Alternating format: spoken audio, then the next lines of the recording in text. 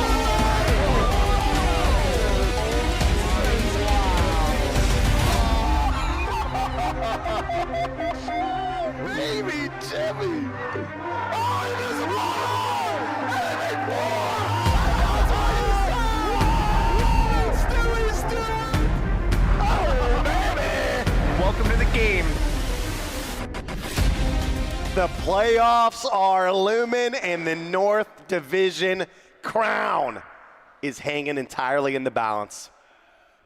Match 1, Gamblers return to the court, complete the first ever OBL double-double. And the math for Koppel, it's incredibly simple for these Gamblers. They got to sweep the Cleveland Hellhounds tonight, and then it's all over. They clinch the North and secure the playoff bye, thanks to that tiebreaker that they got over the Wycliffe Barbarians last night. But the Barbarians, speaking of, those defending champions are sitting at home, and they got all their Hellhound gear on for the first time in franchise history. They're rooting for Jimmy P. Wycliffe needs Cleveland to pull off the biggest upset in the world. They got to sweep the Gamblers tonight. But guess what? If the Hellhounds do that, they now have the playoffs in their own hands. They can get the bye. They just have to win out, and the division crown is for them. They could go from worst to first.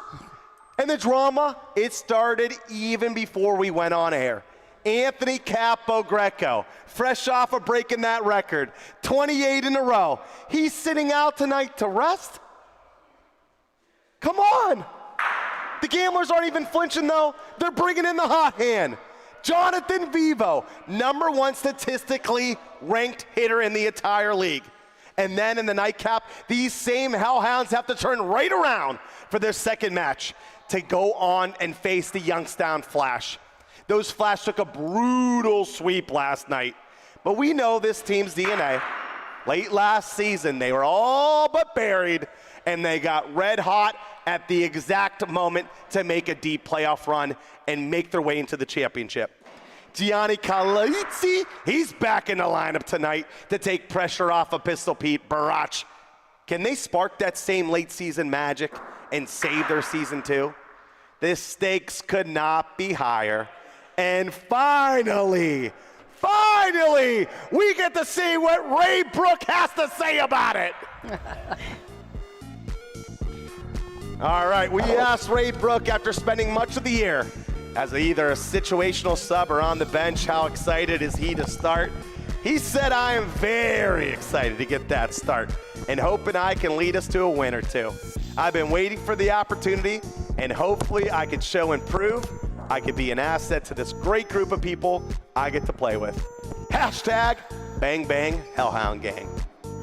All right, to ask more about Ray Brook and strategy, we're bringing in the one, the only, the bull, Jimmy Paisano. How we doing, guys? Danny, Lee. Doing well. Production guy. Yeah. Pizza maker's not, he lost 20 instead of making me a pizza earlier.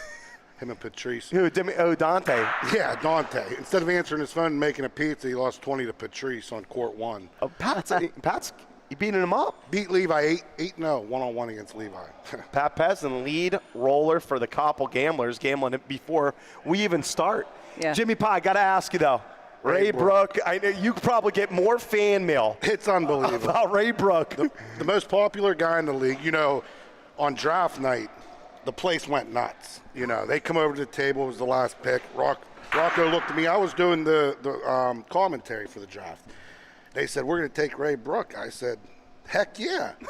And people started chanting. And, I think he come from out here to in there. And I think that since then he's had probably 250 beers, as he would like to say.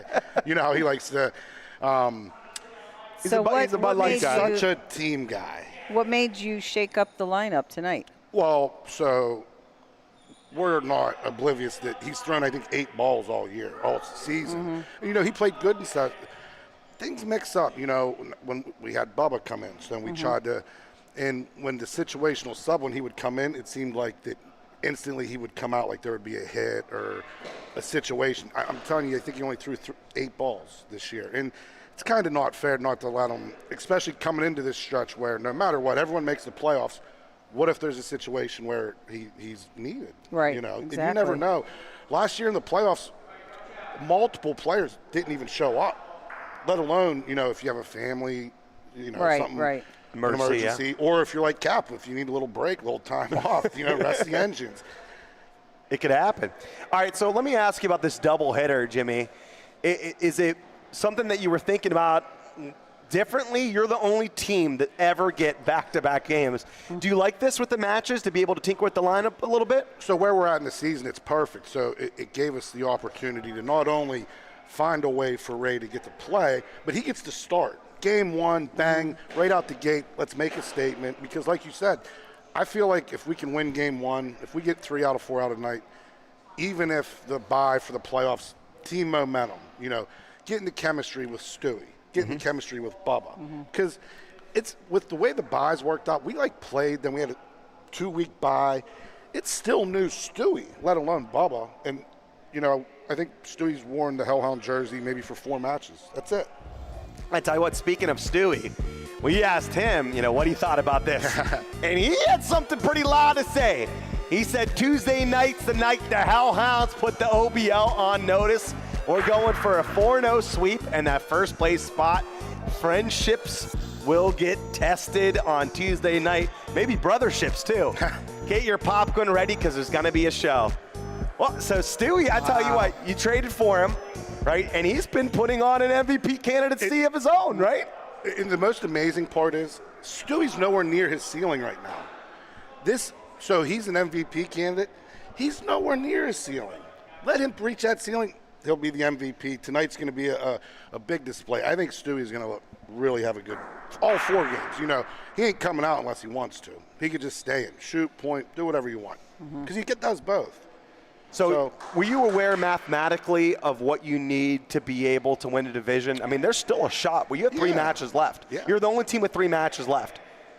Yeah, Rocco mentioned it in the group text, if we win all these games. And we need to get the momentum. We got our first single match, not a match, when a game win. Yeah. last week. So, we're trying to build from that. And we were losing that match, or game match. I get it confused. But we were losing, and the resiliency that our team truly, and it's a big part, like Ray Brook, even though he only threw 8 balls, he don't complain afterwards. He goes in, he has another Bud Light, number 10 for the night. That's about his number. We eat some food, and he laughs, and he's a great teammate. So tonight, with the double match, 4 games, it's nice because you'll probably see everyone play, I'd imagine. Tony D'Onofrio, he's been really up-spirited.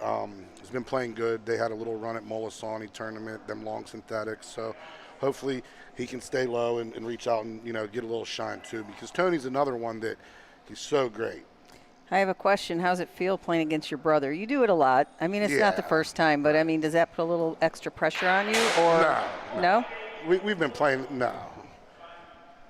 Any scuffle after? Any? No, I hope not. No, to be honest with you. Does it ever happen in a little argument or two? Yes, it happens. It happened, and we're trying to avoid that. Yeah. This is a kid-friendly program. I don't know, though, if he goes after Stu. Maybe more likely. Then you got to let it go. And I could be the reason, because I'm going to tell Stu, instigate that. Yeah. Yeah. I talk to Cap. I chirp to Cap more than Mike. But Mike he don't play into it. Right. He's pretty chill. If someone don't play into it, it's not as fun. Yeah. Someone Good says to know. Someone says something first, then it's game on. Right. So, right. Jens made a little video. Oh, maybe you shouldn't chirp to the hitting champion when Cap hits a ball. Yeah. I was the chirper. It's what's shown in the video, but the person they're speaking of, I was the one that was chirping to him. Yeah. I like to chirp with Cap, but some of these guys, they don't. You'll never hear me really chirp too much with Levi or me and Stewie always. Me and Cap always. Me and Taylor, he don't chirp. I chirp to him. Well, you got to feel pretty good with Taylor and Cap out tonight, right? Obviously. I Yeah. mean, it's maybe the best roller and the best shooter, maybe in the league. So, sure, them guys not playing is pretty cool. Yeah. Hopefully Cap gets healthy. I know he was going through a leg injury not so long ago. So I don't know if it's stemming from that, about 5-6 months ago when he got hit in the leg with a ball. So actually, prayers up for Anthony Cap, Hopefully my buddy's doing all right, Friends before Bocce, that's my buddy. And Taylor, I know Taylor actually has some work stuff tonight, and he has some stuff at the house. I knew he wasn't going to be able to make it. And, Matt brings Pat from Canada. He wants Pat to get to play. And Pat cares, and he plays so much better than sometimes the OBL shows and the people comment. I mean, if you see the work, he's probably played 10 one-on-one games today. He's no spring chicken. I mean, and look, he's the only one out there. I haven't thrown one ball today. Pat's thrown 200. Well, your owner's looking over at you saying you better go get the ball out. Right. Jimmy, thank you so much. All right, we good luck, appreciate Jimmy. you, and good luck tonight. The first doubleheader, a team playing back-to-back matches, and let's pull up those stats. Getting ready. Oh, I like this new stat screen, Mikey. I like this match 3 for week 8. The Koppel Gamblers are taking on the Cleveland Hellhounds. Lead pointed for the Gamblers, Patrick Peasant in from Canada. Levi Paul Carroll with that second roller, who not only is a fantastic roller, 65%, but also hitting them good this year as well, about 67%. Jonathan Vivo, he keeps on showing up late to his pitcher appointment. He's the 83% shooter. Hopefully doesn't show up late today. And Mikey Paisano at that hammer position, MHP. Over at the Hellhound side, Jimmy P finally gets the lead point. He's going to throw that Paulino short and in a bunch of funky places. Can't wait to see that. Jimmy Pie, that consummate franchise player for the Cleveland Hellhounds. Ray Brook with his first start. Rocco Glasses Guerreri, he's been red hot. 77% shooting. And Stewie, 83% shooting, along with making some big rolls. We got back in the booth. Heidi Califoot, the blonde bomber, Never Shortland from Cortland, and we got the Queen Bee, Lee Chrisman. All right, I'm going to start you off, Lee. What do you think about this Gambler lineup with Levi Policaro and MHP back in the middle? Oh, I like it. I mean, I think that's a no-brainer with what they have tonight. I mean, Levi played well last night. I mean, I think. So I like it. I like Vivo obviously being in there. I think it's going to work. Whenever you see Jimmy Paisano with the Paulino, Heidi, do you ever know where it's going to go? No, actually, that is very interesting when you said he's going to, throw it in a couple funky places. And that's what I was thinking about as a lead roller. He does. It is never, you never know what he's going to do. So I'm excited about that. Jimmy's the best at game calling and watching people and knowing where they should you should put it to your advantage. I mean, he's not just standing there waiting to throw his ball. He's got his mind's going constantly. So it's interesting to me how much easier it is to call a game when you're lead pointing. And one thing that Jimmy has had to do with the Hellhounds, the way the roster's constructed, is he's been around the middle, either hammer position or second rolling. And it's much more difficult when you have a ball back to be thinking about all the different things that can happen. Jimmy's a great strategizer, but when you're in the middle and you still have a ball back, there's like almost too many things to do. Well, it's kind of like what happened with Cap last night when he had to start telling people, you're doing this, and then he missed. It was his first miss in like 29 throws. Yeah. But when without 29. Taylor there and you're kind of putting everything, putting the pieces in place, right. It's a lot more difficult to have to go then execute right after it. So I think, with Ben being out for the first match, Ben will be back for the second match. And I think they did this on purpose, give Ray Brooks some playing time, but also gives Jimmy that lead point position. Yeah. Right. One of the reasons why they moved Russ Maraglu out and Bubba in, Bubba can play more of the middle for them. Right. So I've learned. On the gambler side, we got Vivo and Chris Chim. I call him the alphabet. Yeah, I know.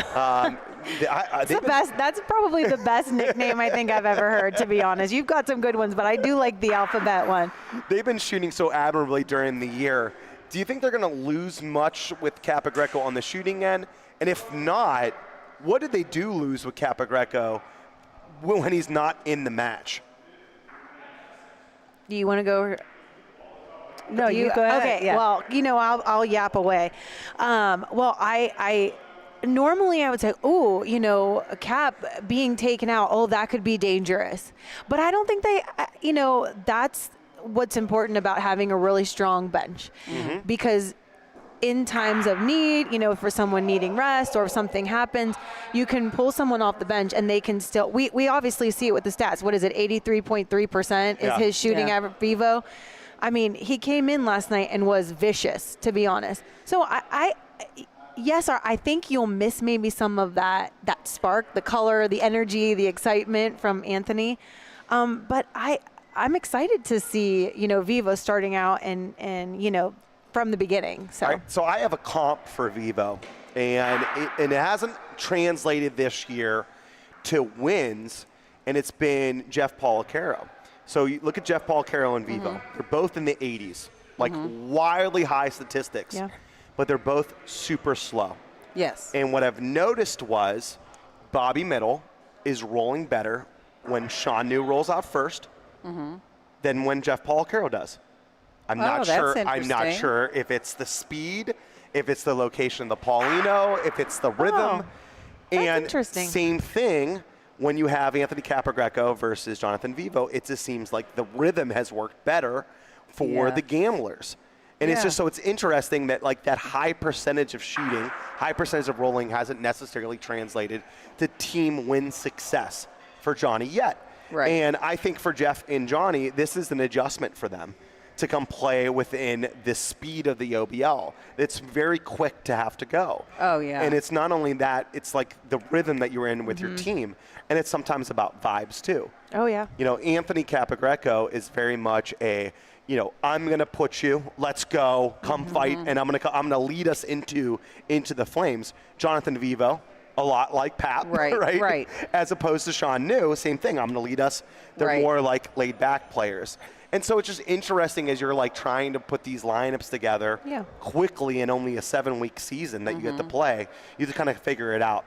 I'm happy though that both Cap and Taylor aren't here because I think we're going to see the gambler lineup with Pat and with Vivo truly be able to fly. It's a lot harder when you have one of the greatest of all time shooters, one of the greatest of all time rollers on the bench. When they're not there, you get to see a little bit more of your wings being able to flutter a bit, right, Lee? Right. Well, I think that Jonathan is the type of player that he will take the back seat. I mean, he wants to shine, and he's going to shine, but he'll take the back seat if there's somebody with a strong personality and strong abilities like Anthony. But with him not here tonight, Jonathan can take a little bit more of that role. He'll take that lead as well. If you need him to take that lead, he takes it. So it'll be interesting to see if he steps up and that groove, like you were talking about, changes a little bit. Definitely. You know what I mean? All right, so I want to make sure that you're sticking around throughout the entire night. We got a new D-Cats out of the bag segment, so updated graphics. My all-star projections for one of the conferences has made a change. So we got some more things to talk about. And, we're going to be able to see right now if anyone could be able to change their future.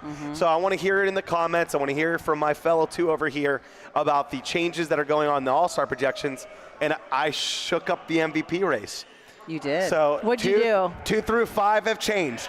Ooh. So 2 through 5. Okay, so one stayed the same, but everybody else. Yeah, so the leader, if you watched last night, that. changed things around, like it happens. We had a match together, so I want to make sure that people are checking in on that and make sure to stay around. We also are going to have a halftime interview. I got Timmy Wilson. I want to talk to him about his dark horse candidacy for the MVP, and Roller's actually getting some love this year. I like it. He's liking it too. I do. So we're going to halftime with him. We're going to have these MVP. We're going to have the All-Stars. They're getting ready on the court. They're practicing up today. We're going to pull up the stats one more time, getting ready about how these players are doing.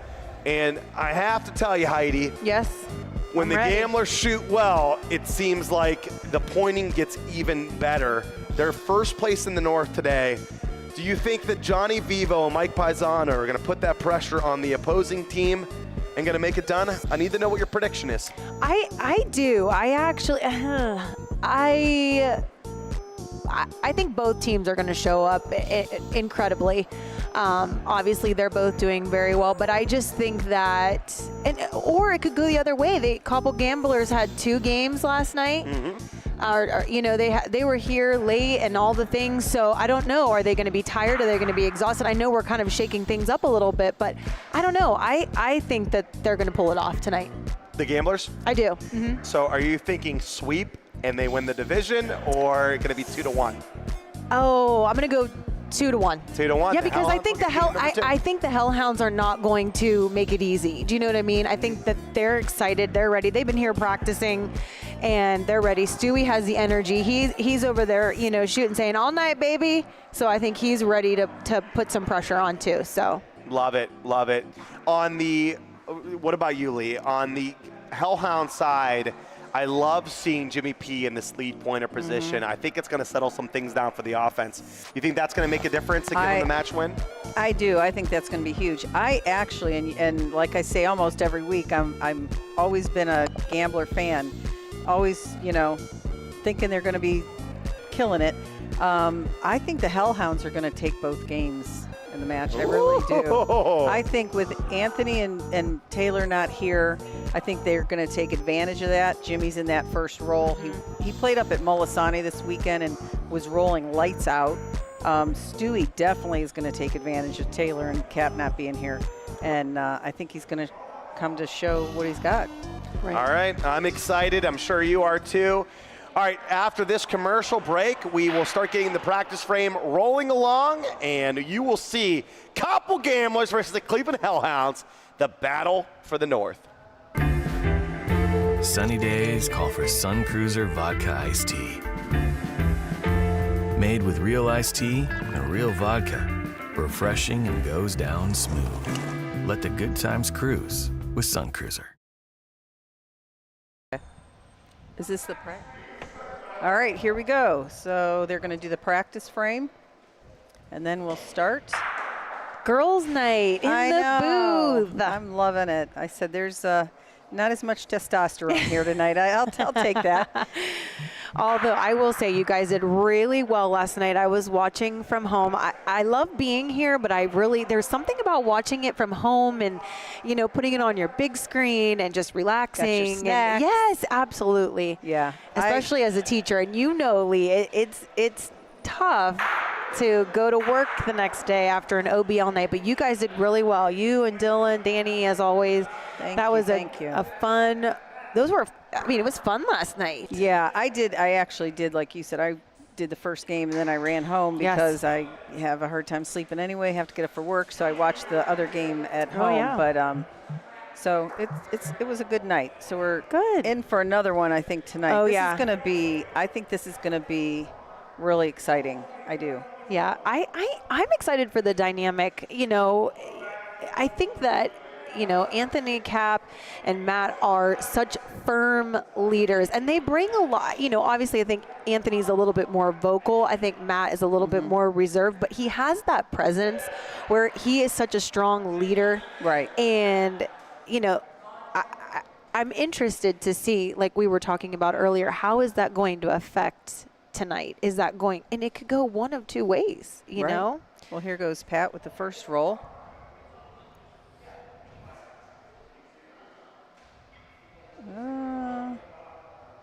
I'm not sure about that one, if that's in or not.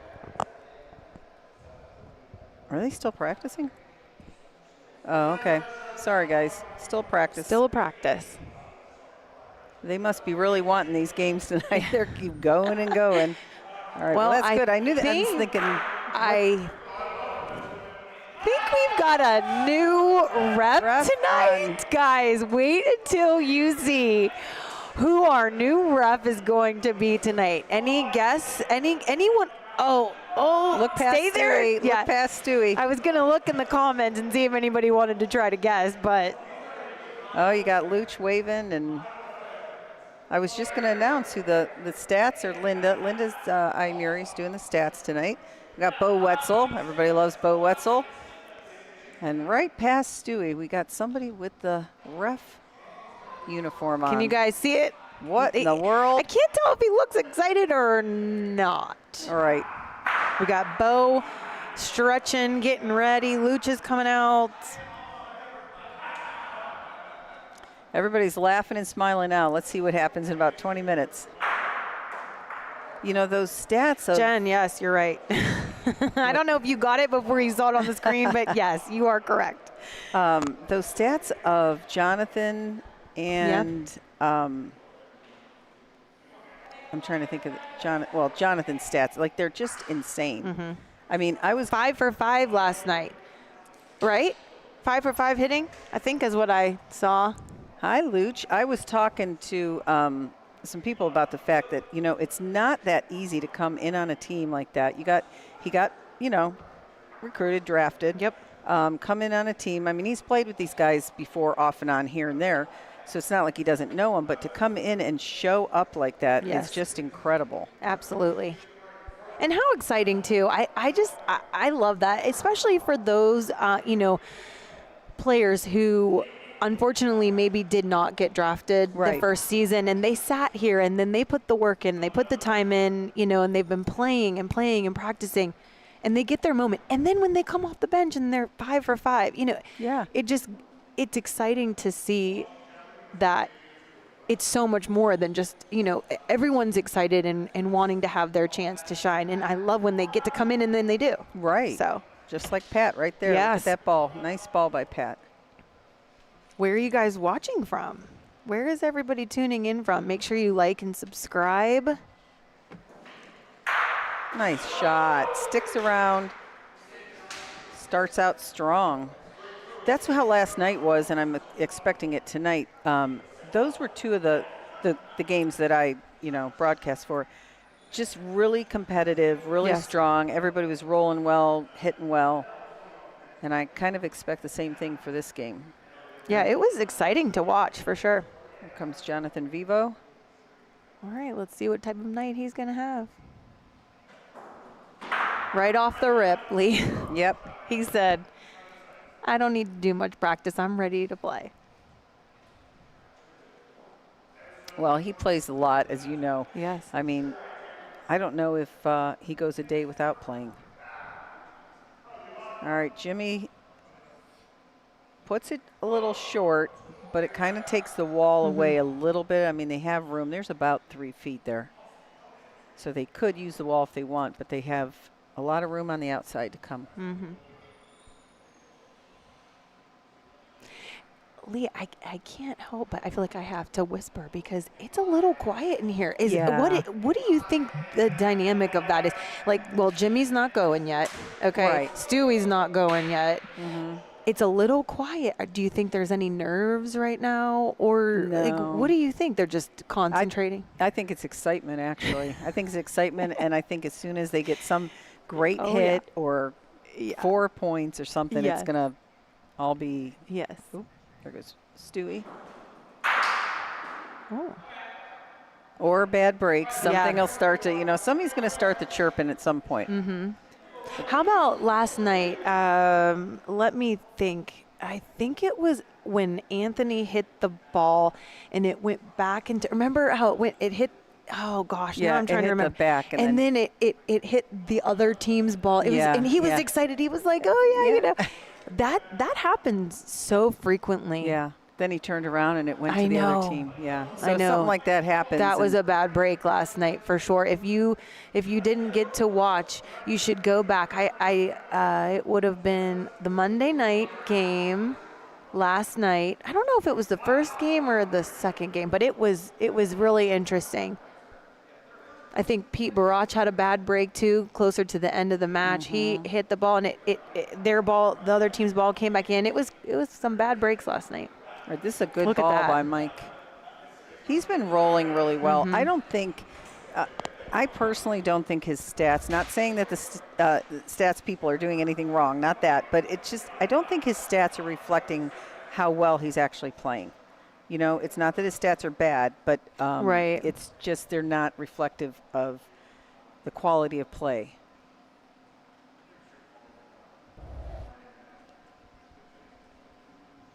They have him at 66% for the season Okay. and 61% shooting. So again, I think I don't know. Ooh. Okay. Well, that's right. that's a little bit long. Yeah, that leaves a lot of room for Jimmy.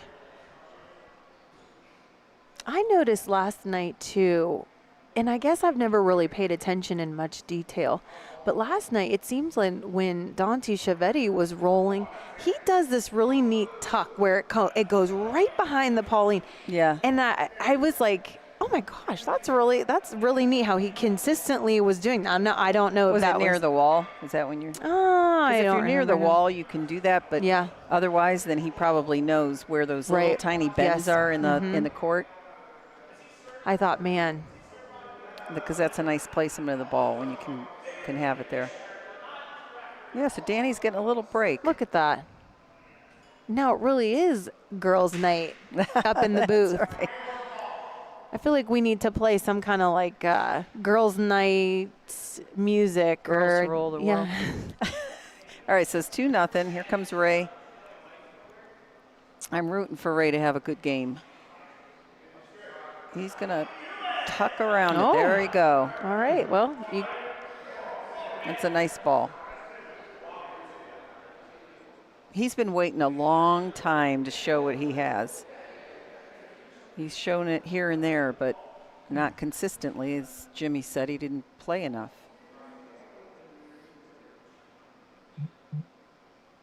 hi Kelly. Hope you're doing well. Kelly's watching from Coitesville, she says tonight. Oh, nice.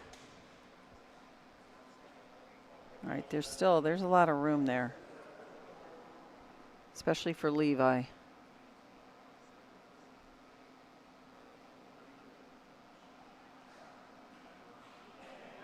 Last night it was interesting because the hitters were like hitting out of their mind. And so, again, I'll be interested to see if it's the same tonight or if the rolling is going to take over or, I mean, one different team tonight, but we'll see. All right, here comes Rocco.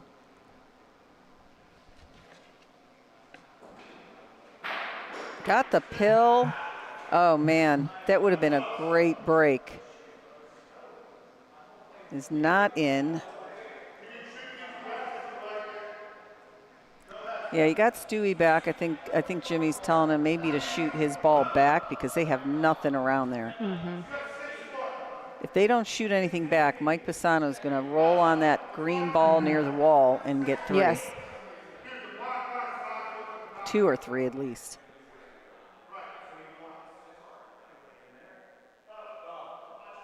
Oh. That's probably smart. Yeah.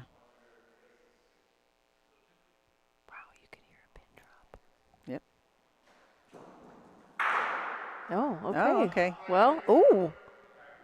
All right. That was a great. Oh. Ooh. Well, I I don't think know. it Is might have that red rolled out. one? Is that one near the back? Is that in, do you think? I think the back one's in, but I don't Okay. think the one near the green ball But- is in. And see, I really thought he was going to shoot Did the you other think one. he was? Yeah, on the right hand side. Yeah. I felt the same way. But he probably didn't want the Ricky, or if it hits into the pill and the pill goes to the left, then it's green. So that was a smart play. So Chris is saying to go towards the left corner. Yeah, he's going to hit that ball. Mm-hmm. Right off the wall. Oh. Nice shot. Oh. Oh, wow. What a smart call. That was great ball. Very good. And that other one didn't run into the red ball. You love when someone tells you what to do and you can execute it perfectly Yeah. and get another 2. That was just 2? Yep. I'm Okay. pretty sure it's 2. Okay. All right. 4-0 ball game here. And here's the thing. We've seen it. Last night we saw that the Flash against the SVBC, they came up early and they were getting, point after point after point. But the thing with Boccee is that doesn't really mean anything. No. You got to get all the way. And so 4-0 doesn't always mean anything. I mean, it's a good start. It's a good momentum shift. And, it makes you feel a little bit in control. But Yeah, I don't think, I think, like you're saying, these guys don't think much of that. no, Like, they're not scared that, that it's doesn't 4-0. make them. Nope. Oh, it does look short, Jimmy said. Well, I don't know. Yeah, I think it's a tiny bit short. Okay, Bo But- says no. Something to roll on. All they have to do is bump that. If you have the Well- right speed, you could get 2. Yep. If you don't, you get 1. Yep. Well, if anyone's ever played with me, against me, watched me, I get yelled at all the time to make sure it's in front. So for me, I like that ball because Yeah. it's in front, Yeah. Ooh, he's going all the way around it. Okay. Oh, Well, not happy with that's that. all right. Yeah, you do want to be in front, but I mean, obviously you want to make point, but in front and Yeah. not point is better than in back and not point. Well- I mean, definitely. They don't call me Never Shortland from Cortland for nothing, Lee. I do my best. I'm used to a sport where it's power. Yeah. So the Yeah. finesse is something that's a little difficult for me. You might have to become a hitter. There's power. Yeah. All right, here comes Stewie. Stewie's, I don't want to jinx him, but he's one of the best at bumping balls in. I mean, his lines like are you so said. good. He doesn't like right, it they because said they can that's shoot it true. off the wall easily. But if he Yeah. has 2, that's okay. Yeah. Yeah, Bo says 2. But you're right. I was expecting a little more, I don't know, kind of chirping, kind I of know. getting each It's- other riled up, but it's still early. Yeah, it is. It's still early.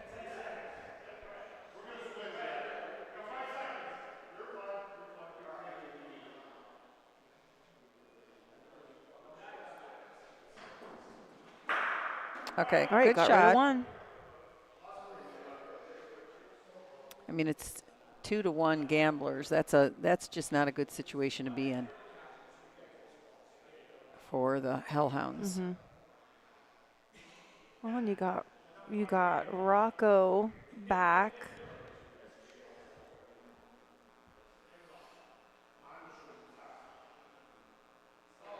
Oh boy. All right, Oh. that's yeah. So if Mike doesn't get in here, they're going to have Rocco roll a little firm, I think, on that pill to carry it and get 3. Well, let's see what Mike does here. Let's see what we're working with in the chat. Where are you Oh, guys what a ball. watching from? Where are you watching from? All right, Bubba says that gamblers are in. Oh, it says DCAT's reffing I leave for 15 minutes. Oh, yeah. That was a surprise for everybody. I think even for him. Oh, yeah.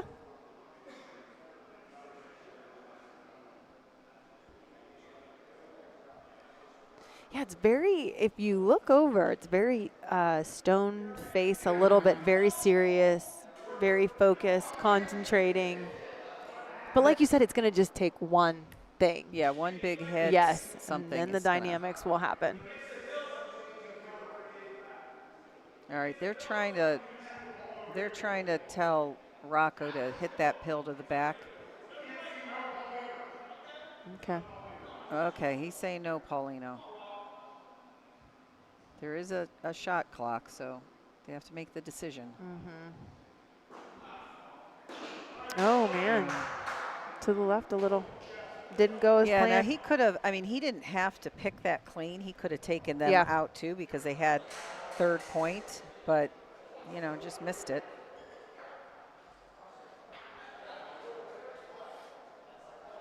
Oh, yay. Tess is coming.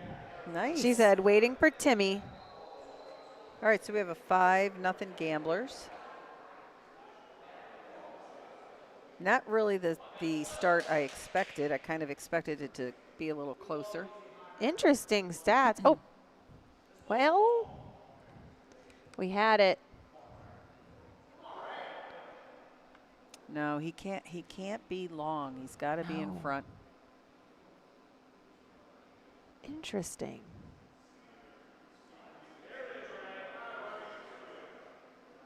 You know, the thing about Ray is, oh, that's short though.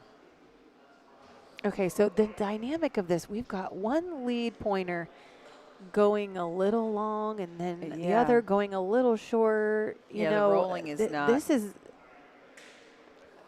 yeah. Not there from everybody. No. I was going to say with Ray, the thing is that once he starts to get hot, he Yes. stays hot. Yep.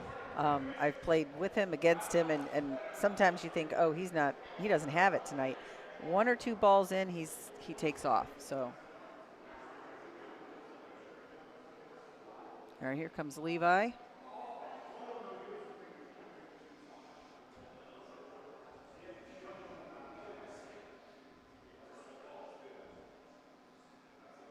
This is a great ball. What a ball by Levi Policaro.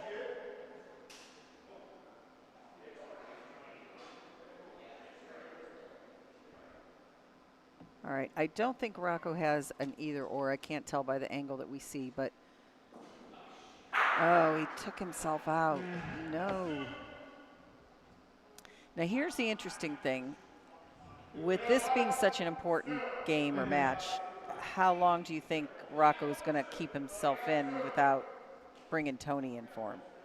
You know, I mean, that's Well, his, how many is that in a row? That's, I think, what, maybe 2 misses? yeah. Well, he's 2 for 4. I would, well, So, I mean, you know, you got to stay in, I guess, a little longer to see if you can get it going, but you don't want Yeah. to stay in too long and let the game get away from you. and here's the, you know, when we were talking earlier in the game, we were saying that, you know, Jimmy was going to be our lead pointer tonight and Ray was going to be our second roller, but I think, was it the last 2 frames, Ray's rolled first. So I wonder what, you know, did they make a decision last minute? Well, you know, if somebody's not really feeling it or they're not in the groove yet, a lot of times you'll let them take that lead, not only to let them get in the groove, but then you have that ball back to kind of fix anything that, you know, if he's short, Jimmy can bump him up, whatever happens.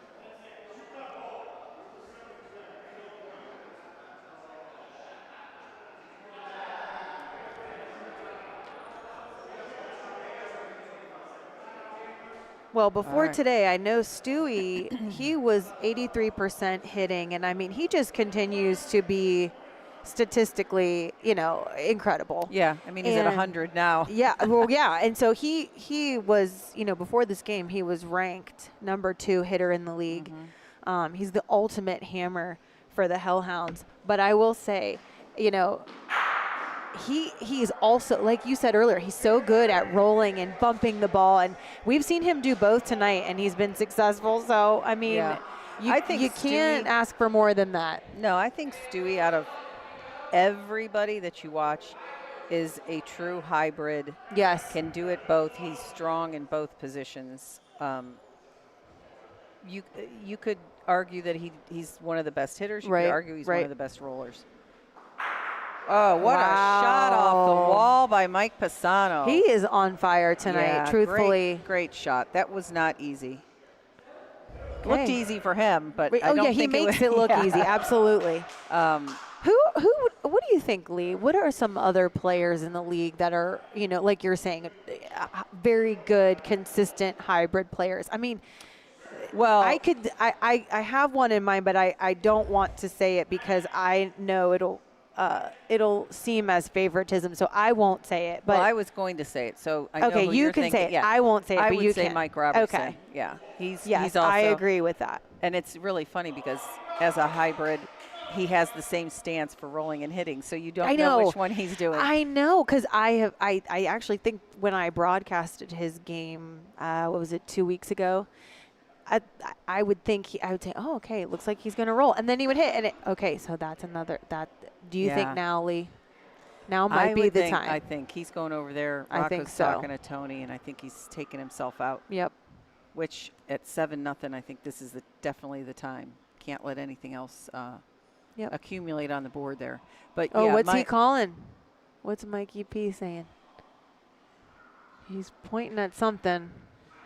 I missed it. Oh, this is not what Ray wants for his first outing here. But yeah, I think Mike Robertson. I mean, there's a handful at least of really good hybrid players, but those two are the ones that come to mind.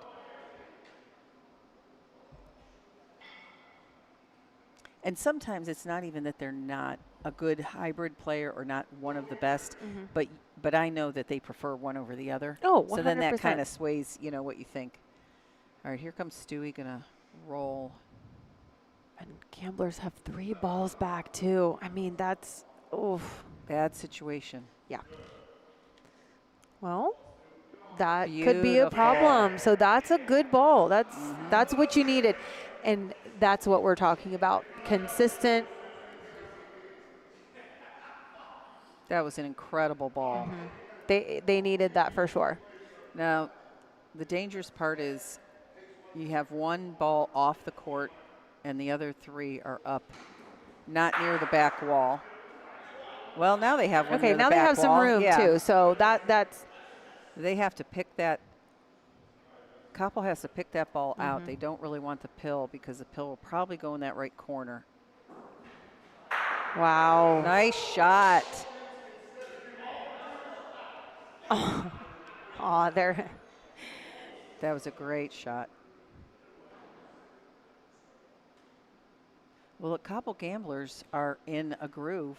You guys, we were Yes. talking about it earlier, and Danny was talking about them being a groove. They're definitely in have a nice rhythm going here. Well, and that's what I know, Pat Pezin was saying, we had asked him, he was saying, I'm not worried. I'm not tired. I play better when I'm consistent and when I'm constantly playing. I get into a rhythm, especially when you get to play here 2 days in a row. right. It's nice. Like you said, you can get into that rhythm. You can feel comfortable. And Well, we they're need- coming off a successful night too. So truthfully, their confidence is up. It's high. Yeah. So Jimmy might be, going to leave Ray in because they would rather take the match than, yeah. take him. I think he's going to leave him in, even though he's at 25%. Okay. And that's not what you want, obviously, for your rollers. All right. Tony, Got his first it. hit came in off All the right. bench. 1 for 1. Gambler's point, which is really good to give them the advantage there. We've got Mike Pisano, 2 for 2 in rolling and 2 for 2 in shooting. Man, he's having a great night. Yeah.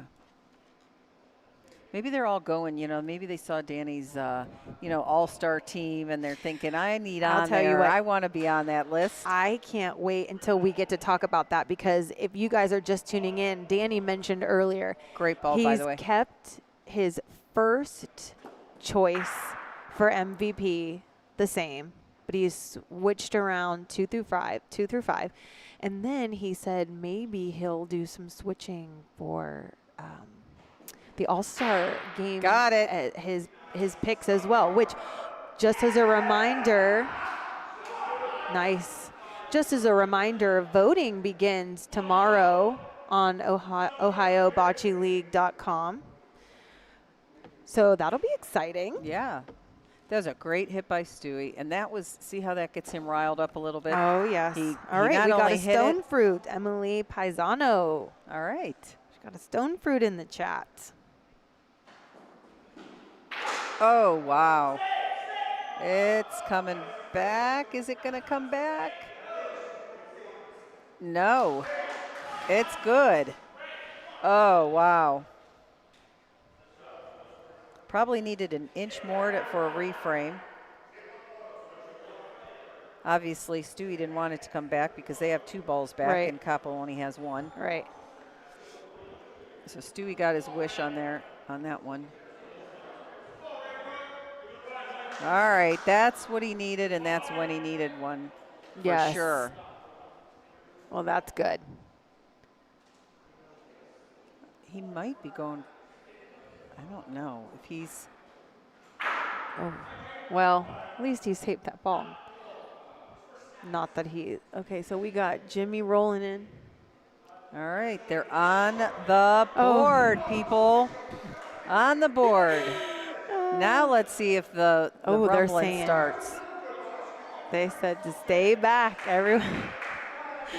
Yeah, so they don't, Danny and Mike Sheldon have set this up nicely, so they're trying to keep the players Yes. from being on the court because the viewers cannot see the ball. Yes. Besides the fact that the refs need the room to kind of figure out who's point and what's going on. Thank you to our sponsor, State Farm, Ed Isabella, for all of your insurance needs. We can see we've got our shooting leader. See that 83.3% for Jonathan Vivo. Last night he was on fire. Like I was mentioning earlier, 5 for 5 off the bench, just killing it, doing amazing things. You got Stewie at 83%, and you got Anthony Kapp at 80.3%, but he is resting. He's taking the night off. Yeah, and then his So- dad at 80.2. Yeah. So, I mean, everybody's right there. And those are high percentages. Yep. Really high. Yep. Oh, we got a little crowd coming in, too. That's nice. Bam. Wow. Oh, Got look it at this and one stuck coming around. back in. Good. All right, All now, like right. you said, Heidi changed back. Jimmy's rolling first again. Yeah. He's kicking and telling it to stop. But that's a good ball. That's going to be fine. Well, I don't. Look at Bo. Bo is incredible. Yeah. I put it in the chat all the time. I think he's hilarious. I love watching him. All right, here comes Mike Bassano to shoot. Got it Wow. and stuck around. What a shot. That is a hard shot because of those that little Yes. window between the pill and Yes. the ball. So that was a really good shot. All right, so Rocco came out. Tony D'Onofrio last frame came in. Mm-hmm. So now we'll see what he can do. He could hit and stick this. Oh, There you go. It's going to come back. Wow. Is it enough? Bo's going to tell us. He says no. Bo. Koppel. Okay. Welcome back, Danny. What's up? I'll tell you what. Get a whole different perspective down there. I tell you Man what. of many talents. I'm a hybrid. That was amazing. Yes, MHP is on fire in the chat. They're going nuts for Mikey P. That's great. I might be his good luck charm out there. That's right. Yeah. If He may be calling you he misses back. the next one, he's calling me back. He's going to say, D-Cat, we want you back. That's No, another good I actually ball. got a couple interviews while I was out there. MHP was talking, because he's Taylor obviously not here, Cap not here. He actually feels a lot more comfortable because his aggressive style of play with Johnny Vivo, he gets to be able to call it. Oh, that's interesting. And he was talking to Pat down there. Levi missed this one. He was talking to Pat, and he said, listen, we never use all 3 of our timeouts. Let's not rush Johnny. Let's not rush the play call. Let's take our time and think about it. And they made that really would end up being a smart decision because Vivo shot, and he said, hey, even if something bad happens, I still had a ball back. They ended up making the 2 when Vivo stuck, got a bad break. All right, we got Chris in now. All right, there it is. When you hit Stewie, sorry. I Come told on, boys, you, let's once go, boys. something happens. I don't know what it is, but it does something to you. I'm not even playing, but it makes me excited. When I watch him play in tournament weekends and stuff like that, the minute he starts cheering, I'm like, yeah, let's go. Yeah. He really, truly brings such a special energy. A spark, yeah, yes, he really does. 100%. More of a fire. He's not a spark. He's a fire. Yeah, the fans definitely follow Stewie. Yes, you're right. And rightfully so. He plays better when he's like that, too. When he's quiet and kind of laid back, he doesn't play as well. You need to give the ref an award. I'm assuming that goes to you, DCAT. Now, Bo and Paul. I'm just here to help. Awesome. I'm just here to help. All right, Ray with a good ball, leading off. Made a little switch there, Jimmy and Ray.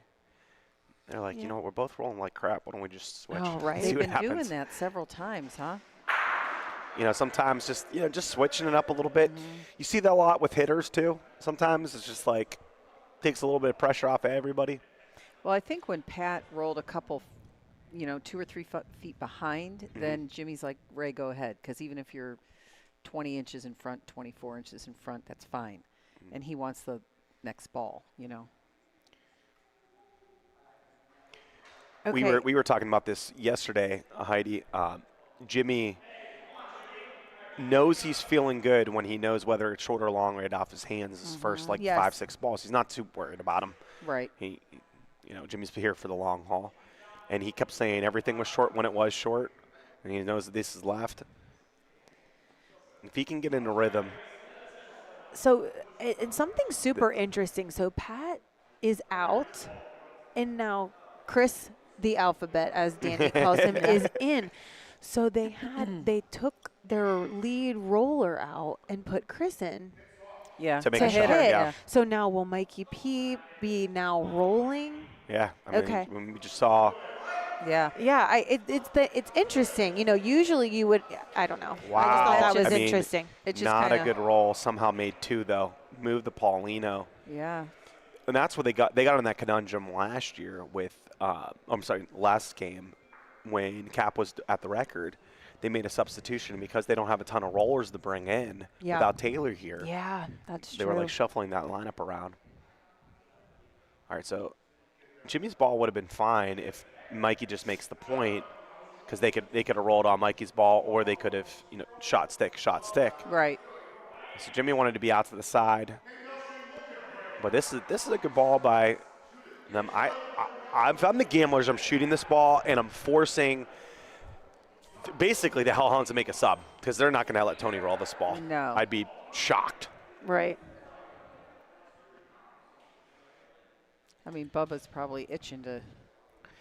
Okay, so get Vivo's in. doing this new one step. He's taking off a step. Oh man. He used to be saw 3.5. that coming. I don't know why. He used to be Yeah. 3.5 steps. So he took a cheat step and then did his 3. And he stopped his cheat step because that's what was getting him over the line. And so you're going to watch, and we'll get kind of zoomed in on the next time the Vivo throws. Oh, they kept Tony in to roll, Danny. Well, different situation. Okay. This is rolling for an easy 2, not rolling under pressure. Well, that's true.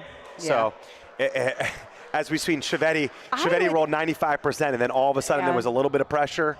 It's a different type of roll for a shooter. It is. Yeah. When you have to go beat 2 balls or you give up 2. Yeah. Or you're rolling in for the second Yeah, one and that's you're on true. the lay on. It's funny when you think. Go ahead, Dan. Oh, that's okay. We're talking about strategy a lot, and HD Growth Partners, great for business strategy.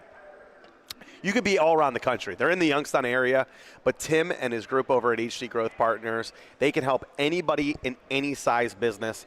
I've used them before as an entrepreneur during startups, because they give innovative solutions that help you with your strategy, whether it be CPA, tax advice. For us, we use them to help build these Excel spreadsheets so that we can be able to bill out our clients, that we had so many people we were shipping for in our logistics business. Contact Tim Petrie and the team at HG Growth Partners if you're looking for a strategy partner in your business.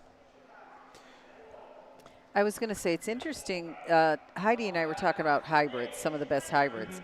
And when you really think about it, some of these guys who are not as clear of a hybrid, like Tony is really basically a hitter for the most part, they really have to show out when they are in the game. The other ones can kind of say, okay, yeah, I hit, or maybe I missed one or two, but then I rolled those other ones, right? Yeah. They have a little bit of an easier walk when you can do both. Well, look at, Rocco didn't shoot well at the beginning. He was, a little, he doesn't get more than 3 misses. Right. That's it. You're out. It's not like Mike Pisano where maybe Chris Mike Shimolewski, misses 3, but he can roll in and he can do other stuff. Oh, Jimmy. Wow, there's still lots. Oh, Oba. Oh, Macarena. I'll tell you He what. said the knees were feeling good today. He said, I'm feeling That's good. amazing. The hips aren't lying today. He may even jump the fence once or twice tonight.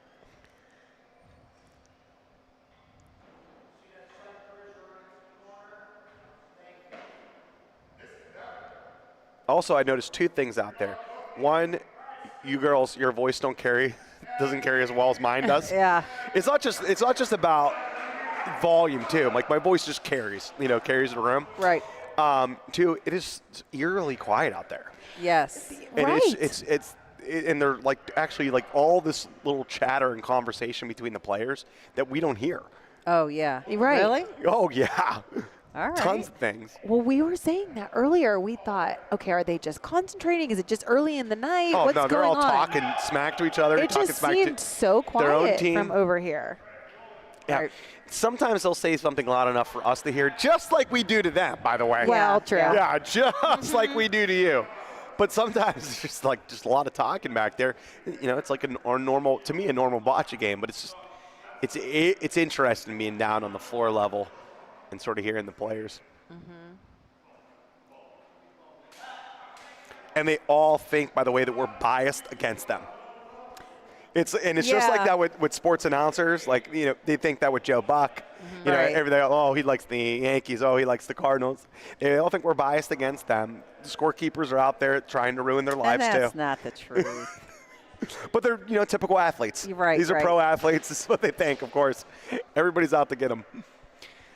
All right, so we appreciate the Bocce Lover of the Week, Jen Hardy. You got it, finally. Oh. Listen, all you have to do in the chat is type in Foodie Box Love. That's all you have to do, along with liking and being subscribed to the BBN. If you do that, you can win a Foodie Box Love shipped directly to your house. We have artisanal food products of multiple different categories, barbecue lovers, artisanal pasta. We have a drizzle and drip that the Fisher family use for gifts, their corporate gifts all throughout the year. Thank you to Jen Hardy for typing in Foodie Box Love, but not only that, importantly, being subscribed to the Bocce Broadcast Network. It means the most. Jen Hardy, the Bocce Lover of the Century. Week. All her watching has finally paid off. Finally, vindictive. I know. Jimmy Pie loves shooting those off the wall. But these walls, as Tony D'Onofrio goes to shoot, these walls have gotten battered over the course of the last year. Yeah. It's going to be interesting to see what Dante does with the side walls to help protect them. When we first started here, the first year, no one shot the walls.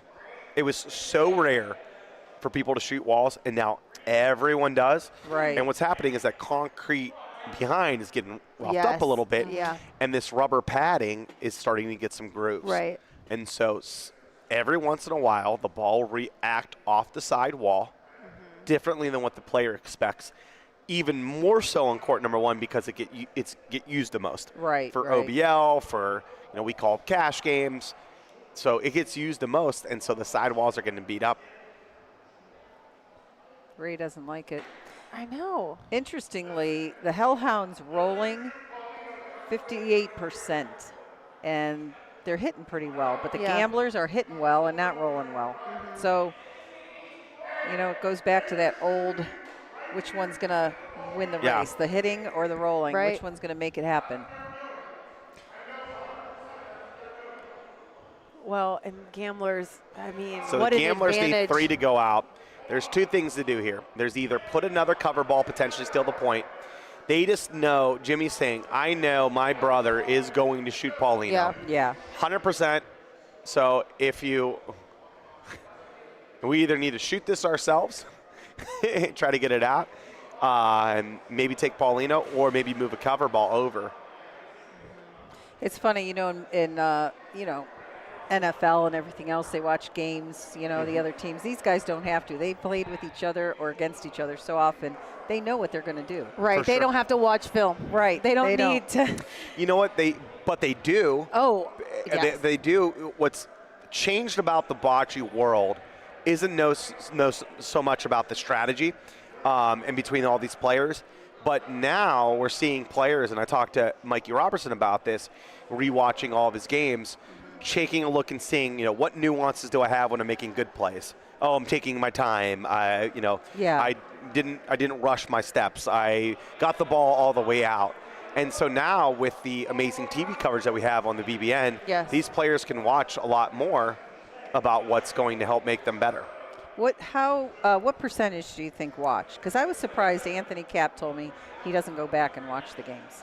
What I would percentage say do you think watches? more than not. So I'd say at least 2/3. Okay. And you think they're watching more for them, at themselves? They want to watch themselves play. Yep. Yeah. Not necessarily what does the other team do, and because it depends on the game. So right now, if you guys, if we're looking at stats, I think this is really interesting. We were just talking about stats for the night. All right, here comes. Pause you for a second. Here comes Stewie. It looks like he's going to go after it himself. Misses everything. Oh boy.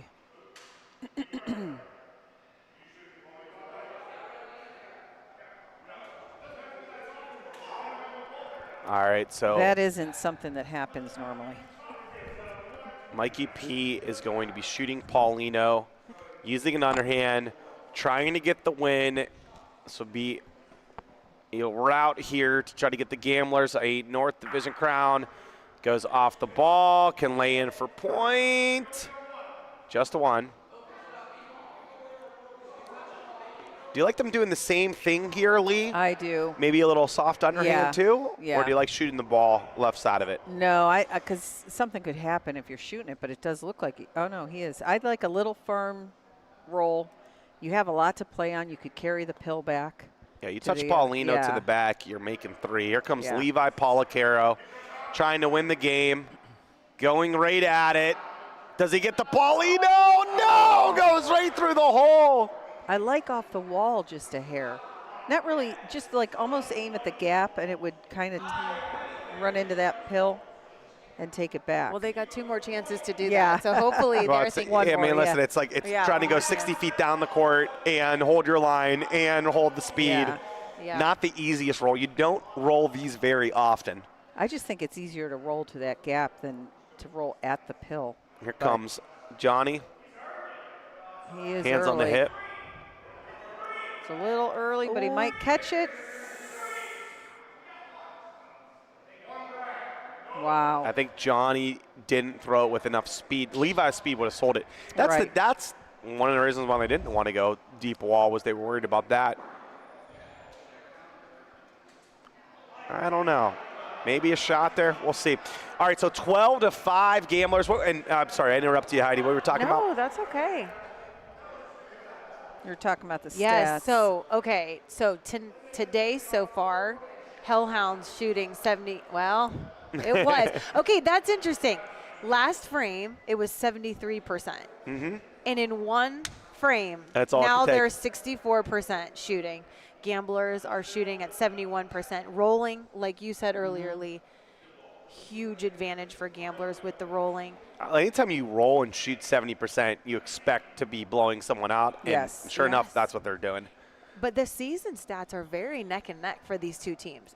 I mean, they're so comparable. Pat was like this in game 1 last night, too. He had a really great game 1. Yeah.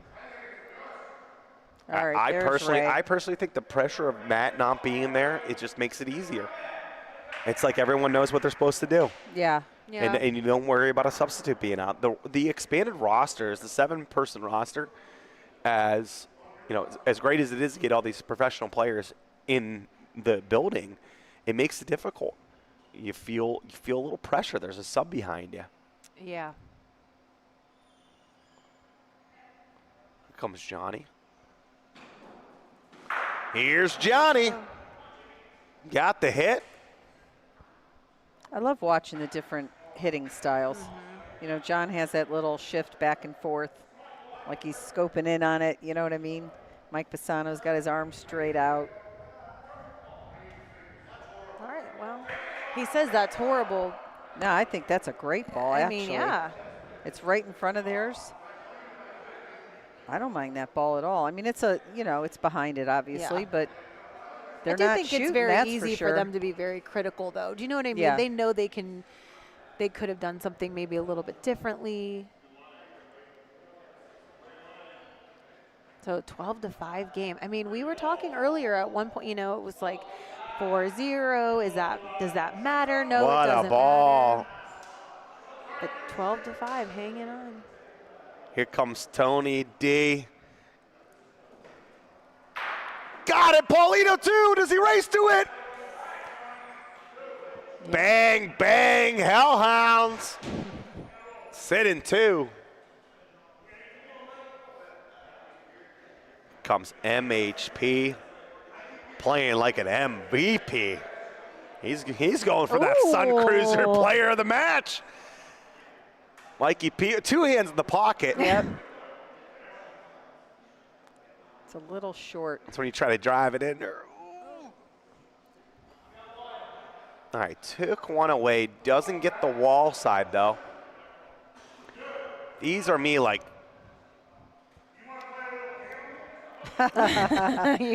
Do you think he said that on purpose? You want to play a little gamble? Yeah. Was that on purpose? Was that a play on words, or is it just a It coincidence? seems like that, but that's what he you put says all nothing the by time, you yeah. put nothing by Jimmy. You want to play a little gamble? All right, Stewie trying to go deep, deep waters. Make a point here. Said he's too high, which to me that's low. I But don't think he's short. They're saying short. I don't. It's perfect. yeah. Wow. It's not too high at all. Great. You can't be too high if it's on the Paulino. Two-way Stewie in the deep, deep waters of the court. Speaking of deep waters, Deep Water Consulting, check out Vinny Nacera and his team. They are certified CPAs in Pennsylvania. Tax advice, business advisory, financial consulting. Make sure you check out Deepwater PGH. That stands for Pittsburgh. DeepwaterPittsburgh.com. And you could talk to Vinny and one of his team members about getting some great business advice for your small or mid-sized business.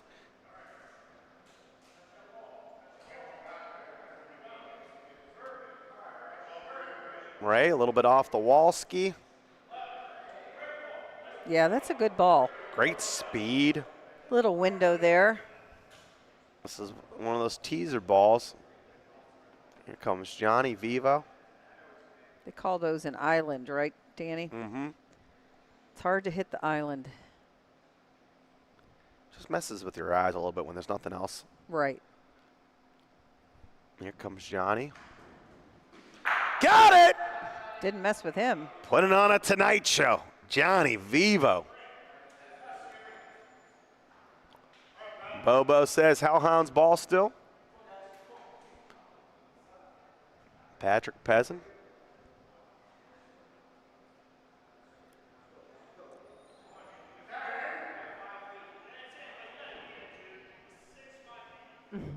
Okay. All right, that ball is 3 feet in front because the orange line to the black line is 3 1/4 feet. Oh, Jimmy sailed that one. Whoa. He said it slipped out of his hand, but Oh. you know, Jimmy's one of the fastest rollers I was going to in the world. say and that was, man, but I wish he was would even slow thinking. down You have to be sometime. ready, Heidi. It's like I know. quick twitch I muscles. honestly looked up over the screen, and then it was like, there's the ball. All right, here comes Stewie.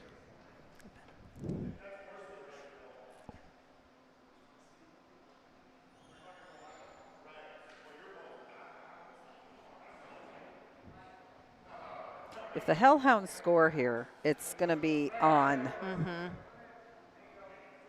This ball could tuck a little bit. Wow. What a Check that. spot. There's not much room to get this from the right side.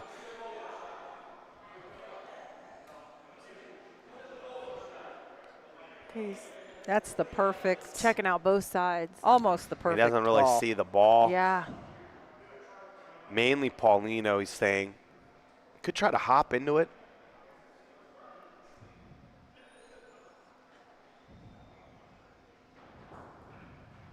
Got it! Oh, wow. Somehow find a way to get in the middle. Who does it go to? It's a race.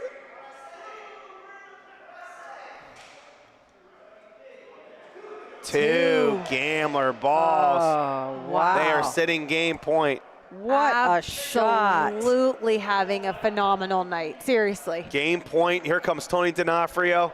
No hesitation. Can he save the frame? Got his own ball. And it is 2 points, that's Gamblers. two. That is all she wrote. Tony misses the shot, and the Gamblers get the victory 14-7. That is all she wrote in game number one. The Gamblers will need another victory next game to clinch the North, and the Barbarians are at home, still rooting for the Hellhounds to pull something out of their behinds. What a shot that was.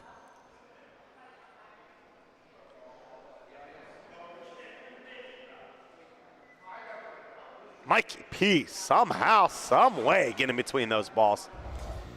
All right, checking out the stats here. We got Ray Brook 6 for 11 rolling, and Jimmy Paisano 4 for 10. Not good enough. Even with Stewie continuing on his blistering MVP pace.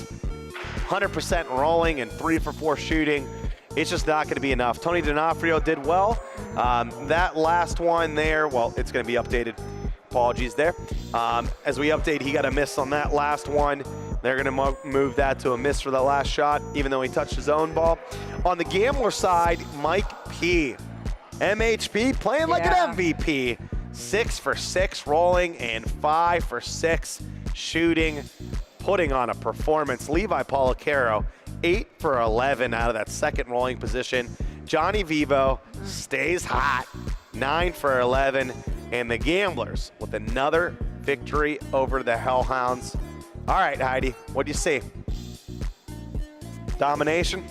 I do think so. I felt like they kept control, and they kept, they didn't, just because the Hellhounds started creeping back in, they never let that get in their way. What about you, Lee? You think just a little too little too late as far as the momentum for the Hellhounds? Well, too little too late, and also the rolling for the Hellhounds just wasn't what they needed. They needed Ray or Jimmy to be on that pill every time and bring out the shooters. I mean, that's the bottom line. You can't. There were so many frames where Pat rolled long and then the Hellhounds rolled short. Didn't now do that's their chance to Yep. make a move. So I expect to see Bubba into the second game. On the Gambler side, maybe Christopher Vivo. At this point, they just it doesn't really matter what the lineup is. The Gamblers are proving that they are right at this moment in time the best team in the North. All right, so let's check out these all-star projections. I'm going to let the cat out of the bag. And if you were watching last night, there's not many changes. But for those that are new, this is after last night matches. I have Ben Diaz and Robert Stewie Stewart as starters in the North. Stewie's definitely solidified at that spot after today. Anthony Capagreco as a starter in the North. Carl Greenaway in the second rolling position. That's Heidi's guy. I was going to say. Heidi's guy. And then Doug Harder, after last night's performance, he made his way to the bench. I took Taylor right off of it. Rocco Guerrero, though, struggling today. Maybe there might be another gambler that makes the list. Ron Dog in my bench.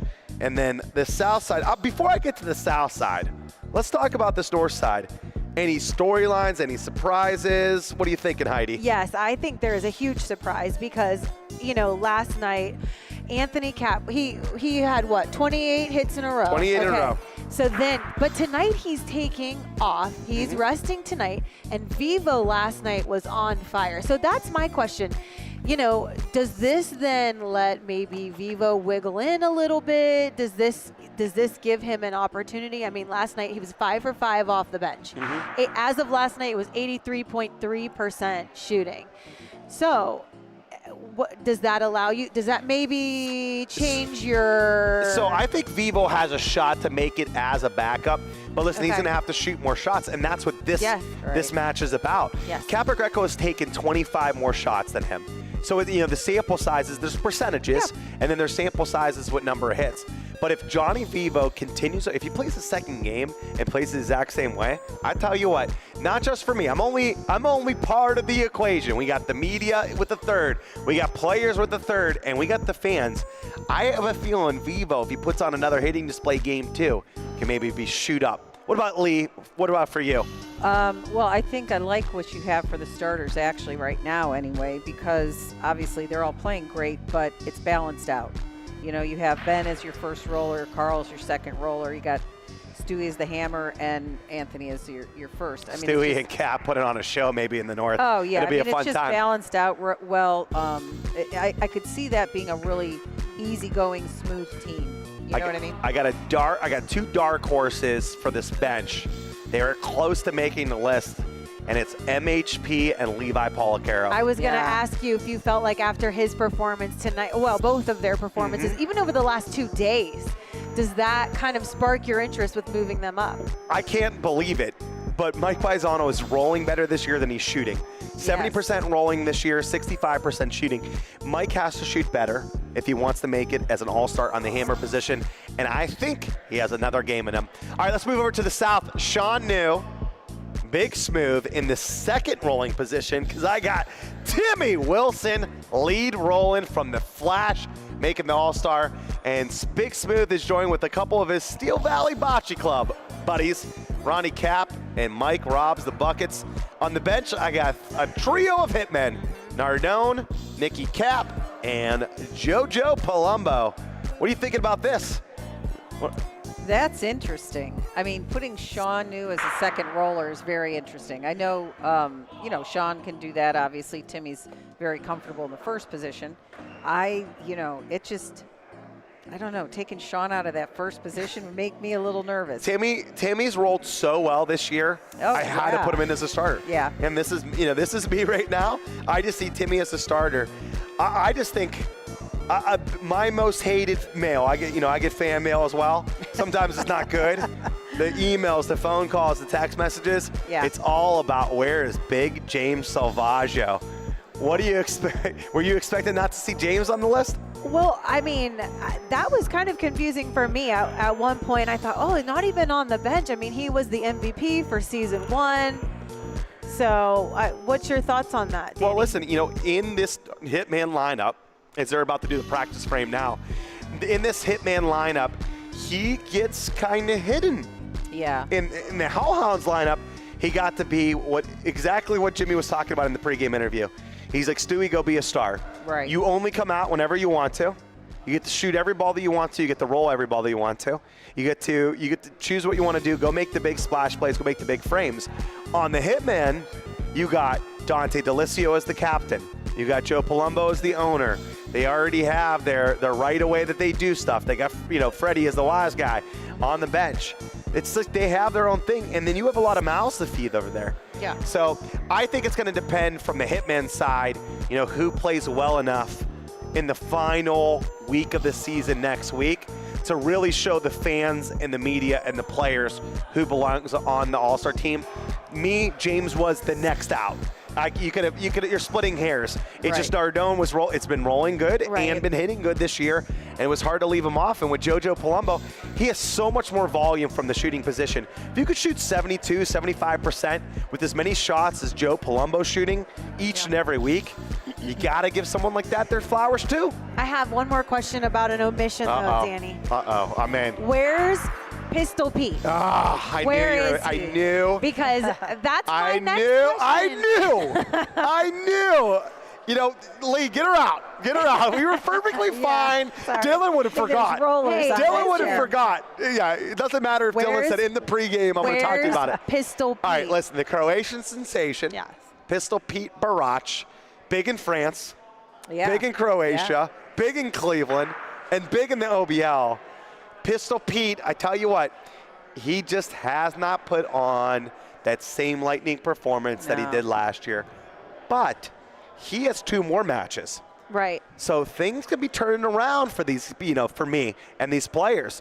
If he could be able to light out some fireworks tonight, Okay. especially at this Hellhound team, they might be, moping around, unhappy with themselves. Very true. Maybe you see Pistol Pete put on a little bit of a lightning display and get back into it. Well, here's my question. So you talked about it not being just up to you, talking about the stats, and then Heidi's saying, everybody loves Pistol Pete. How much of it do you think is going to be personality that people pick somebody? It definitely can't hurt, right? Right. From an all-star perspective, and we'll talk about our MVPs candidates that I have for the D-Cats out of the bag segment for halftime. But from an all-star perspective, it is a bunch of fans. So there's a third of the fan vote that's going to come into play for that vote. There's a third of the players. So those players got to be popular with the other players around them. That's definitely going to help or hurt someone's case. And then there's the media. And I think for the most part, us in the media, we try to be very statistical based. Right. So we're going to look at the stats, and it's going to be pretty black and white for us. As they go live, here comes Jimmy P. Lead rolling again for the Cleveland Hellhounds. For the MVP race, though, we're going to be choosing the nominees. So out of those all-star selections, we're going to be choosing anywhere between 4 to 5 MVP candidates. So we can narrow down the field on our own. Yeah. And I think that's good, too, because there might be someone that sneaks into the all-star team. Let's just say they're a reserve. You don't want a reserve of the all-star team winning the MVP. No. And so Right. you want to be able to kind of narrow down that field, make it very stats-based. But we still want to get the fans involved, too, so they're going to be able to do their MVP vote. That'll be 1 week from today. Tomorrow, we're going to have the All-Star vote lined up. So that's Wednesday. 1 week again after that, after the All-Star selections are announced, we will then open up the MVP voting. Okay. So then All the right. fans will be able to do that. And when you vote, you can vote once a day. So you go to OhioBocceeLeague.com. Not only vote for your Sun Cruiser Player of the Weeks, you can also go there to vote for your All-Star selections. That'll be starting tomorrow. Announced live on Facebook. All right. Here comes Johnny. Somehow Jimmy P took out 3 balls with that one. Yeah. See, that was exactly what I was talking about. Jimmy was long, and then Pat was, how short is that, 3.5? Mm-hmm. A good 3.5. You can't, now it worked for them they won the game, but you just can't be rolling like that. Yeah, it's almost the complete opposite, where Pat was a little bit long and then Jimmy was way short. Right. It was like you didn't even give yourself a chance. But it definitely wasn't the rolling that we saw with Timmy and Sean last night, right? Well, I that- think all the Timmy and Sean's were coming on the Couple Gambler side. They were putting all the pressure on everybody. Yeah. Between Pat, Levi, and MHP, they rolled just so much better than the Hellhounds. Right. But I love seeing the battle between the lead pointers of each teams. So maybe the Hellhounds can break out of it this game and put on a little show. All right, here comes Stewie.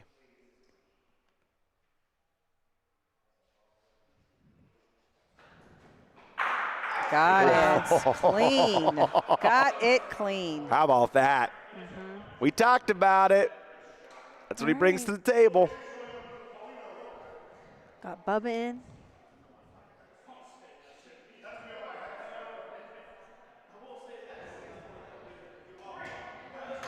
All right, that's a good start for the Hellhounds. Speaking of elite rollers, all of them are vying to get the new plaque. We just got it today. Arrived from Rockwell, Texas. The Family Vision Center has sent the lead roller the #1 roller in the Ohio Bocce League plaque, and they will also get a pair of Meta Ray-Ban sunglasses. We want to thank Family Vision Center out in Rockwall, Texas. If you're in the Dallas-Rockwall area, make sure you check them out. They care about you as their patients. They are for comprehensive eye exams. If you're looking to get cataracts or anything else, make sure you check out the Family Vision Center, and we appreciate them wanting the best roller in the OBL to get recognized. The plaque is in from Texas. Who wants it?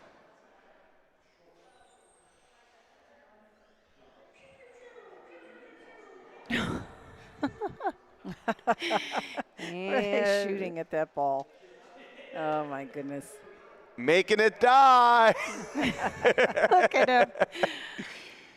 That's going to make a reel somewhere. Yes, somehow. absolutely.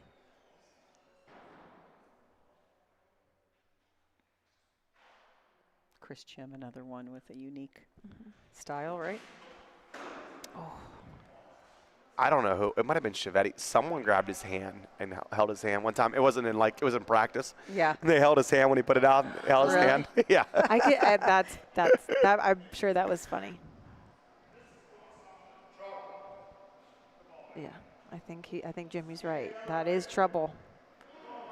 Great ball by MHP. Late season magic from MHP. All right. Tony D'Onofrio going off the wall. Surprised they're using Tony instead of Bubba, but great shot. Yeah, Tony's a great wall shooter, though. Problem with Tony balls, as opposed to Bubba, is it sticks around a lot more. He's a lot more spin on the ball, and so But if isn't you that don't fun- shoot it underhand, if you Yeah. shoot it overhand, you just get that chance of that ball not to be able to reach there. That's true. Good point. I was just thinking, but at least you have Bubba back to roll versus Tony back to roll, so it's kind of Yeah, 50, you're right. you know. Tony 6 to 1, got to half dozen learn the that little other, bit of yeah. underhand, huh? All right, could this work? Could it come up and in? No way. Almost, Stewie. That is so close. Look at that. He's shooting both balls, either the point ball or the one in front. Tony wants to shoot it. I mean, there's no reason not to. Well, There's really no reason not to. I mean, I guess he could give up the 2 back. I think Bubba's going to shoot the balls on yeah, the but side and that's try a to move hard it ball around. to get point on. I mean, They're moving around. oh, he moved it out.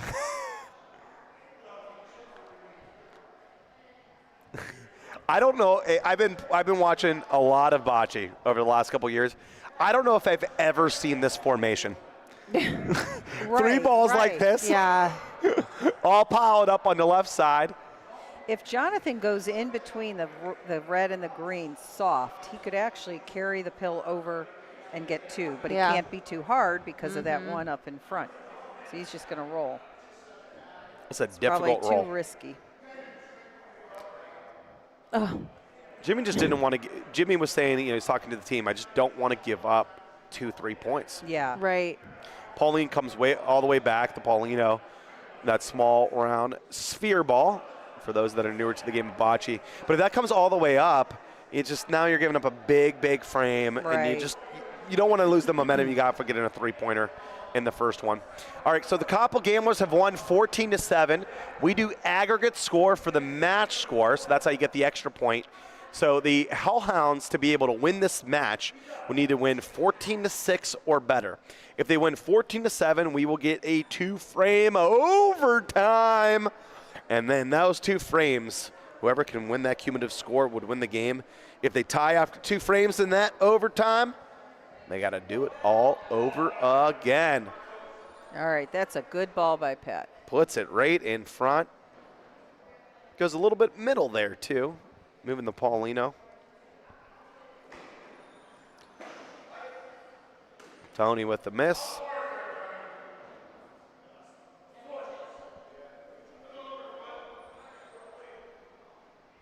He took a little angle. He wanted to kind of hang around after that. Hit that right wall and hang around, but it just went a little too far left.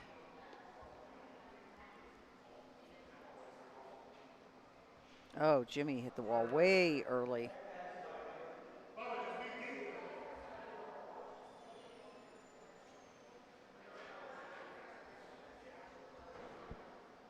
Maybe Bubba should be rolling before Jimmy.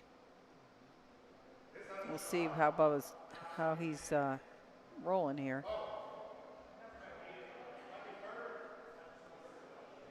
Gives it a shot. Yeah, that's not a bad ball. If they covered the ball there, they probably could have shot again and hoped to get it clean, but Yeah.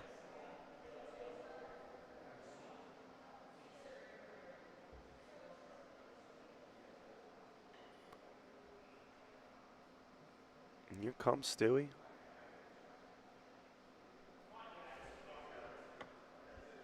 He hit the wall early, too. Now, that's not, well, it was sitting right in front of that green, which would have prevented them from trying to hit it back, but there's too much space anyway. Too much space to even take that chance. They just roll in.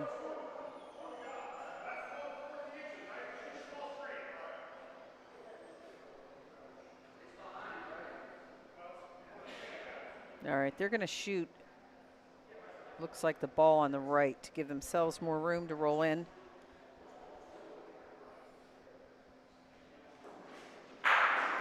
Got it, and hit the other one out, gave them room on both sides.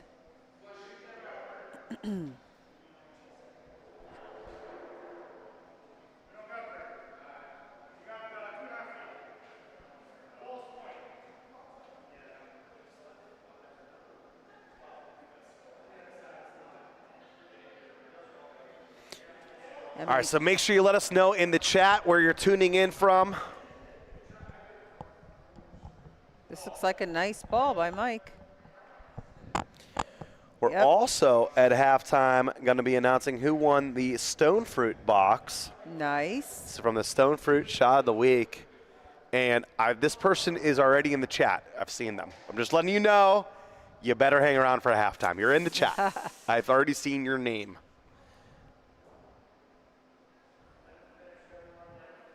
Comes Vivo. We got J-Lo from the Bay, Kevin Clark, Kentucky Frank, Peter Kirk from Queens, New York, Stephen Waters from Middletown, California. We got my buddy Pete from Southern Illinois. We got Antonia Carvada. I know that's Tony. What's going on? And Kelly Willis. We got Corey Whitway. Dylan Palsy, Jen Hardy, Tammy. Well, we're loaded with the chat here. Yeah. Because you ladies were talking. We got Mrs. Alphabet. Mrs. Alphabet.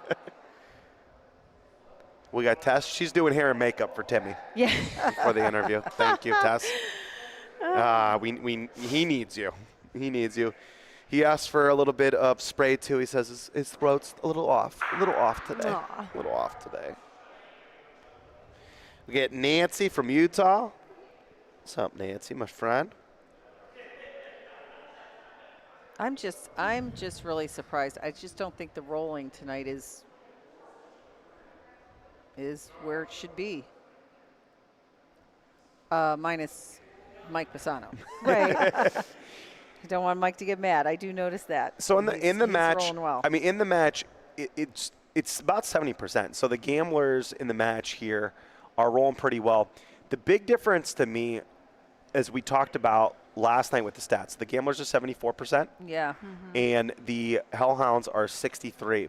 Right. The big difference to me has been, I think what you're talking about, Lee, is the 10 bad balls for the gamblers. They've rolled 28 good ones. Right. The 10 bad balls haven't been playable. That's So what they're rolling some point balls, right? Right, They're rolling right. good, but when they're not rolling point, they haven't been playable. And the same thing for the Hellhounds, 63%. We've seen worse, but they're Yeah, but when the balls that they're 63% not making point on, Right. they're in the back. They don't Yeah. even come into play. There's nothing you could do. They don't even make it annoying. They don't even allow you to tuck it. Right. There's nuance to a bad ball, just like there's nuance to a good ball. Right. You I bring just up a good don't point think you're there. gonna. That was a you're very going- you're not unfortunate gonna ball win there. a game with 63% rolling. Very, very few. And honestly, I'm sorry, Mike Pisano's bringing the gamblers' average up quite a bit. Well, in this game, Vivo's rolling And well. Vivo, yeah. All right, let's see what's going on here with Chris Shumalewski, Mr. Alphabet, with those orange shoes on. He said he tried to do the green and he just couldn't do it. Aw. Great Said hit by it Chris. wasn't playing well in him. Yeah.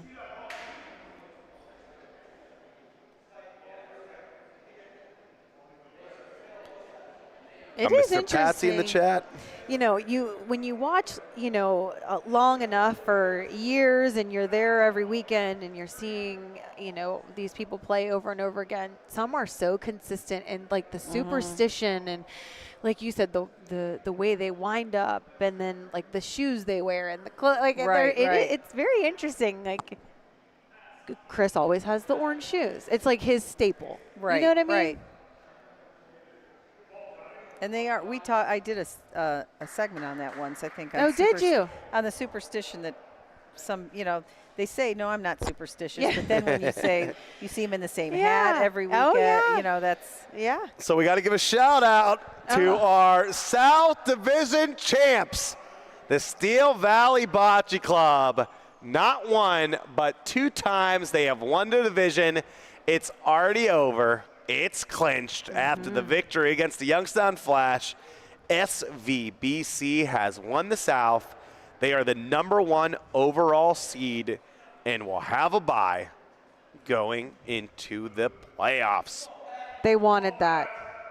That it's like redemption. You know, that was such a sad, unfortunate ending for season 1 for them. So they knew they had to get that. Here comes Tony. was a great ball by Pat. Nice hit, Tony. Gamblers retain point. But that's okay. Jimmy's going to roll. He said it was short before he even let it go. I like the line. Yeah, it's got to go. It's going to be Well, it's point, but it's curving a little. Gamblers now 10 for 13, 77%, rolling fantastic.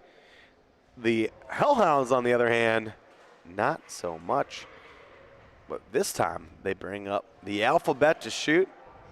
Jimmy will take it. Never too late to get hot. Here comes Chris.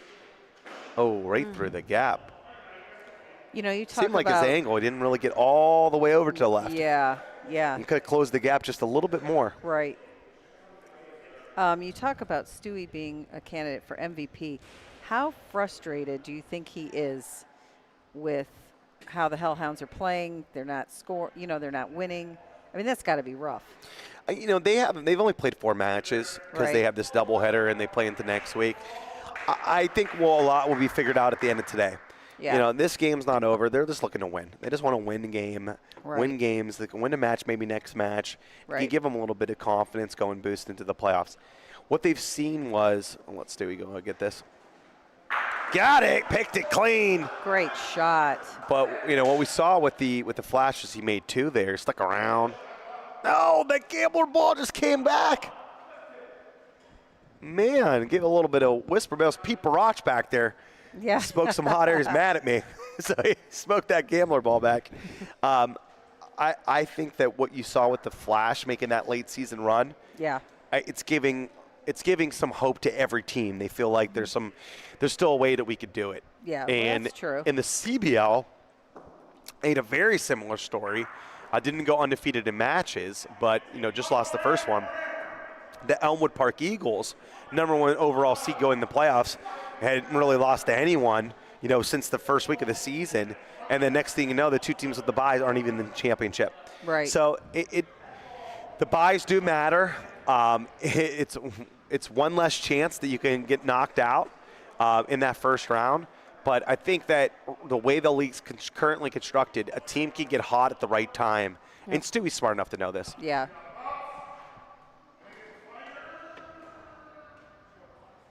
A lot of wall rolling tonight. All right, so one of the bars that's watching us, not only the Poorhouse, but the ITAM 30 out there in Warren, Ohio. Shout out to one of our official OBL watch party bars. Larry Infant and the team out there and all of our buddies. ITAM 30, they have great food, a really cool, unique menu, and great drink specials. And honestly, just great vibes. Check out the ITAM 30, whether it be for a bocce or just to have a good time out there in Warren, Ohio. Thank you, Larry. Oh, that was a little spicy. Gosh. Now, see, if the Hellhounds can start building points, I mean, little by little. Yeah, it's not a given yet. No, I it's mean, not. They're building on this game. They're not giving up. So, but they gotta roll a little bit consistently right off the jump, don't you think? Yeah, definitely. I mean, they need to bring the hitter out. Yeah. I mean, that's the job of Yes. the first rollers, bring that hitter out. And they're not bringing that at all.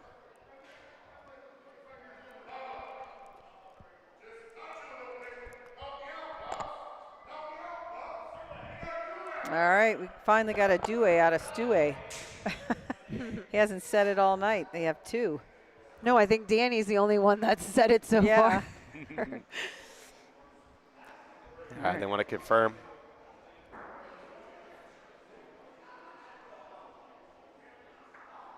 That's one of those clutch one-liners, not even just in the OBL, but all of these players, like when he says that, it's like everybody knows that line. Yeah. So I might have made it up. Came home after a tournament. I saw him after he made two. He said it. Yeah. He said it first, but then I screamed it.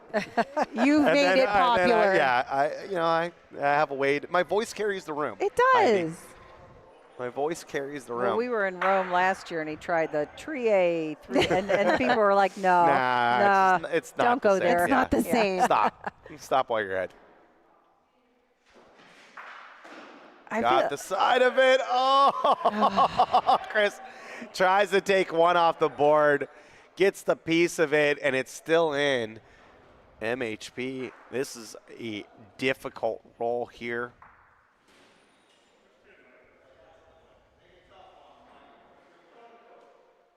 Man, he's rolling like He's feeling it. crazy. well, when he was asked earlier about that, 2-day back-to-back fatigue, he said, nah, every day is a new day. I'm good. I'm ready to go. I'm excited. And he's proving that. Whoa. Oh, no. Oh my gosh. All three balls scatter. Okay, so Oh. Tony's saying shoot and Jimmy's saying roll. What do you guys think? I think you have to roll. You're veteran players. I'm probably rolling two. If Okay. the Paulino was more on the side of the ball, Okay. I might shoot because that Pauline could follow me down Okay. to my own ball back Okay. there. I'm okay with taking one off the board too with the shot. Stewie's is so good at beating these. If he could give it a shot here. Great line, just short. Yeah, he definitely didn't want to be behind it, and he just kind of shorted it. I think you had to roll there. It's just It's the gambler rolling that's putting so much pressure on yes. these Hellhounds. Again, Pat's ball's in front. Mikey P beats Okay. it, tucks it. Johnny Vivo makes an extra point. It's just like they're all just they're just throwing dimes. And your shooters are rolling dimes. Yes. That's amazing. Talking about hybrid, Yes. earlier we were having that conversation. Their shooters are rolling dimes. This is what you got to do to put pressure on another team. It can't just be one player. It has to be the entire team. When you roll well as a team like this, Yes. you just put pressure on them. And again, with your lead pointers, okay, there's very few Sean News in the world. yes. Okay, so when you take the Paulino, be in front. Oh, 100%. Be yes. a nuance. Be a nuisance. Yes. Be in front. That's all you got to do. And Pat is being in front, and Jimmy's not, and that's what's causing a big problem for them. Yeah. Oh, okay. Oh, that we was got the the first hop. one. Yep, we got Yep. it. Yeah, that's kind of having that last frame in your head. All right, Jimmy's in, Okay. but they're down a ball, so that's not helpful. Neither. And All right, you got Chris, Jim going to shoot.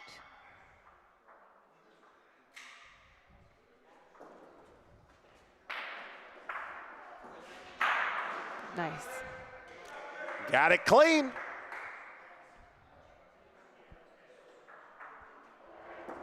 Bubba needs to put one right on the pill.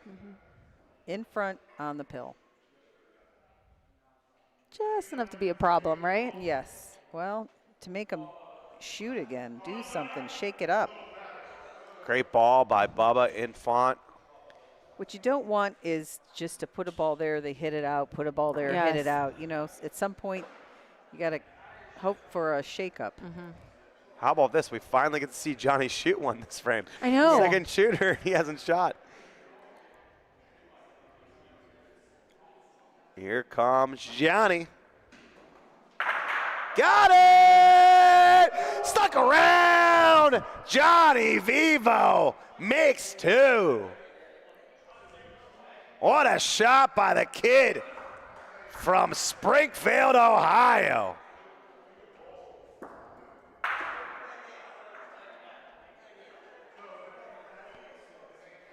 I love his mannerisms after he rolls too. Have you seen him tonight? He kind of Yeah. like grabs his, very theatrical. Yeah, very dramatic. Grabs his Yeah. chest, leans on Heidi, the wall. if you think you have time before Vivo throws a ball, you do. Oh, 100%. You do. You do. If you're like, oh man, I don't know, will I have time to go to the bathroom? You do. 100%. Yeah. Should I warm up the popcorn? You know, can I hit 3 minutes? You do. You And do. the scary thing is he's shortened his. Yes. He has shortened This it. is fast for him. Yes, it is. All right, I like that play call. I think he wanted it to kind of sit in front of the green, so they didn't shoot it. But I do like that play call. All right, so Koppel has guaranteed themselves the match point. They need the sweep, though, to get the north.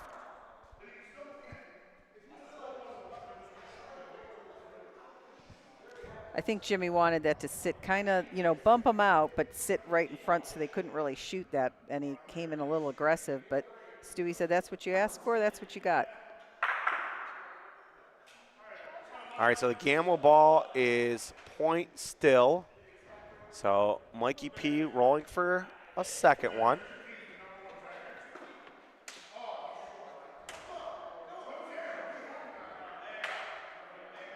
This ball is short.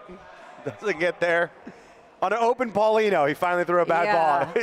Isn't that Took you like crazy? 18 throws. Well, I was gonna say, I mean, He deserves he can't just be perfect all the time Well, you with know- everything he does. He has to be human at some point. We all deserve a break sometimes, and that's why And look some at of him. us call Magic Vacations and have them help us out, whether it be for a quick weekend getaway or maybe a long beach trip, with a nice umbrella drink. Every once in a while, you need to get away. Call Magic Vacations. It's stressful enough to plan.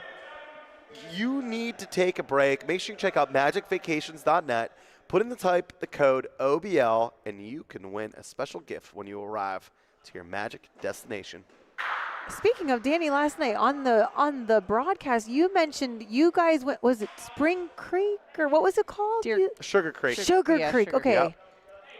Oh, so much Was fun. that like a long weekend type of trip? So like if you don't Yeah, have a lot of nice long- time. nice long weekend. Okay. Rented out a nice tree house. A Nice. lot of fun. Great place to go for a couples trip, too. So you can do short trips or long trip. Yeah. Like Lee, you took a long trip with Magic Vacations, right? Magic Okay. Vacations is the best. They help make everything so much easier. It's always nice to have someone like that. Just like in a your bocce ball. You pocket. can go Yeah. long or short here. All right, this first ball we continue to talk about. You want to get to the black line, and this one's a little short of that, but you cannot burn it. Right.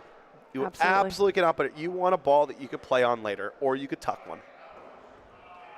I mean, isn't it funny that you look at the gambler shooting? Chris's shot 3 for 5. That's the only shooting they've had to do. Well, Vivo, he had stuck that one last frame. Yeah. But we finally got to see another one. Yeah, but I mean, look at the shooting is like they don't have to do it. That it's very telling.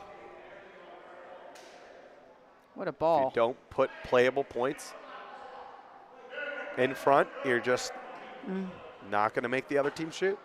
Yeah. Bubba coming in for this game and really doing some amazing things. So that's good to see.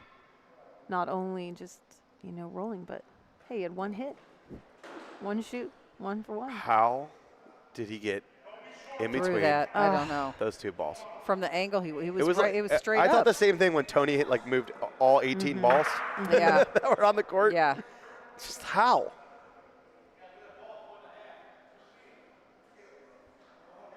Well, you know how he loves hitting and then it goes to the right and it hits the wall and comes back. And that's what his ball did. It went to the right, then hit his ball. That was the bad part of that. Oh. Bubba has everything to play on. Oh, great. Jimmy's ball set it up. Great ball. What a Great ball. Great ball by Jimmy. Sets it up.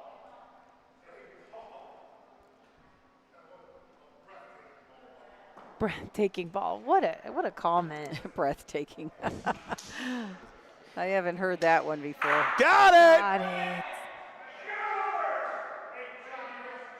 Chris Wow. Shimolewski. A little bit of alphabet soup there. Shakes it up and makes the point. All right, Jonathan's looking at those balls on the left. Okay, one's telling shoot. Mikey P is saying shoot. Pat is saying roll. I mean, they're up 9-4, 10-4 with the point in the back. There really isn't any reason not to take that shot. Jonathan can make it. I'm with Mike on this one. You take the shot off. They're saying off the wall. That's really far off the wall, though. All right, the sponsors for the Couple Gamblers, as they are meeting about this, Deepwater Consulting, 724 Bagger Company. Check out Jared Nash's company for cornhole bags and more, and Nappy's Food Service, now serving Northeast Ohio.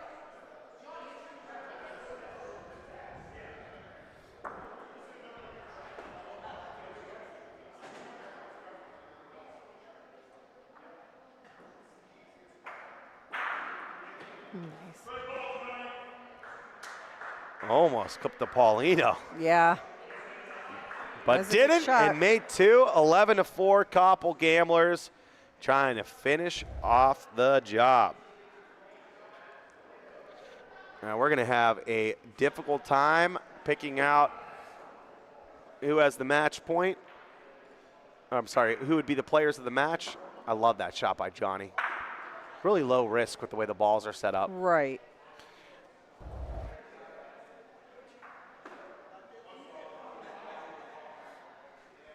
Here comes Pat Pezin.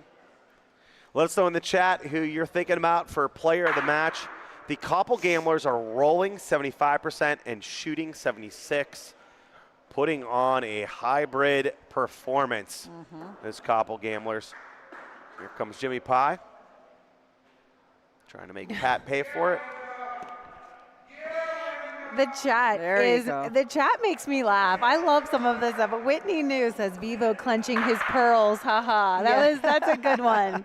That was a good one, Whitney. Here comes Christopher.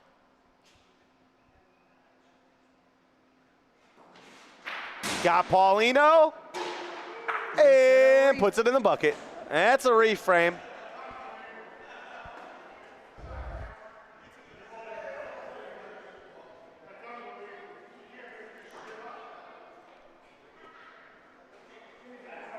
All right, so Chris Chim gets the Paulino off the court, reframes it all, picks up his buddy Pat.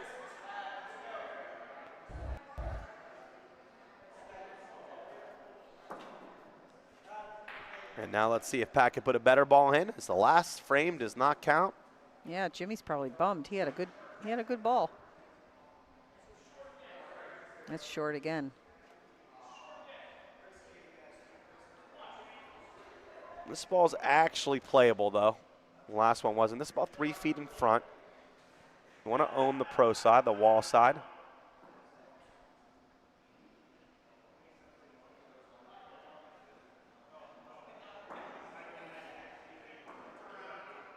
Nice ball by Jimmy. Nicey nice. Tries to tuck it behind Pat's ball. Great ball by James Paisano. See if Chris can go out and get it again. In the chat, Danny, lots of people saying Vivo Vivo. is their choice. Vivo Las Vegas. Very consistent. Can a- And then some MHPs. Chris goes through it again. Some Mikeys. Can Vivo make the All-Star team as a bench player for the Gamblers? That would be one heck of a feat, wouldn't it? Yeah. I think If the crowd likes him enough. Yeah. Yeah. And remind us, Danny, when do we get to start voting for that? That's tomorrow. On OhioBocceeLeague.com, correct? It all starts tomorrow. Oh, look at this. That's long. I think it's long. Vivo had a negative plus minus going into today. And now today it's Did like, it? yeah, this is Yeah. the first time that he's now putting some winning frames together.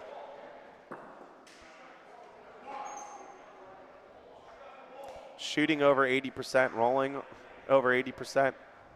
Whether Or just this about ball is in or not, it's a great ball.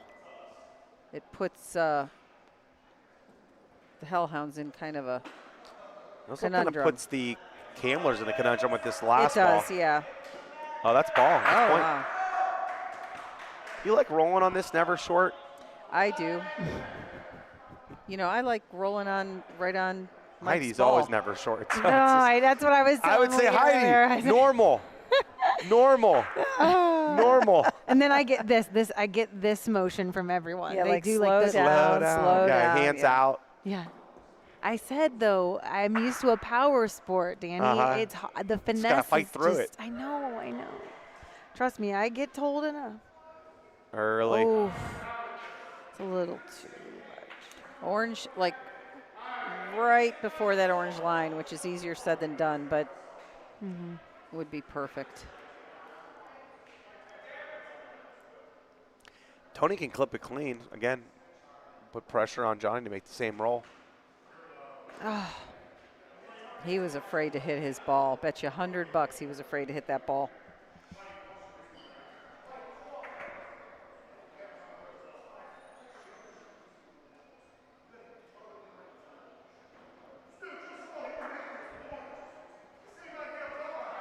All right, let's see if Stewie can be able to make it here.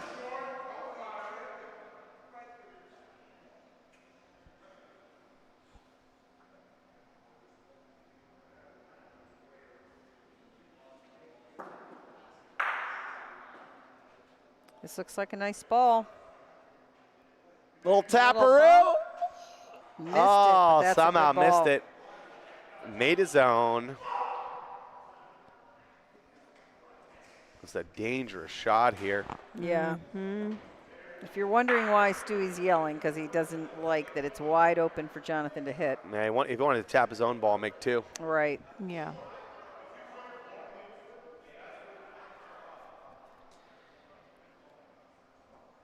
Here comes Johnny.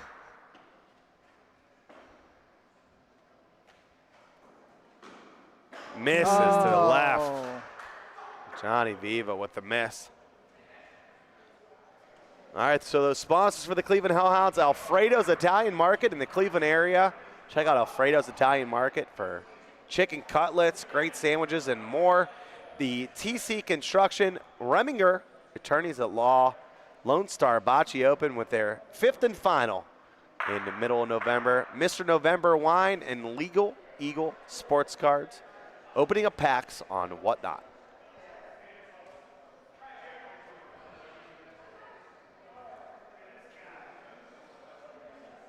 All right, that's a good ball. Yes. In front, pretty close. That's a good ball. What do you think about? It's hard to see from over here, Yeah, but maybe bow's in the 2-3 way. feet, maybe in front. Two. Less I than think two, it, probably. Yeah, You think? I think it. Yeah, Well- at most it was 2. Now it's gone. Now she gone. Little pep in his step. He's excited about that one. Yeah. 6 for 9 now on the night. Here comes Pat.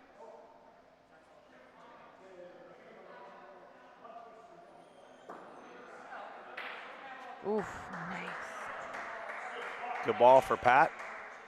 Puts it in front.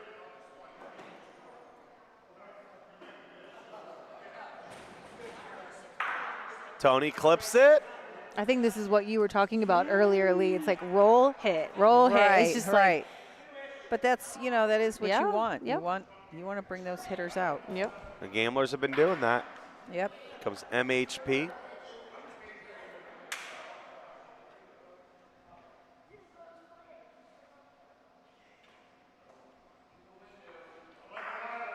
Great distance. Just about a foot away. It's going to force Stewie to hit.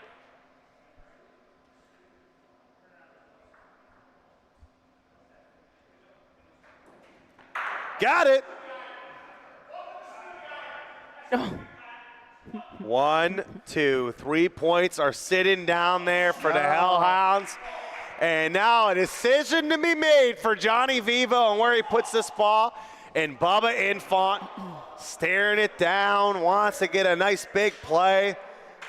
Can we get a little bang bang Hellhound gang comeback? I think that's a new one. He said, "Welcome to Stewie Island." I don't know. I've never heard him say that before. That's funny. That's good. I've never heard that either. He comes up with some good ones, man.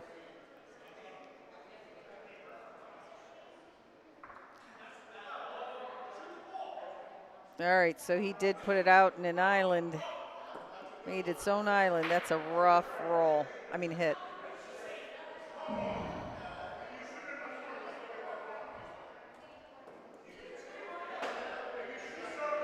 See, Jimmy's looking at the back wall. He doesn't want anything coming off and coming back in where they don't get multiple points for this, taking this risk. So they're taking a roll, which is actually a win for the Bubba says, "Come on." Yeah, He's getting frustrated. but that's a win for the Gamblers Yeah. that they didn't shoot. Being conservative. All right. Bubba with the good roll. Now, Danny, they're going to give Jonathan a good stat for that ball because he put it where he wanted it. It was a defensive type of ball. We don't have a stat for that yet. Okay, He also gave up a point. correct. But that's, that's where it needs to go at some point, which I'm sure it will. You have a better chance of not giving up multiple points that way, but you're giving up your chance to get a point. We don't have a ball. We don't have a stat for that. It's sort of like sacrificing. It's sort of like sacrificing a runner over. They don't count that as an at bat somehow. Yeah. Like in baseball, but it really is an at bat. It's just don't have a stat for it yet. Right. I thought it was a smart play by the Gamblers, though. Oh, it was. Don't let them get noise back in the game. The alphabet, ABC Boccee puts it right back on the Paulino.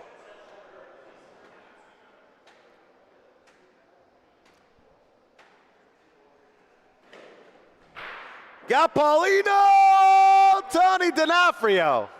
Change the frame, change the game. Building points frame by frame. Yeah, it would have been nice if they would have gotten a couple, though, on that last Absolutely. one. They had it set up 100%. perfectly. At but this point, I think Yeah. we got 2 frames in a row. Yeah. Probably feels Yes. good.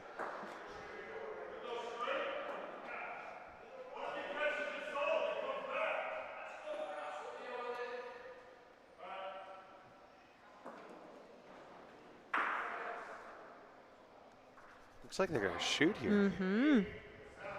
Interesting.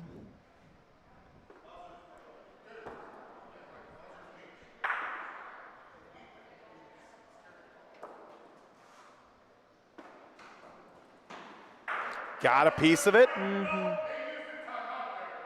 Hangs around for 2 points. What's Jimmy's talking Something about? about timeout.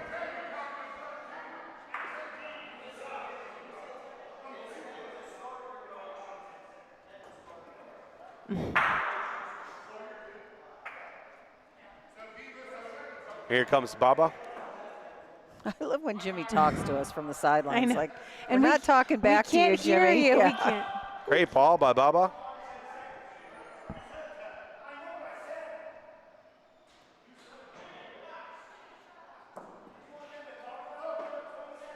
So I think they were charged a timeout, the Hellhounds. I think they said Jonathan took too long. And Jimmy's Oh! arguing that. Oh, okay. Great shot by Mikey. No, he's arguing he wanted the Gamblers to be charged a timeout. Their Oh. last time. Right. That, Oh. okay. That. Oh, okay. I thought he heard him say something about. Yeah, that's what I meant. I'm sorry. Yeah. Here comes Pat.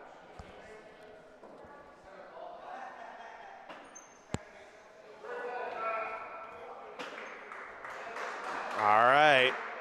Here comes Stewie. Does he go off the wall? Maybe try to move Paulino? What do they have on the back? Let me see. I know. That's what I was waiting to see. Well, yeah, he could. I think he's got to shoot just straight up. Here so that comes nothing happens. Stewie. Got Paulino, moves it over to the right. Wow. Definitely 1 point, Okay. maybe 2. Just.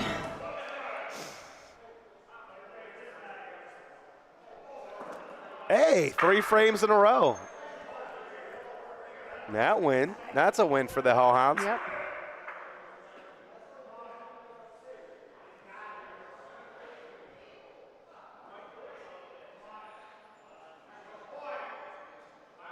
All right, just one. Now, do you think he was going for the pill or did he miss? Was he going for the ball and just. They went over. They said anywhere you got to hit something, make contact. Okay. Jimmy said, All right. take either. Yeah, because he could have gotten a point by hitting that ball out too. But Yeah, if he hits Paulino like he did over, it just. I mean, there's something bad that can happen, but Stewie shoots so hard when he hits the Paulino, it's gonna move it over.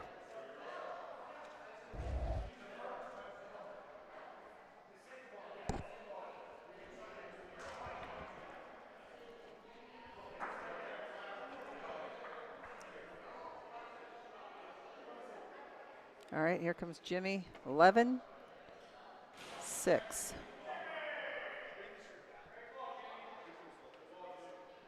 Now they're showing a little fire. Nice ball.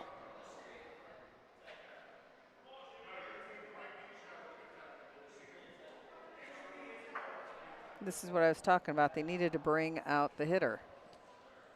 Gambler's hitter Yeah. right away. The alphabet.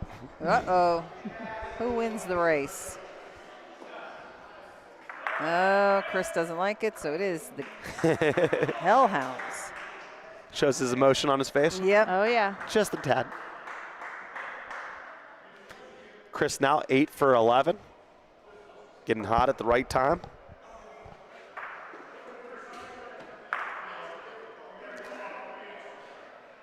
Slowly but surely, this Hellhound team's been rolling better, though.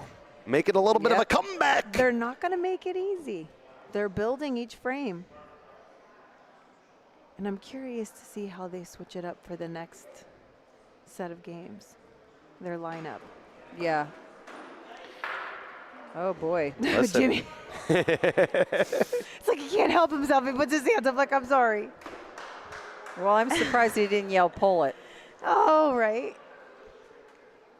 All right, so listen, the Hellhounds, they're mathematically alive. They Yes. got to win this game here, and then they need a bunch of things to happen. They're kind of like the Cleveland Browns, looking for, we need the Jaguars to win, the Jets to lose, the Dolphins to retire.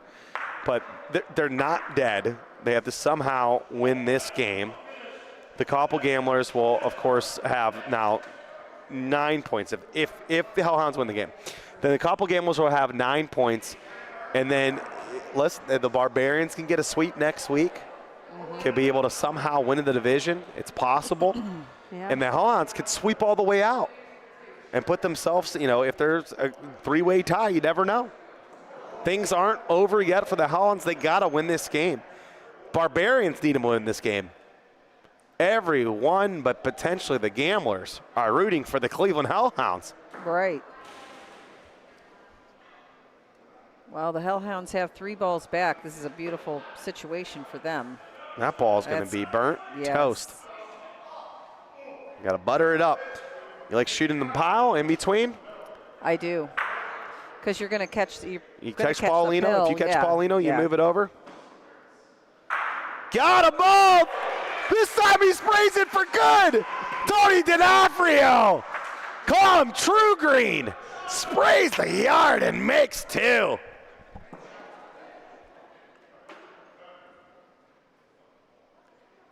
A lot of room for Bubba. Can he be able to get there? Bubba says he's fine. That's 'cause 2. He's yelling settle. Here comes Stewie. We could have a tie ball game. Oh, my goodness. Nobody saw In the this old coming. days as a reporter, you would be writing your story, Yeah. not like actually writing it too. Yes. You'd have to have to rewrite the Yes. story because we thought the gamblers were going to murder them. Oh, Don't close the look at notebooks yet. that. The Hellhounds scored 4 points. We got a tie ball game. Yep. That doesn't happen too often in the Bang, LPL. bang, Hellhound gang. Here comes Jimmy Pie, the bull leading them off. Next week, the Hellhounds have the Barbarians. That'll be nice because we had the switcheroony, Yep. so that'll be kind of nice to. They'll all be rooting for the Flash Yep. later to take Yeah. down the gamblers. Exactly. Yep. But this game ain't over yet. Nope.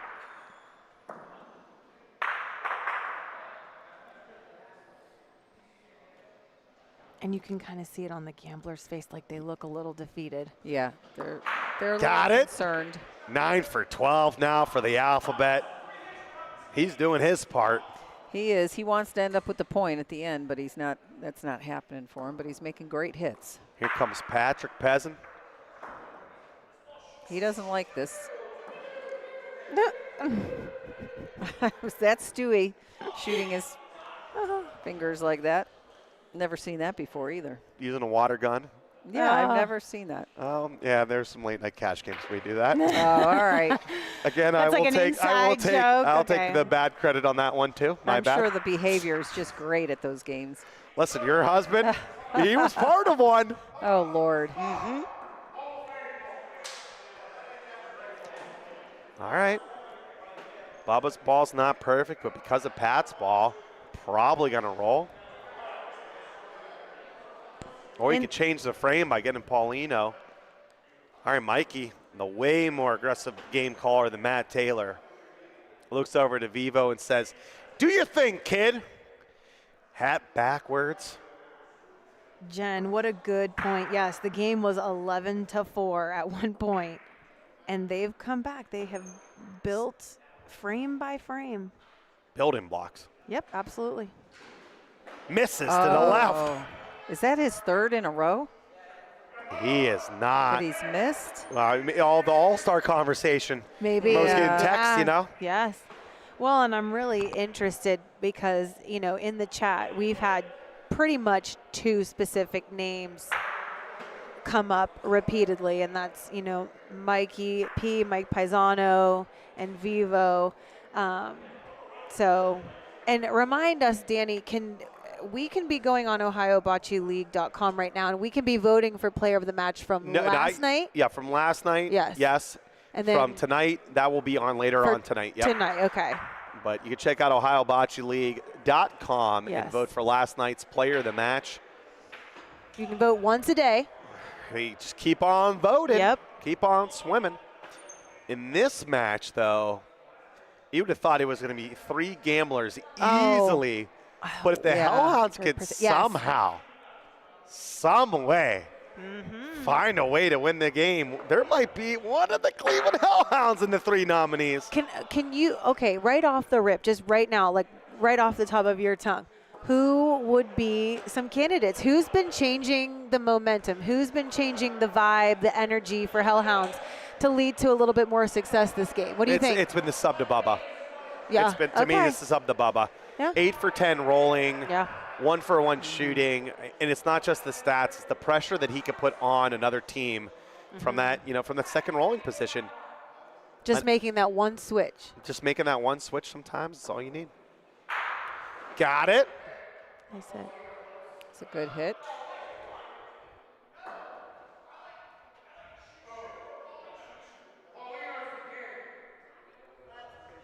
I don't like the pill.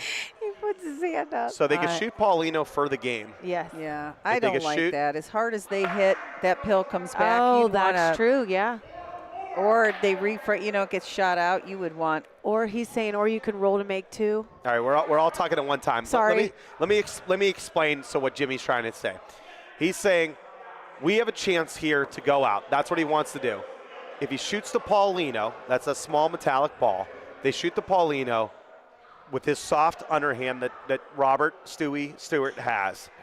They will win the game.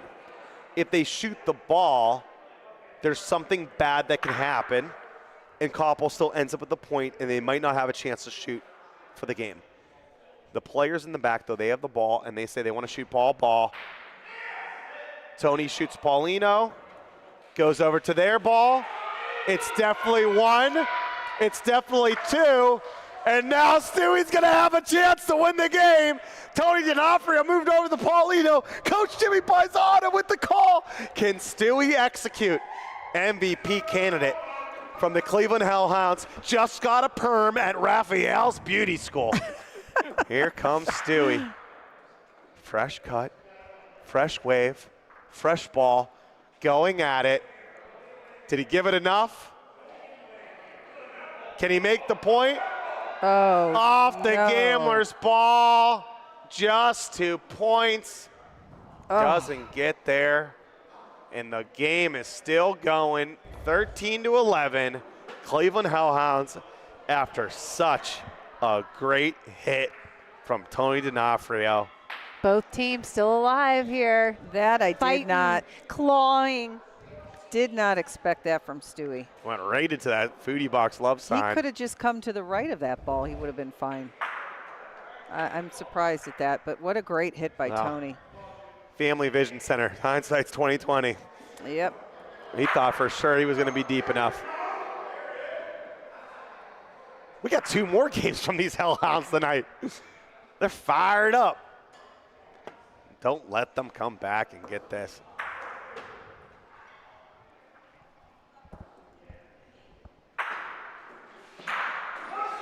The alphabet hits and sticks.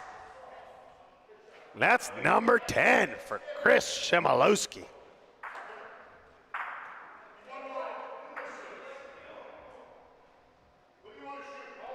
Now that's close enough to the wall. I like hitting the pill on this one. Paulino, don't you, Danny? Yeah. I mean, Yeah, don't- that's what they're going to do. They're going to shoot off the wall. If he gets Paulino, that's exactly what they want. If he gets Right. ball, at least they have another target. Gets Paulino, moves the ball a little bit too. Who gets the point? Oh. Tony D'Onofrio, another big shot for the Hellhounds, and a slap in the behind from Coach Jimmy Pie. Are you not entertained? Are you not entertained? Johnny Vivo staring it down. Here's that little one step I talked about. So it used to be a half step, and that's when he was going over a line. He's just going to put that little step out there first. That's his half step. There you go. Nice and exaggerated. Narrows in the eye. Goes after the ball. Johnny Vivo gets the inside of it Nice. and makes a good point. What a frame. this has Jonathan been. Vivo picks himself up. Belt and suspenders. Johnny Vivo.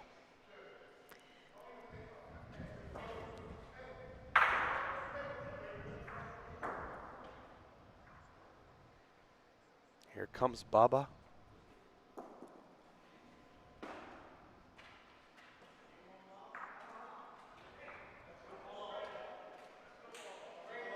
He likes it. What a ball by Steve Infant!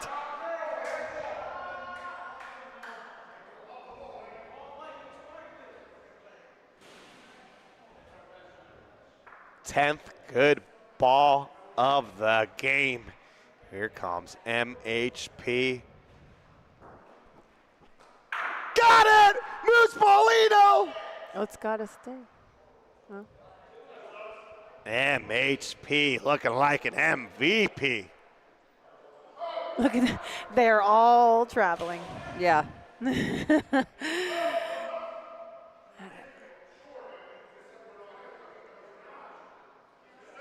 They have two, don't they? The Gamblers have two.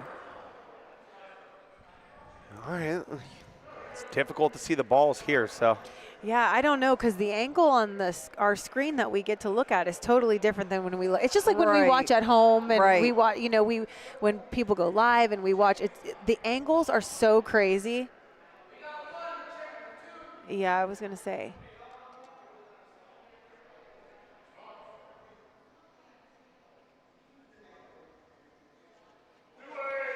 2 points, Gamblers. Stewie's going to have to put a fighter in here. And he can do that. And then the Gamblers will have a decision. I'm guessing Levi Policaro will come in for Pat Peasant to shoot this. I'm not sure. I would think so. Depends on where Stewie puts it.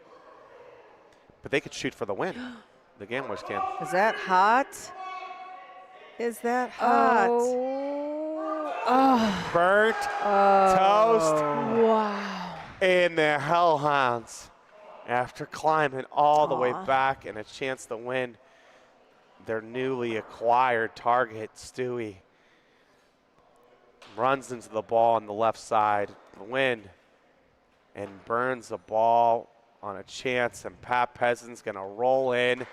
And we have a new King of the North. The Koppel Gamblers have won the division. That is so deflating for the They Hellhounds. came back, and that was such a good game, that second game. I don't know if Stewie wanted to get it close. I think he just needed to take away one, put it in front. All right, here's the stats. What do you see, girls? Let us know what you're thinking. Who would you like to pick for the Sun Cruiser nominee for Player of the Match? Well, I already know who I want, so I would go with Mike Pisano.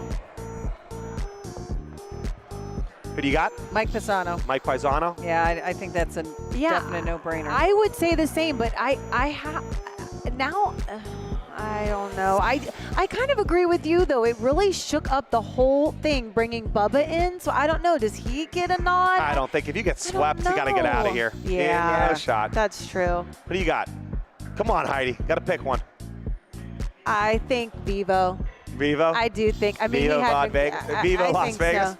Yeah, I'm going to go with Vivo. All right, so. He had a little bit of a snag right in the middle, but then he picked himself back up. You're right. It's been so long, you almost forget about it because they just really dominated that first game one, and he didn't play in game two. Yeah. Levi Policaro, for me, was one of the game changers. 8 for 11 rolling in that big domination win. I'm going to go Levi Policaro as my third and final nominee. All right, we got someone from the Gamblers here, the new Kings of the North. We're going to bring in MHP. We're going to bring him into the booth, and we're going to talk to him about his MVP-esque performance. All right, here comes Mike. Joining in here with Lee, Crispin, and I. What's up, MHP? What's up? Congrats. Yeah, we'll take it. Yeah, I'm sure you will. All right, we were talking on the sidelines, and you said, Taylor ain't here today. We're going to gamble a little bit. And I tell you what, it was really fun for us in the booth watching you at the game calls. Mm-hmm. It seemed like you gave both Chris and Johnny a lot of confidence when it came to hitting today. What about your game calling you think helps hitters stay in rhythm? I mean, I play a slightly different style than Cap and Taylor. I'm way more aggressive. But I like to talk to my shooters, help them where to line up. You can't do that with Cap. He's better than me. He shoots better than me. I'm not going to tell him where to stand. Johnny and Chris, I just feel like, hey, listen, this is what I'm seeing. This is what I do. And they just followed suit. They did their job. So They both not only shot great, but I think allowed you to play your more natural position, which is the hammer position. And when you have comfort, we can all feel it. It's like everybody in the room can see, oh, MHP's in a groove. And it seemed like with rolling, everything that was coming out of your hand was going to where you were targeting. Was it just feeling comfortable today? Was it the shooter shooting well? What was about today that made things feel so good? Honestly, I've been comfortable for the last month. I've been playing great bocce the last 2 months, really. I just, for whatever reasons on Monday, it hasn't quite clicked. I think today it finally clicked, and I don't expect it to stop. I love it. That's great. All right, so the Gamblers now, the new Kings of the North. Do you like getting the bye? I'll take it. Anytime you got to play a game, you get a win. Hey, I'll take it. How do you feel about this big night without Cap and Taylor? I mean, does that kind of make you feel like really solid, like we can do it with them, we can do it without them? The lineup doesn't matter. No, we have a solid team. There's never been a doubt about the talent on our team. We just have not, for whatever reason, clicked week in and week out, kind of like Steel Valley has. Talent's not been an issue. Obviously, Cap and Matt make us a better team, but we're good enough without them too. So obviously we want them back. So we'll a little see nervous at the end of that last game? I don't even know what happened. That was one of them games where like you're winning. Like all of a sudden you look, I'm like, what the hell just happened? Yeah. It was 5 straight frames the Hellhounds put on points. And did you ever expect Stewie not to make that game-winning roll? No. You know what? Get frame 1. All right, Stewie burns the ball. Frame 10, Stewie beats the ball. So I did not expect him to burn that ball. I figured Pat was going to either have to make a nice hit or a tough roll. Well, in bocce, you not only have to play great, sometimes a little bit of luck helps too. Yeah. The new Kings of the North, MHP from the Couple Gamblers. They were calling you MVP in the chat. Great job. Thanks. Mike Paisano with a great game and nominated for Sun Cruiser Player of the Match. All right, so we're going to bring Heidi back in for a little bit of a segment before we bring in our Match 2 broadcasters. The D-Cats out of the bag. Season 2 MVP race that was going into tonight, but included last night's matchup. Had a little bit of shake-up after the top position with Sean New. Anthony Capagreco, after that mammoth performance last night, he moved in the second. Mikey Robb moved in the third. Ronnie Cap shuffled in the fourth. And Stewie fifth. My dark horse candidate, Timmy Wilson. What do you think about these 5 MVP candidates, Lee? Oh, my Look gosh. right? I mean, yeah, they're so great. First of all, I know we said it earlier. I love seeing a roller in the first spot. Sean has to be rolling fantastic for him to stand out among shooters because, the shooters are flashy. Mm-hmm. People like to see those shots. So you know how well you have to roll to stand Absolutely. out? It's 100%. huge. Something that I noticed when I look at this, I mean, you've got representation from as of right now, his top 5 are 3 teams. Right. Okay. You've got a heavy presence from Steel Valley Bocce Club, rightfully so. I mean, they've had such a great season 2, season 1 as well too. But if Timmy Wilson can creep up into the race, then you've got your flash. But I think that's really interesting. He's been playing really well, so it wouldn't surprise me. Well, and now I don't know.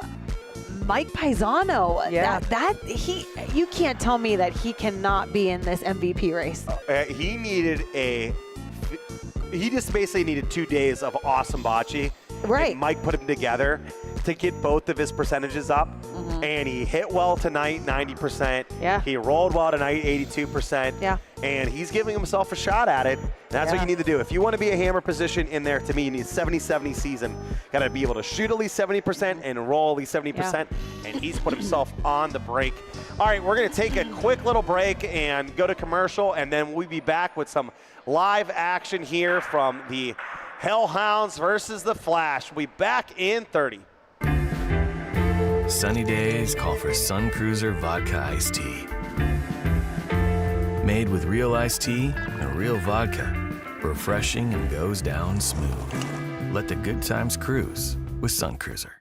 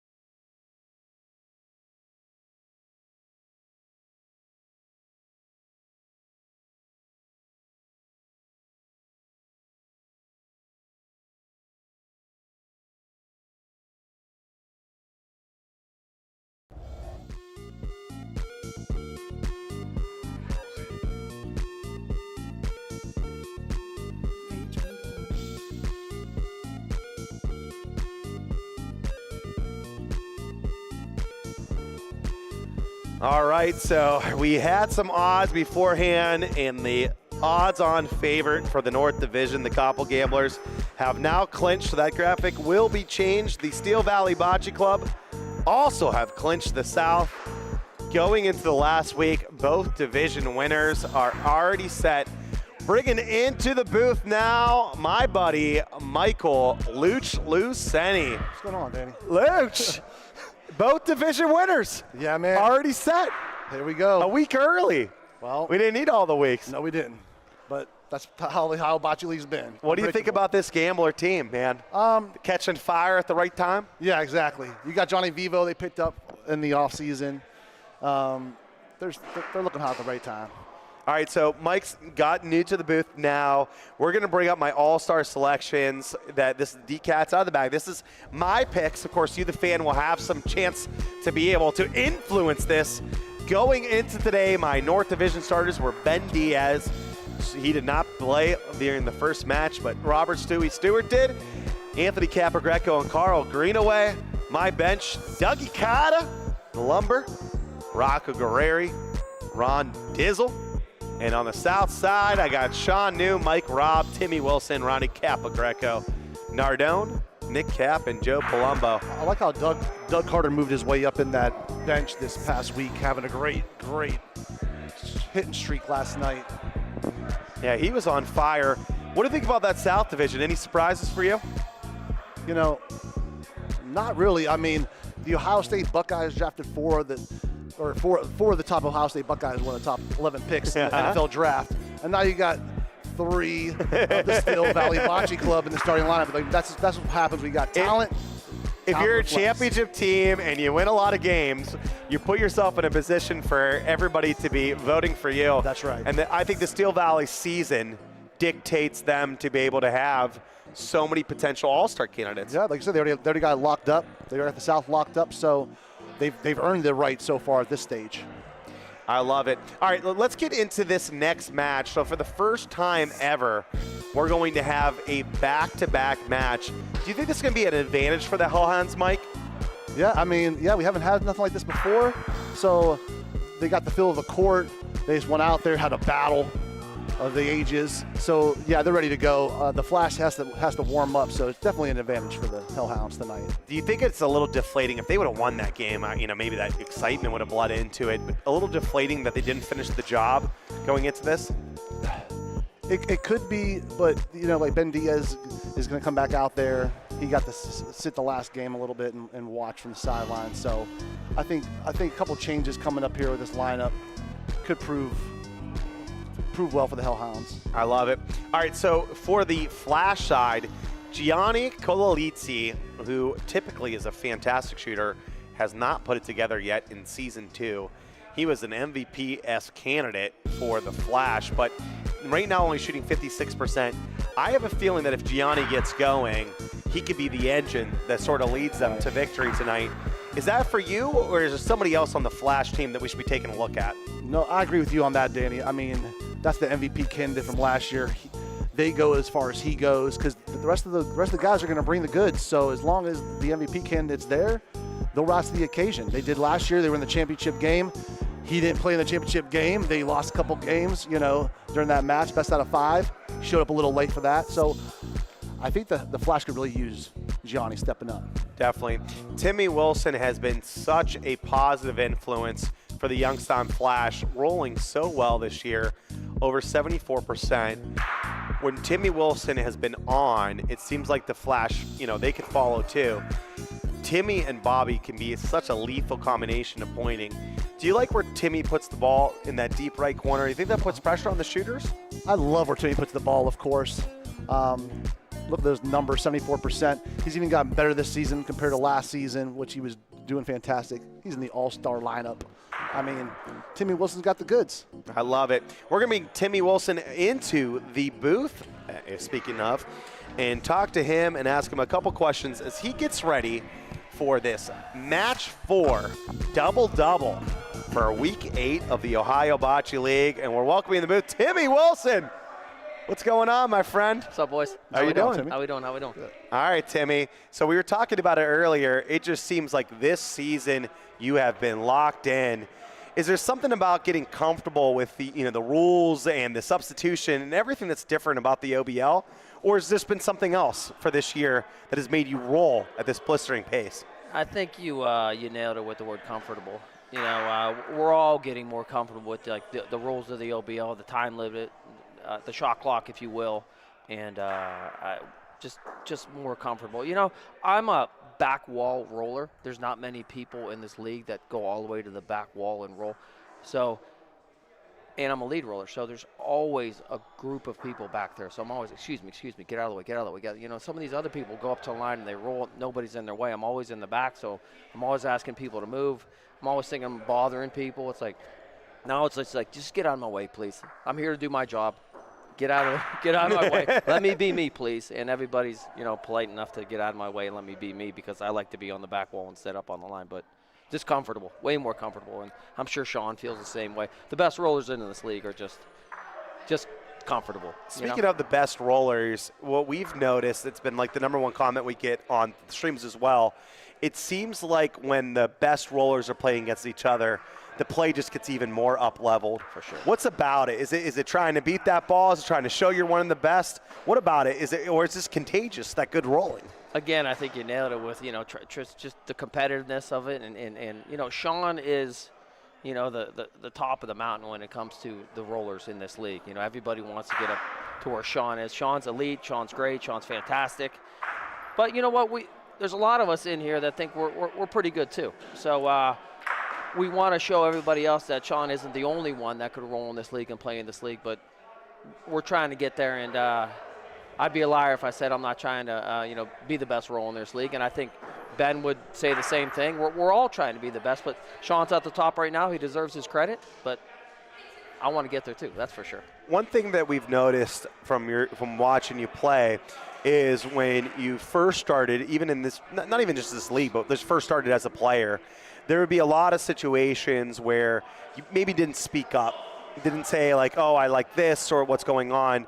And it feels like in this Flash team, you all have sort of carte blanche to be able to make a play call. Mm-hmm. And it's like, it's okay if someone wants to say, hey, I want to try something new, or have you thought about this? Does Chevetti put that like into the text messages beforehand? Is it something you guys talk about in the locker room, or is it just like something else? It's just how we feel, really. With Dante being in the kitchen here as much as he is, I think Gianni takes more of a leadership role, but he's okay with other people speaking up. Pete's a great player too, and if you see a shot, let everybody know about it. But we just got great leadership no matter what. So I don't mind speaking up when I have to, but I like Dante making calls. He's a little bit more aggressive than me, but I like him making calls. I trust Gianni. Whatever. I'll do whatever we need to do to win, but I'll speak up when I have to. I love it. You're I don't not like afraid. Talking too much, but I'll speak up when I have to. I do want to say that the Youngstown Flash are not afraid of anybody in this league. There's a lot of confident players in this league. There's a lot of chirping online, a little bit here, a little bit there. I want everybody to know in this league, the Youngstown Flash are not afraid of anybody. We're ready to go. When it comes to the playoffs, we'll be okay here in the regular season. When it comes to the playoffs, we're not scared of anybody. Strong words. Anybody. From a strong man. I like it a lot. Yes, sir. All right, Timmy. Good luck today. Go get some practice in. They're Thanks, about to Timmy. do Thanks, the guys. practice frame. Appreciate it. And as they're doing that, we were asking about this double hitter and if it's an advantage. And lead shooter for the Cleveland Hellhounds, Tony D'Onofrio, says can definitely be an advantage for us no matter what the lineup looks like. The double hitter gives us a chance to settle in, build some momentum, and stay locked in as a team. The key is making sure we stay focused and take advantage of opportunities when we get them. All right, so these Cleveland Hellhounds, they say, you know what? I guess we're going to have to find out. This is Benjamin Diaz. I don't know if we've done it before, but to have something to look back on. But I think if we catch fire early, we can keep the momentum going and get some wins. They did not get the win, but they definitely caught some momentum in that last game. Gave up 3 points to lose a tight one to the Gamblers by 1 point. Can the Cleveland Hellhounds rebound and get a match win, their first one of the season against the Youngstown Flash? We're going to find out. Should be fine. Two of the best right there. All right, so they're still practicing on the court. As they get ready, I'll mention the State Farm Season 2 rolling leaders. Some people get lucky, others call Eddie. Eddie Isabella Insurance, State Farm agent, leading the league, and right now on pace to get the plaque. We just got a new rolling leader plaque sent in from Big E of Family Vision Dental. Sean New, 76.9%, just about 77%. Jeff Policaro, his father-in-law, at 76. Timmy Wilson at 75. How about this? Can we ever have a shooter win this? Dante Chiavetti, 73%. These are his courts. And Ben Diaz, the bad news, also just trailing by a little more than 0.5%. Ben Diaz in the top 5. We got Timmy Wilson, Dante Chiavetti, and Ben Diaz all in this game. 3 of the top 5. Should be of a banger of a matchup. Those shooting leaders, Johnny Vivo at 83.3. Again, that was going into today. Robert Stewie Stewart, 83. Anthony Capo, 80.3. Ronnie Capo, 80.2. Like father, like son. And Glasses Guerreri at 77%. Thank you so much to Eddie Isabella. Some people get lucky. Others call Eddie. All right, as the players are warming up, final thoughts, Mike Luceni. Who do you got? Who's going to win the match? You know, I'm going to go with the Hellhounds in the split here in a tough one. They just played out here for the last couple hours, so they got to fill the court. They have an advantage going into this one. So you're going Hellhounds? I'm going Hellhounds in the split, yeah. Okay, are they going to win the match, though? Okay, all right. That would be the first match of the year for the Cleveland Hellhounds. All right, this is going to be live frame. Here we go, live at Lorenzino's Bocce Club in the heart of the Steel Valley. Make sure you like the broadcast and are subscribed. My big question would be, could Ben Diaz or Timmy Wilson catch Sean New and get those glasses that we've been talking about all year long, those Meta glasses, those Meta Ray bands?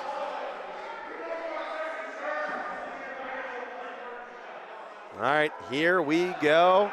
Ben Diaz, deep right corner.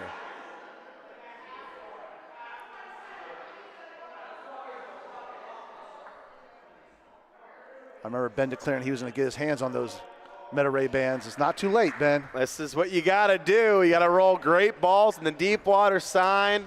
Benjamin Diaz with a great start for the Hellhounds. They're going to go with Ben Diaz, Glasses Guerreri coming back in the lineup to lead shoot. And right in the middle, franchise player, Jimmy Paisano, and newly acquired, Stewie Stewart. Pete Barak blows it all up. I'm really actually surprised that the Hellhounds haven't won a match all season long. But they finally got their lineup together. They went out. They traded for Bubba. Bubba and Font there with the backwards cap. Well, they all got backwards caps, but the one on the bench there.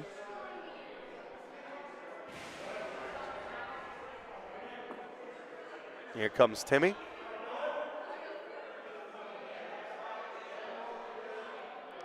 I like how Bubba's just kind of locked in as the captain role. Likes to call the game. Fits in well with the Hellhounds.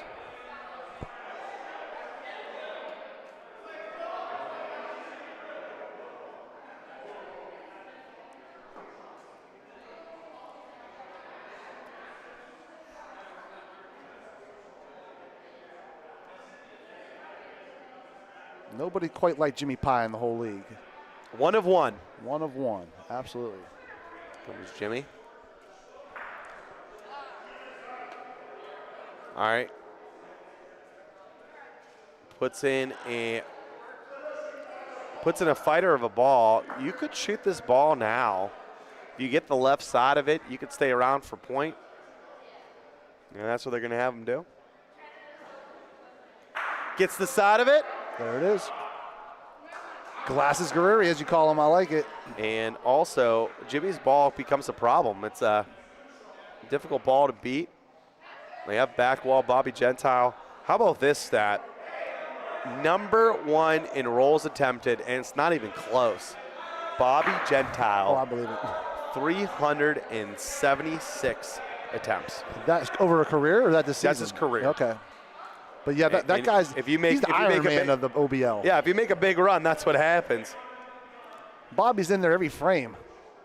There's never a reason to take back wall Bobby Gentile out. Chevetti has Should never be a 40 reason. rolls total.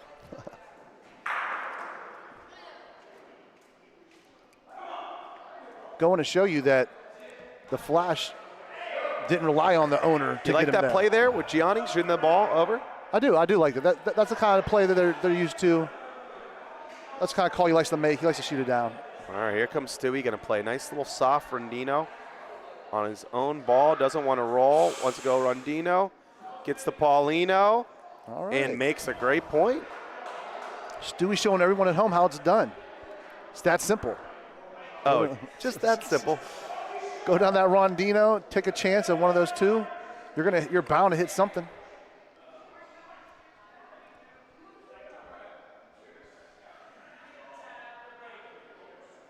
Here he comes.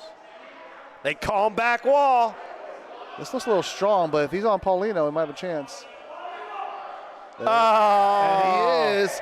Not like that. Back wall, Bobby Gentile makes the point. Sometimes the line is good enough. Better than speed, huh? Yeah, sometimes. All right, so check out Back World. You can bring the game to you. They have inflatable courts you can put in any backyard, or maybe you're a bar looking to bring in new business. The American Bocce Company out of Chicago, Illinois, uses them in all their bar leagues. You can get 5% off bocce courts with the code OBL2026 in a Pack World's U.S. store. You can hit that QR code, Pack World, bring the game to you. Party all summer long, Pack a World.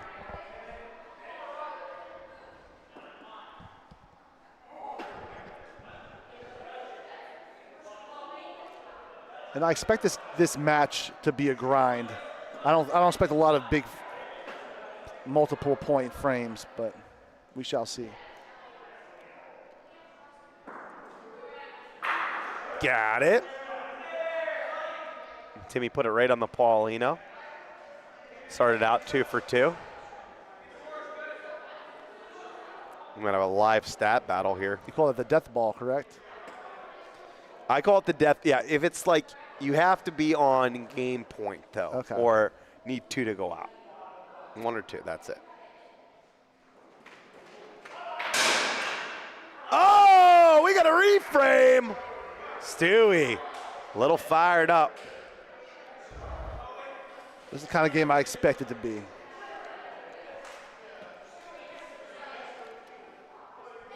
Great front shot by Stewie, goes right through. You were talking about them maybe being deflated. I kind of see the opposite. I see a little hunger. They don't want to lose another one. They can't lose 2 in one night. 2 matches in one night.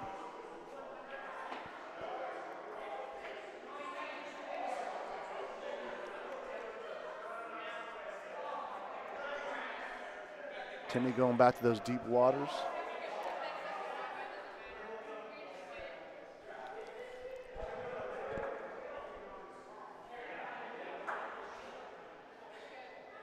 Another great one, huh? When you're locked in, it just looks so easy.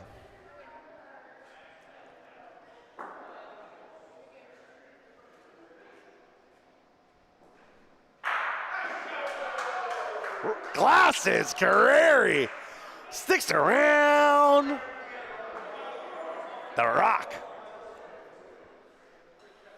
Peter Barach. Got it, and Paulino. Who's going to win the race? The Croatian sensation, Pete Barach. Is he getting hot at the right time? Ooh. Playoff time's coming. I think you smelled those all-star picks. I mean, wasn't it on there? Yeah. There'll be some letters to the commissioner. The Flash is playing perfect bocce. Oh, Stewie! Moves it all! He doesn't want to be number 5. He says he's number 1 in the MVP conversation. Oh, someone texted him the MVP votes. I like it. Here comes back Walt Bobby. He's at least top 5. The way he's been playing this season, it's hard to make an argument against him. What's it with these Hellhounds with the MVP candidates every year?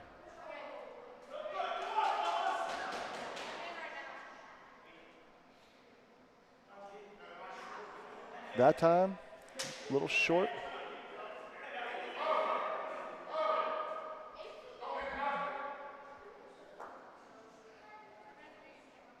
Oh, boy. Oh, boy. Oh, boy. Burnt toast. All right, here comes Jimmy trying to butter some biscuits. Jimmy Pie goes in front of Ben. I don't think he's going to make it. That ball is short. Why would he not have Ben go first? Have Ben lay one down there, and then Jimmy could play on it. It would have been an extra ball. Yeah, playing out of order there a little bit.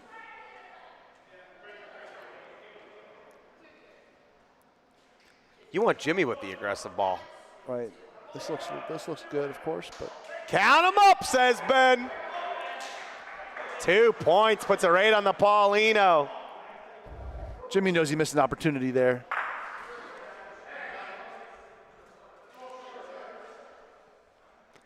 Stewie fired up. He said, I'm not 5th. not 5, 1. And he might be right. He might be right, Danny. I want to see him put the game together. I want to see some wins. I want to see some dubs. Yeah, it's hard to be MVP if you're not winning matches. As great as he is playing, his numbers are way up.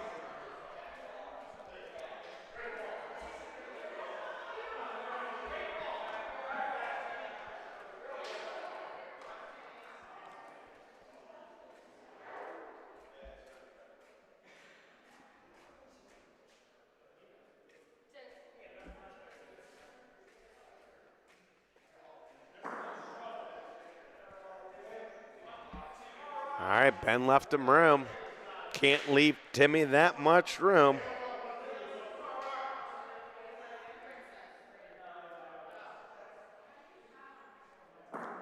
Timmy now 3 for 3. Like a rock.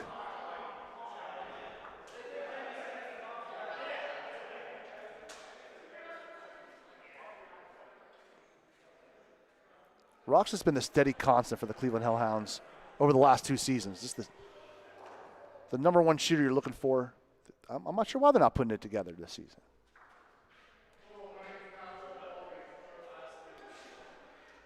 Just to show you how big of a commanding That's not a lead good ball. that Sean New has as a top roller right now, because he rolls so much. Tim Wilson would have to go 15 for 15 to overtake him. Man. He'd have to get his next, 12 rolls in a row? It can happen. It could happen. But it's tough. At one point, Big Smooth was 20 in a row. Good rolls. Yeah, if you do that, it's going to be hard to catch a guy. All right. That's the role that they wanted Bobby to do, because if you play that first, you can play on top of it.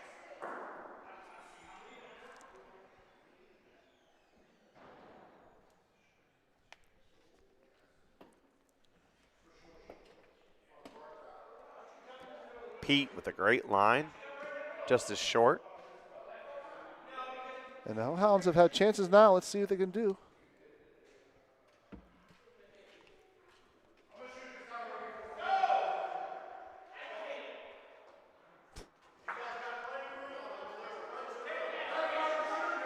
They're debating to go for the easy 3 or take a chance to maybe make 4. I say go for the easy 3, but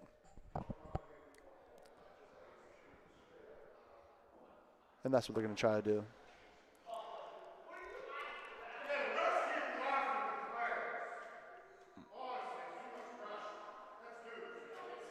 Good ball from Jimmy, makes 2.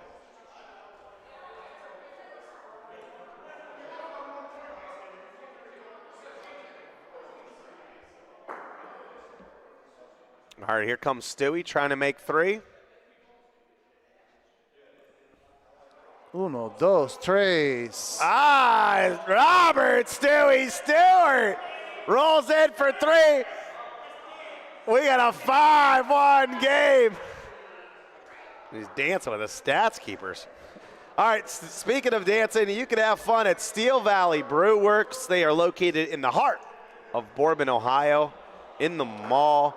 They have bands, they have pool tables, they have bingo night, they have the Queen of Hearts draw for a lot of entertainment and a ton of fun. Check out Steel Valley Brew Works, when you and your loved ones can go to party. Bingo night Thursdays. I always think of Sinbad when I look at Ben Diaz. You know what I'm talking about, that football movie with Paul Crew? Yeah, not Paul Crew, Unnecessary Roughness. Yeah, Unnecessary Roughness. Yeah. Necessary Roughness. Necessary Roughness, yes. Great movie. Paul Blake. That's it. Speaking of Paul Blake coming back to college, Pete Parach. Oh, it doesn't work. Clips it.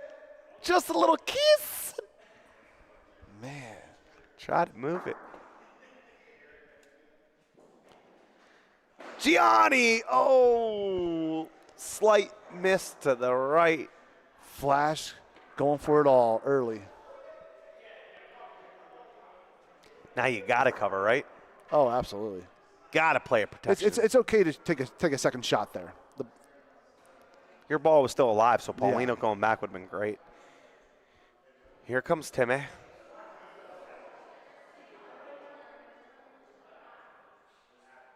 That's a fairly good cover ball. Oh, heck yeah. Now you just want one on the wall side. Yeah. Mr. Iron Man himself with another ball rolled.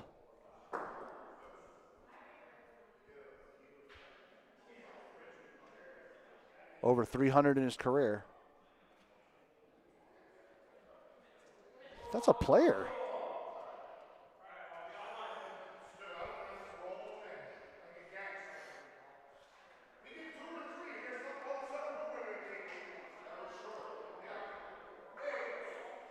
This is the right call. He wants his point on this and lay on their back ball. I don't know. I'd shoot the Paulino. You like rolling though? I'm okay with it because I think you can stack up on that ball and get your 2 or 3. You have a backboard? Yeah, use it as a backboard. It's an aggressive call, but I like it. You shoot it, you can only get 3. On that stage. That looks good. I think that might be point. Yep, and just do it again.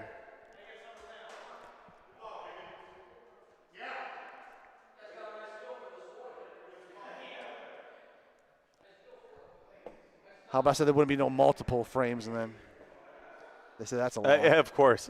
2 and a 3 bagger, maybe a 4. Another 3 or 4 bagger, yep.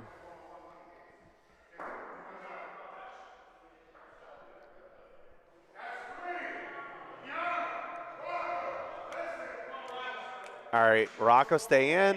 You have Ray Brook bowl this. You have Bubba come in. They're going to let Rock roll this. It's 3 for 3 hitting. They don't want to take a shooting out. He doesn't roll anything that lets him be short. Just a tad short. Rock Guerrero tried the corner and missed. I don't think he wanted to sell anything there. They call him Wild Thing out there in Cleveland.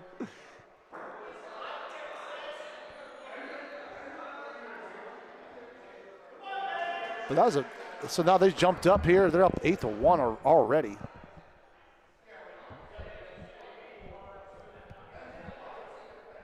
All right, 8-1 lead. A shellacking. Oh, shellacking.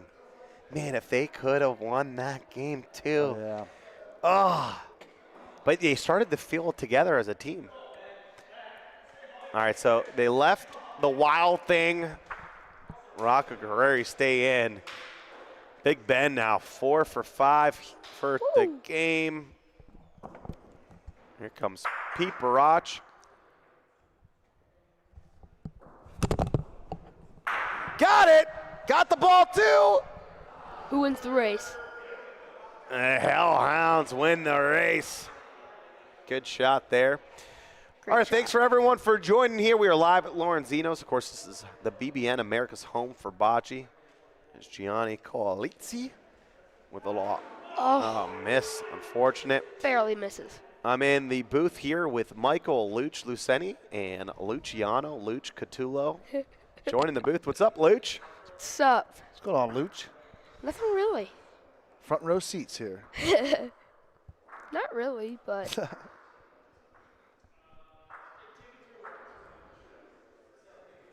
Trying to play on his ball a little bit. Oh, just likes it. Want him to get it solid.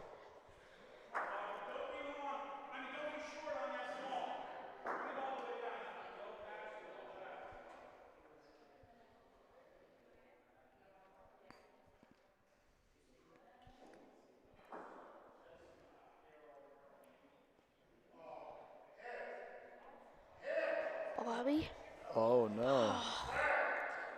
So now the Hellhounds going to have a conversation here. See a way to stack some more points in that back wall. It's just been a back wall frenzy for the Hellhounds, frame after frame. I feel like they like it, though. They like the, they do the craziness, yeah. Want to make all the big plays. And the Flash usually can cover something up back there, and they just haven't been themselves yet. Where's Dante? Is he cooking? All right. Yeah, Dante will be in for the second game. He's out for the first game. Here comes Ray Brook. He's rolling here. He's in for Glasses Guerreri. Last season, Ray known for doing shots like this. Can he backdoor to make a point? Raymond Brook, does he make one?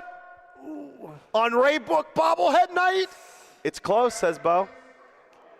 No way to measure it, so.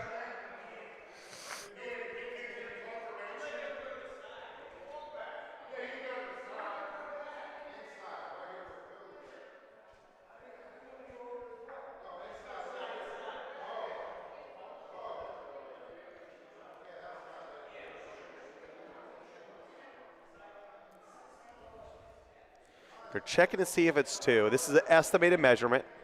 Does not, and not official. We don't move balls in the OBL. It does look like it's in, though. It does from our perspective. And that's two. Do it. They have an opportunity to make 4 points here. They can make this a 12-1 ball game. The Flash just got dominated by the Steel Valley Bocce Club in game 2 last week. Paul says, get out of the way, Jimmy. Oh, Jimmy can't make his own point. Wasn't deep enough. Here comes Stewie. Trying to make 3.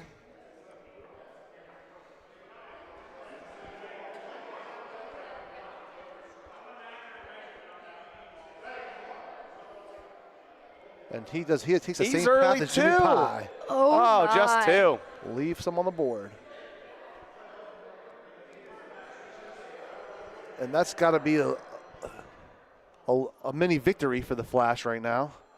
The night they've had. They haven't scored since the first frame of the game.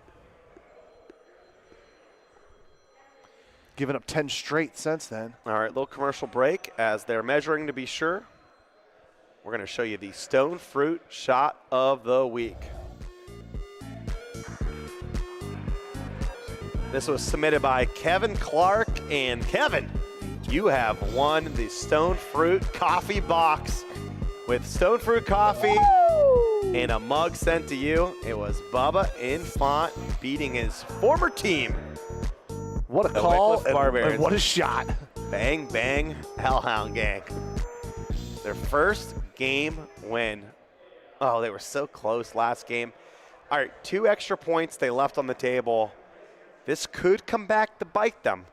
The Flash didn't play bad in the first couple frames, but just wasn't getting on the scoreboard. Another one, and another one, and another one by Ben Diaz. Setting up the frame. Ben's been running great. Got it! Hit the ball. Stays around. but you don't really want it there. Backhand shooters, also known as stick shooters. That's sort of the problem when they get Paulino too, but obviously nice when you get just ball only. Here comes Tim Wilson.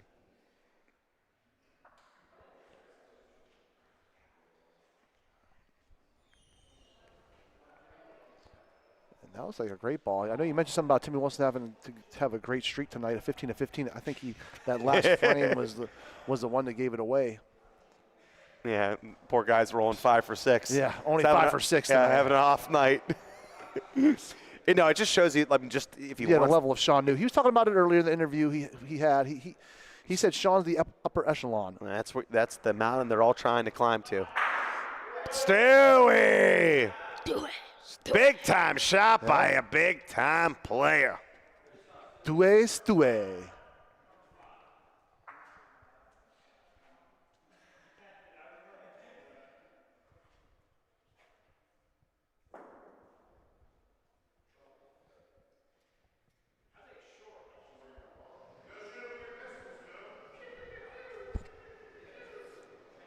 That one is going to be short.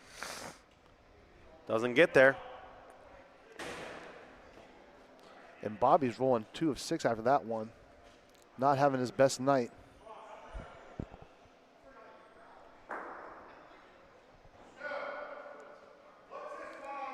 Typically that's Bobby's strong suit, and that's what helps lift the Flash up. But right now, the back wall is absolutely killing them tonight. Absolutely killing them, Danny. Well, Bobby he failed to find his groove last night, and with the night rest, you would hope if you're a Flash fan, you'd be able to find it today. 63% yesterday just wasn't enough.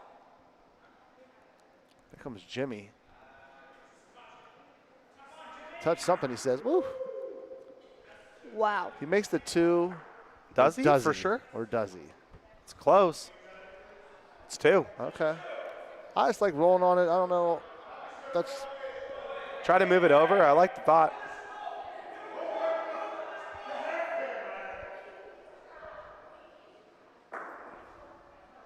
Okay, here comes Ray Brook. Got his first start in game 1 of the earlier match. Now in the situationally role. Oh no. Oh no. Don't. Oh no. Ray Brook way out to the right. And that is a big time sell after they failed to get the 2 extra points. They were sitting on 12 here. Yep.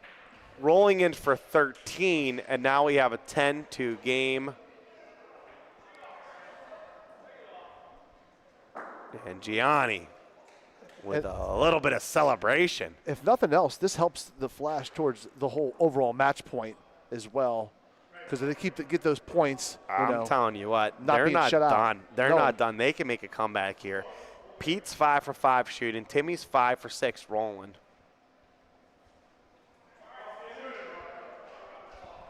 It's a great ball.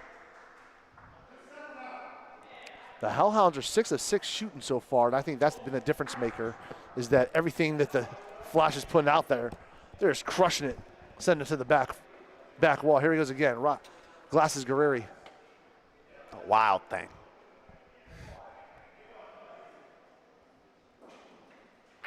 Got Paulino.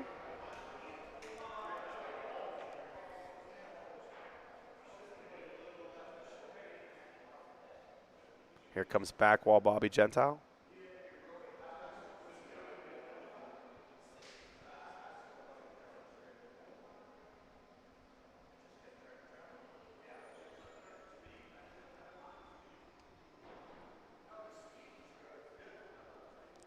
And that's going to be a really good ball for Bobby. Hopefully a little confidence booster. The team outside Timmy Wilson's rolling 2 of 10 so far right now tonight. But that was a great ball for Bobby. Here comes Stewie. Trying to bring the energy. Always a fan favorite. Got it! Got Paulino! Luch, you got to play a tournament with Stewie. Little Luch, I should say. There's 2 Luches now in the broadcast booth. How do you like playing with a player like that has so much energy like Stewie, Luch? Was it fun? It's great. It's just another level of hyping somebody up. It's not like, all right, we got a next frame. It's, come on, we got this. Just feel like you're never out of the frame. How many times did he hit the Paulino off the court to reframe for you guys too? About 2 times when we were losing like 12-0. Pete Barach stays bye-bye. Bye-bye, says Pete. Bye-bye. The Croatian sensation on fire. Pistol Adios, Pete. Pete's having a little fun out there, and why not? He's trying to get in that all-star conversation, Danny. Pistol Pete hit 24 in a row in season 1. He could get hot with the best of them. He's shooting, what, 72% this season? He's up there, top 10 for sure.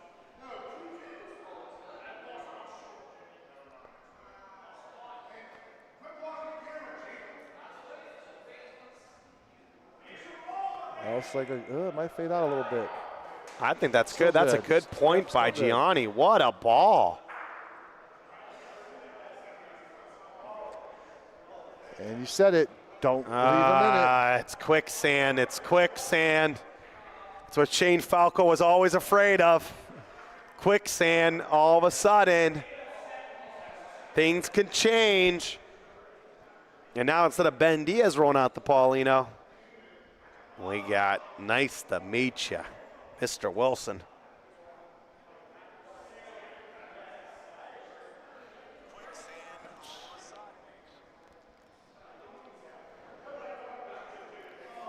Quicksand. Plays it on the right side. A lot of room here for Big Ben Diaz. Give him the bad news.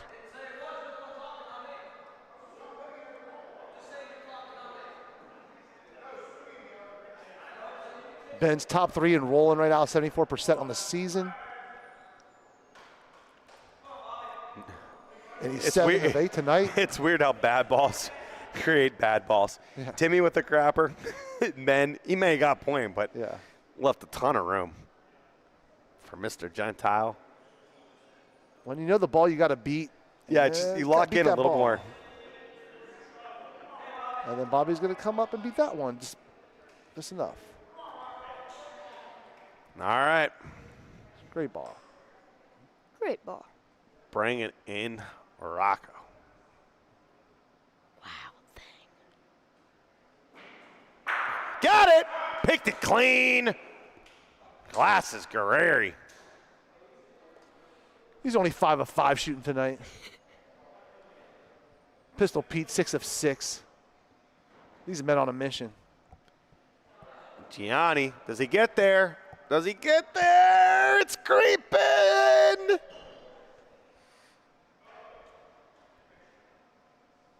It's close, says Sexy Shorts. It's close. Do you think there's been added pressure for Gianni to deliver for his team? You know, being the last year he was MVP candidate. You know, Definitely. When you had such a great run last year, and then he wasn't able to play last night, they failed to stop Steel Valley. Now he has a lot of pressure tonight to kind of lead them back to this victory, and if they get smashed tonight, unlike last year where they were catching fire at the right time, maybe they're catching some of that ice cold. I mean, Hellhounds again with the chance to pile on points. He didn't get it for 2, but great ball by Pete. All right, Paulino can get game here. On that, maybe we need a little good ricochet. But Paulino can at least get 2 or 3. Ball might be fine too. Here comes Stewie.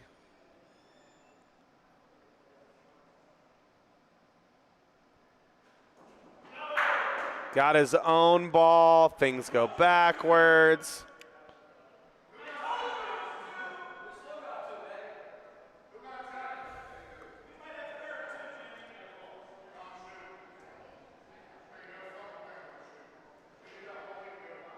All right, so Jimmy's going to shoot here. They might be sitting 2, but you could take 1 off the board for sure.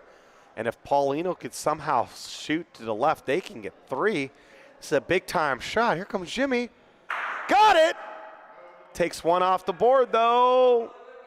And another point for the Flash. These Cleveland Hellhounds, they are sponsored by some of the best. Alfredo's Italian Market, TC Construction, Reminger, Attorneys at Law, Mr. November, Wine, the Lone Star Bocce Open, and whatnot.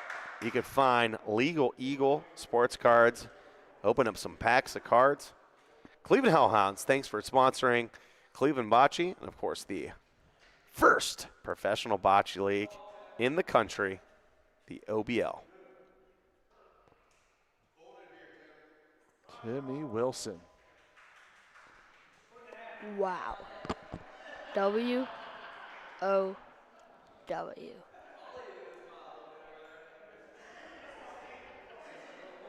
Here comes Glasses.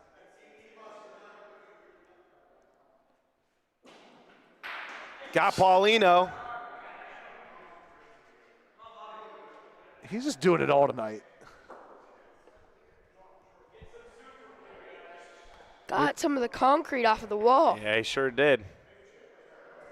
Seems to happen every shot.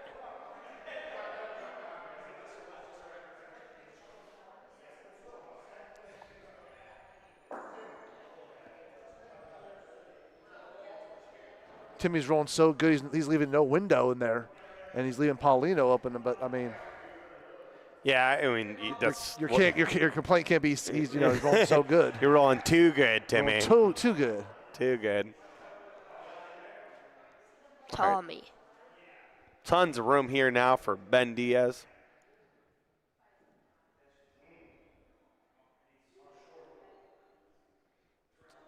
Gives it a shot.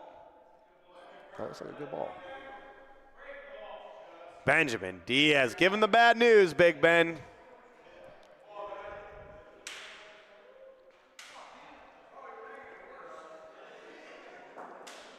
He's also 7 of 8 rolling tonight. Does Pete have another one in him? Got it! Pistol Pete and puts it on a Paulino. Hangs around for 2. Bang, fruit. bang. Says he back to the Hellhounds.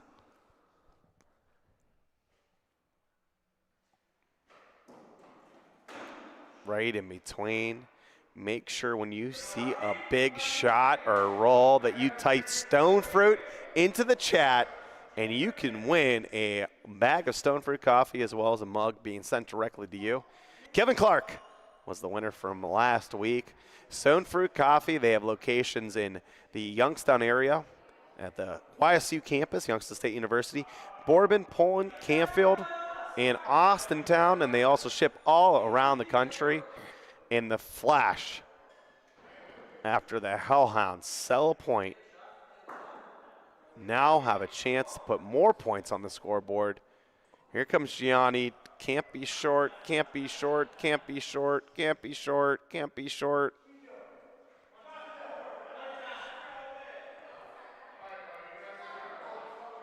Checking to see.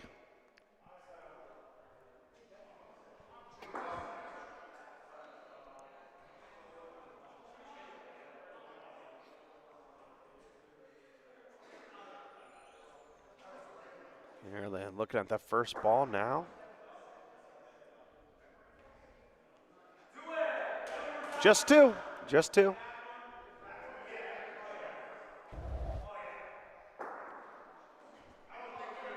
And that's the shot. They got it done right there. How about that one there? The pistol.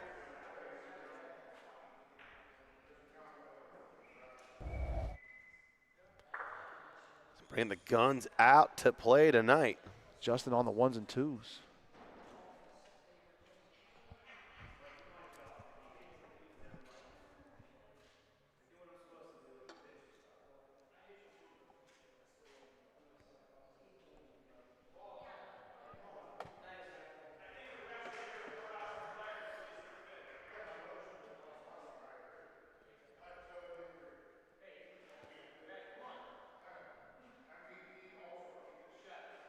He said, "You're the all-star. You go get this ball." MVP, All-Star, whatever. Jimmy wants to slow down. I think it's a really good ball. So do I. Give him the bad news, Ben. That's a really He good, likes really it. Ben Diaz. He loves it.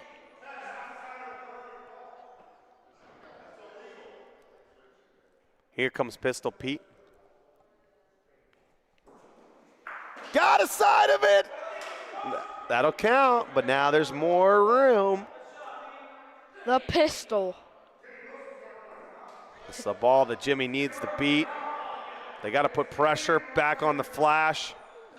You see, he's walking down like Timmy Wilson walks it down. I don't know if that was quite Timmy Wilson-esque, but He'll take it. he'll get the point. Yes, he will. All right, Bobby comes up. I mean, he does kind of look like Timmy with the backwards hat. I'm saying.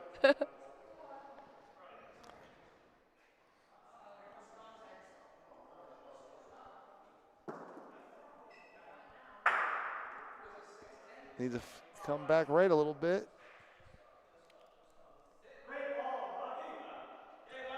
Yeah, it sits there. Good ball. All right, so the Hellhounds could either shoot this ball and then shoot again or roll to beat it and try to put their ball in play. The way they've been shooting, you go for it. Yeah, especially we were 2 shooters back. I also agree with you, Mike. Here comes Rocco. Misses on the side, but still we can still beat this and be in front of that ball. Force Gianni to have to roll. Oh, they're going to shoot it instead.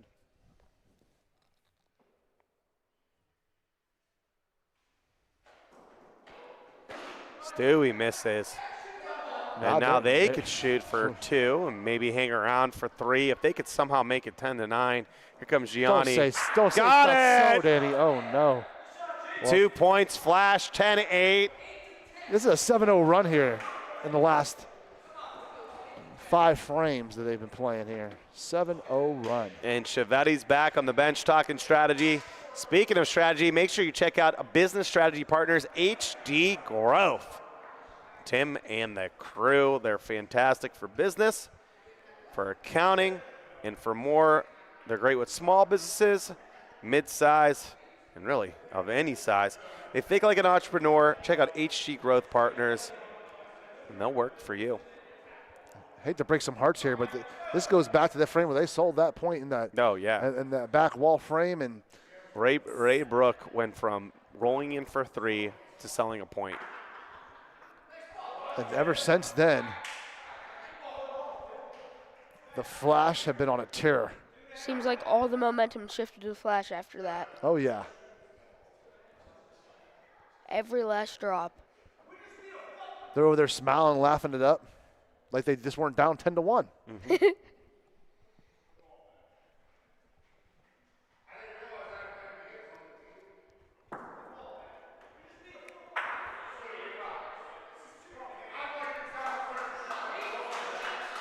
Ben Diaz now 10 for 11. Give him the bad news, Ben. He wants those glasses. Here comes Pete. Oh, Pete! Not again. Not again, Pistol Pete. Not again. Can this be the frame? The Hellhounds get off the schneid. Here comes Gentile.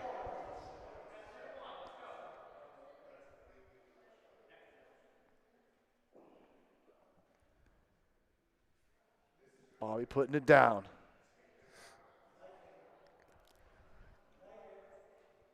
Is it going to creep over there? I think it does. I don't know. It's close. It's close. I think he got it. Bo's going to take a look.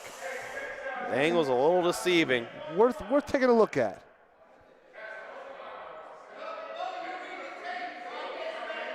Got referee Bo, referee Saulene out there. Almost called him Pete.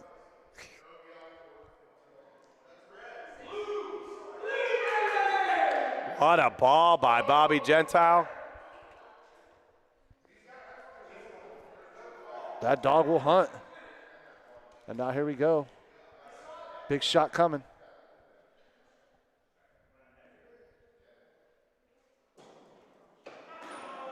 Oh. Luckily, they got 2 more back, so they're going to take another shot at it.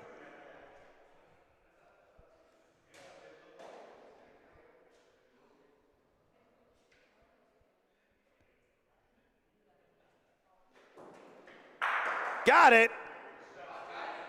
They desperately needed that shot the way this game's been going so far. Let's see if Gianni could be able to break their hearts again and make Jimmy P shoot. Goes off the wall. A little spicy. A little hot. All right, the Hellhounds can now make 2 here.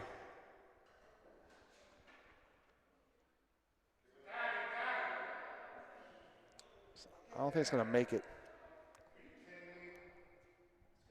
We'll never know. That ball is maybe short.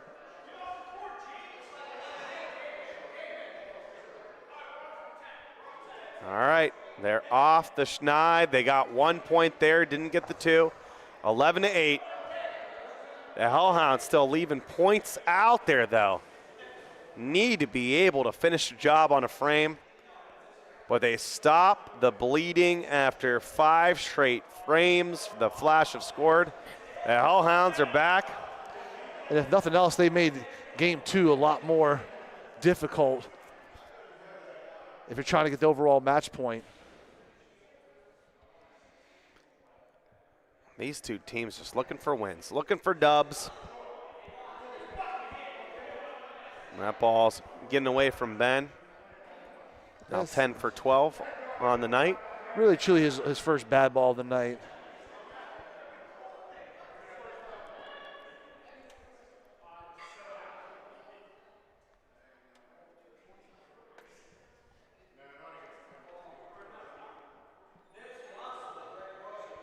Timmy Wilson.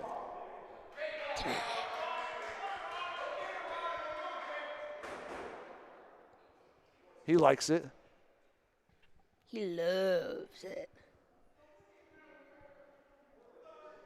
Here comes Rocco. Got it! Woo. Hangs around. Glasses Guerreri with the hit and stick.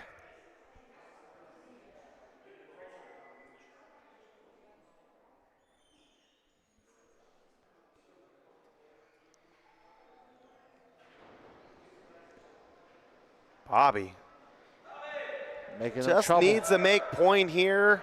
That ball making it trouble for him. Puts it out there by the other ball, so they're going to roll here. If Jimmy Pye can somehow beat this, he would put Bobby's ball in play. If he stays on the right side, that's what he's trying to try to do, is try to beat it on the right side. This is a good angle. And a great This ball. looks like good speed. This looks like a good ball. The franchise player, bang, bang. Will the Flash play aggressive and try to shoot this? Their ball's in play. Dante's telling him, shoot that ball. They might go after Paulino. There's levels to this Boccee game, and the way that Jimmy Pye's playing, he plays on a different level than other people. So he's going to put that ball in position. So if they shoot it now, the other team's ball's in play, you're not just trying to make point. You're not just trying to beat the other ball. You're trying to put it in play for the shot. And that's what a guy like franchise player Jimmy Paisano can do for the Hellhounds. Look, they're over there taking a timeout. They got to talk it over. Got 3 timeouts, got a lot of time to be able to make a decision here. I think if you can force a team to call a timeout, it just means, you put yourself in a great position for the Hellhounds. They're a little worried. How do we make point here? How do we not give up a lot? All right, they're shooting something. Here comes Pistol Pete. Let's see if he goes after Paulino or ball. Got ball. Clears Paulino too. Okay. And It looks like Flash. They're going to check to be sure. Oh, it's so close. The Hellhounds ball started creeping up too. Stone fruit. Looking to check. I mean, come on. This one's been a bloodbath as far as I'm concerned. The game started out 1-0 for the Flash. Then you had 4 straight multiple frames for the Hellhounds. Go up 10-1. Flash goes 7 straight. And now this is going to be Hellhounds' point after all that? Wow. Great shot by Pete. It's going to make it difficult for the Hellhounds to go out now, though. All right, let's see if Gianni can be able to sneak one in there. Pete's 9-9 tonight. What's his streak coming into tonight? 10 for 10. He's 10 for 10. Oh, 10 for 10 for that one, yeah.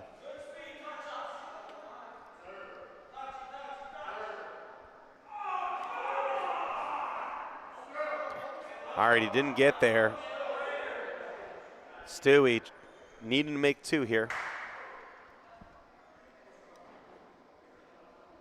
So Pete's on 12 in a row. Did Stewie give it enough, give it a chance, get up on that rail? Does he like it? He does. Does he like it? No, he loves it. Robert Stewart makes 2. 13-8. And makes an argument for maybe MVP, Danny? Could have won the game last time. It would have felt a lot better about it.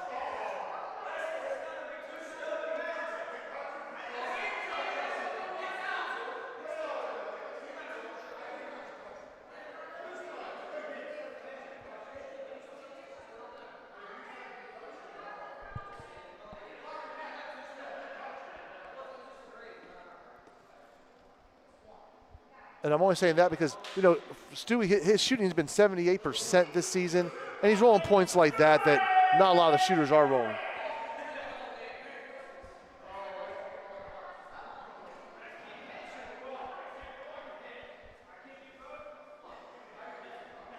See a lot of people commenting stone fruit. We'd like to see like and subscribe, too, on YouTube. Get those numbers up for the Boccee Broadcast Network. What likes do is we get accidental viewers, people that weren't necessarily looking for the OBL, but maybe are fans of Boccee or fans of similar games, to come and check us out and help build up the crowd and build up the game. Make sure you get those likes in. That's how we found some of you out there. Bonnie, I gave you a shout on my opening speech. Hope you were watching. My friends from out there in Brazil. Canal Bochas. Bonnie Avila. You got Doug Cotter in the chat. Timmy's not ready to go home yet. We got Kim. Kim's in the chat from Cleveland Bocce Club. Good ball from Timmy. 10 for 12 on the night. He's feeling good. Both him and Ben, 10 for 12. Oh, Rocco just barely misses. Now you try to cover up, play for next frame. Do you? Don't give them multiples. Do you? No, not the Hellhounds. They go for it. Here comes Stewie. They may not win a lot of games, but people love watching their matches. Here comes Stewie.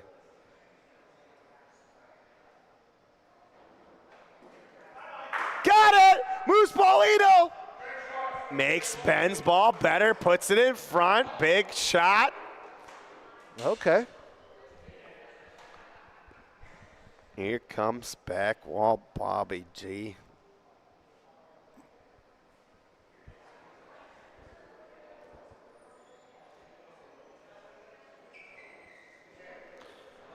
Bobby started off a little rocky, but he's been getting the points going. That one's no good, though. All right. One more point needed for the Hellhounds. Can Gianni try to make Jimmy make a shot?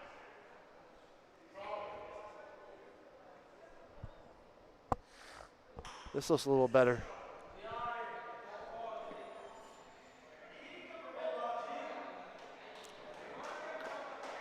Great roll for Gianni.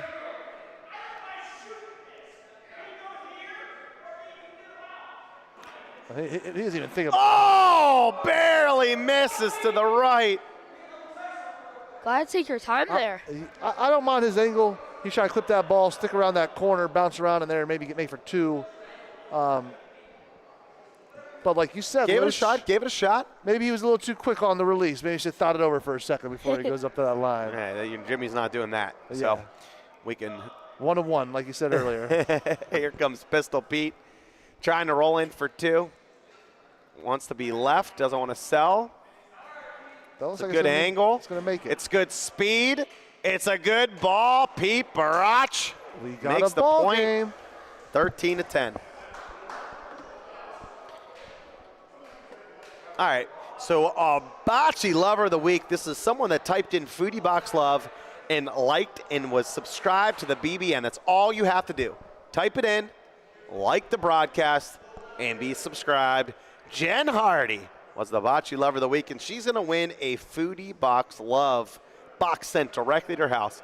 Foodie Box Love, specializing in artisanal food, all different categories from gourmet, coffee, taste of the Mediterranean, hot and spicy, sweet and salty, and more. Make sure you check out foodieboxlove.com for gourmet food gifts for yourself, for your loved ones, or maybe even someone you don't like so much, but you're the HR rep and you gotta take care of a colleague. Yeah, you don't have to love someone to be able to give them a gift, but Right. But you better love some food if you want some Foodie Box. Wonder why I've never won it. You try enough at home, Luch. Hey, it was supposed to be sarcastic. They're the taste tester. Trust me, I know. All right, so they elect not to shoot that ball for some reason. Ben rolls at it. Did he beat? No, he didn't. So Ben with a good roll. I mean, darn good roll, but the problem is he took away the line. Now Jimmy trying to play aggressive. Can he lay on the ball? No, he can't. The question is, why on earth did they I have no point at that ball? clue why they rolled in the ball. Now Rock Guerrero is going to have to try to take a shot at this.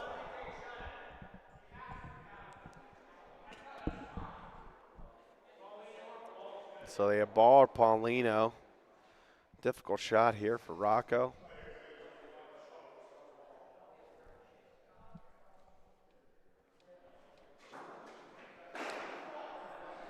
Misses slightly to the left.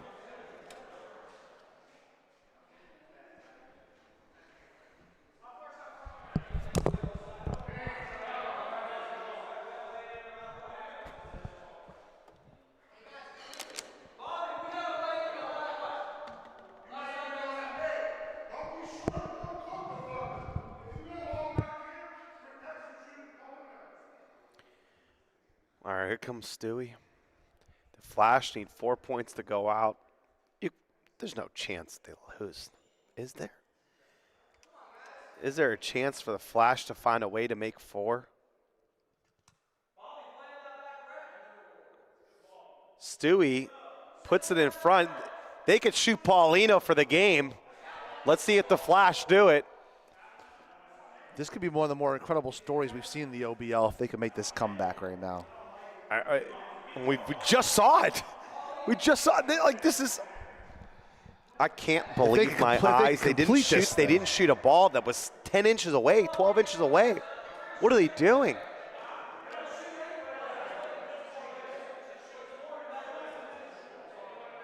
They have a couple timeouts, and they're gonna talk it over.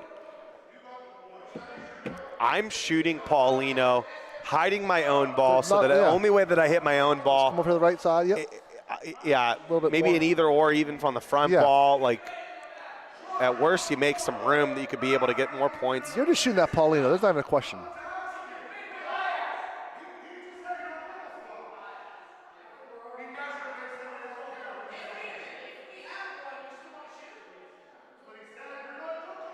I mean, if you clip Paulino, you might take your ball back with it. All right, there's still one. I still like shooting. Here comes Pete. All day. There's a chance. it! And Paulino! There it is, 2 times. Is it 2? Oh, no. Is it 2? No way. Somehow, some way, the Hellhounds with Never a say 10 never. to 1 lead.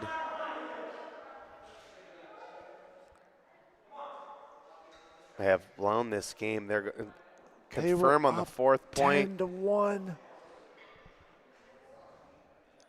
Came back. 1, 2, 3, 4 points. Youngstown flash, hit the Paulino, and win the game. Pete Barak. Oh my God. Look at Mr. this. Barach goes, Stone fruit. hits the right ball, goes into the Paulino, and makes the point. But the Hellhounds put themselves in that situation, and all of a sudden, It got ugly and quick oh for the Hellhounds. man, was that quicksand. All right, we're going to pull up the stats for the match here. I'm hurt for them. I'm speechless. I'm absolutely speechless. The Hellhounds were playing so good. Look at the frames over there from the flash. Ray Brook sells the point. They were rolling in for 3. They would have had at least a 12-1 lead, maybe 13-1. Ray Brook sells it. The Flash go all the way down. Hellhounds finally figure out a way to score some points. And then in the final frame, they elect not to shoot a 10-inch ball. They roll on it. And with Ben using the wall like he normally does. I don't know what. And he's going to use the wall. That's what he wants to do. That's not on Ben. I mean, in a couple frames prior to that, Danny, they did something similar, but the window was a lot bigger. It was like a foot and a half, maybe 2 feet when they rolled that point. And that one, like I said, was like 10 inches. That's not the point. It was just bad play calling, bad execution, and that's all you need to do to lose. And the Hellhounds continue their losing ways against the Youngstown Flash, who, beneath all of this bad play calling, Pete Barach, 11 for 11. He is now, look at this, you can check it out right here on Boccee Labs, a 13 in a row shooting streak. What a performance by Pete Barach. All right, we got it all set and getting ready for the next match. We got Luch Catullo in the booth, as well as Michael Luch Laseni. All right, Mike, what do you think? Can the Hellhounds find a way? Oh, they really just have to win by. I called them in the split, but now it's almost impossible unless they go. Well, in some kind of overtime. they can win this. Well, they can win this one, but not, they can't win they can't split the match now. They can. Yeah. What the Hellhounds can. If they go overtime. No, the Hellhounds can win this match. I mean, they can win this match, but then all they have to point do. Differential. Yeah, no, by point differential. Yeah. All they have to do is win 14-12 or better. Oh, that's right. It. Oh, okay, that's right. It was only two. It was only. Yeah. They scored 13 points. They just weren't able to get to the 14th one. So the Hellhounds, they put up 2 great games in a row. Both times, though, were short, and on big frames, the opposing team finishes it off. All right, for the Hellhounds, is it about trying to get some momentum? Yeah, absolutely. I mean, they're probably going to go with a little bit of a lineup change, it looks like here. Switch the things up because just the way that game ended is just devastating. It took all the wind out of their sails. All right, you but can feel it in the building here. On the Flash side, they get a win, maybe some momentum going back their way. There's no one from the Flash practicing right now. I don't know if Tess Romeo is going to come in or Dante Chiavetti. No Matt Estes tonight, taking a personal day as well. So they're going to get ready. Why don't we check out those all-star selections that we had on the north side? Big Ben, Diaz, Stewie, Capagreco, Carl Greenaway. I don't know if we're going to be able to put 3 Hellhounds, though, after this performance. Yeah. Rocco Guerreri is on there. Doug Carter and Ron Dog on the bench. On the south side, we got Sean Big Smooth New, Mike Robertson, Tim Wilson, Ronnie Cap, Mike Nardone, Nicky Capagreco, and Joe Palumbo. I know James Salvage is chomping at the bit to get some playing time for next week and maybe make a run to get back onto that all-star team. A whole lot of hitmen. It's going to be a wild last week of the season. Again, these are just my projections. We will see what happens. There will be a third of the fan vote, and that opens up on Wednesday, tomorrow at OhioBocceeLeague.com. Let's check out the MVP race. These are my projections. The cat's out of the bag. Big Smoo, number 1. You agree with that, Mr. Luceni? I'm perfectly okay with that. The way he's been playing this season, yeah, he's lived up to his name, and he deserves to be number 1 as right now. Anthony Capagreco, after last night, moved up to number 2 for me. Big Robs, Mikey Robertson at number 3. Papa Cap at 4. And Robert Stewie Stewart, number 5. I have for my dark horse, Timmy Wilson. He led him the victory in that game 2. In that game 1 in this match 2. 12 of 14 rolling, 86% on the night so far, 76% for the season. Lots of great rolling from the Flash. Yeah, he's giving the Flash an edge. I love it. All right, these were the odds makers, powered by Always More with Less. Born to Save, built for eBay. Look at those finals projections. Any good bets out there? What are you thinking? What's the smart bet? You know, any chance these Hellhounds plus 5,000 be able to make a run? No. But I like the Flash at plus 800 to make the finals. I mean, they did it last season. They were counted out last season. I can see them creeping up. You know, it's going to be tough for anyone to knock off Steel Valley Bocce Club. But any given night here at the OBL. Steel Valley Bocce Club, they've not yet to lose a match. I wonder if they change things up going into next week. Only one more match left in the season. And I'd just be interested to see if they play the backups, maybe start the backups, or if they go with the starters and say, like, hey, we want to be guaranteed to be undefeated. There's never been an undefeated season in professional bocce. Well, they're the most dominant team. Yeah, I would just keep it going. Why mess with the lineup? Why get cute with it? Just go out there and just run the table. So these were the standings up until today. The Gamblers, they got the clean sweep. They have 10 points. And the Barbarians, even if they got up to 10 points, you know, another sweep next week, right. I should say. Because of the tiebreaker, the Gamblers have won the division, so they've won the North. The Hellhounds still sitting at 2 points, 0 for 5 matches, 2 for 9. 2 for 9 in game record, and with the worst point differential in the league. The Youngstown Flash looking to win their third match here. They at least have 8 points. They're trying to creep up on the Mahoney Valley Hitmen to maybe take that third seed. Their game record is 6-5. The South has just been dominating the North. Look at that point differential, plus 50 for the Steel Valley Bocce Club. Are we thinking one of the champions come from the South, Luch? I think Steel Valley's coming from the South, yeah. Steel Valley? Yeah. Who are they going to meet in the championship? If you had to pick one team for them to meet in the championship, you go in Koppel? Koppel. You're going the other quick on the team. trigger. Quick on the trigger. Koppel starting to put things together. I think so too. I like that pick, Luch. Some of my favorite players on both of those teams. All right, so they got practice frame. We're going to bring you out on the court. And before we get to the live action, we're going to be headed out to a commercial break.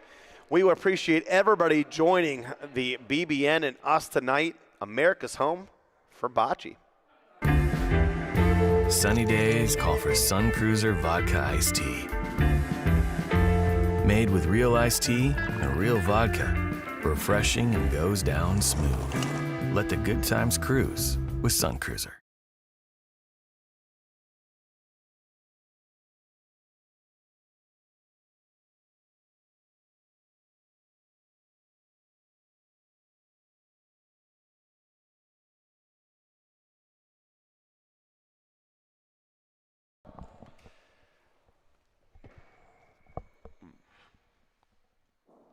All right, looks like the Flash are going to run back the starters. That's why there was no one practicing. Meanwhile, Tony D'Onofrio looks like he may be coming in shooting first, taking over for Rocco Guerreri. Tony D'Onofrio, 76% on the season.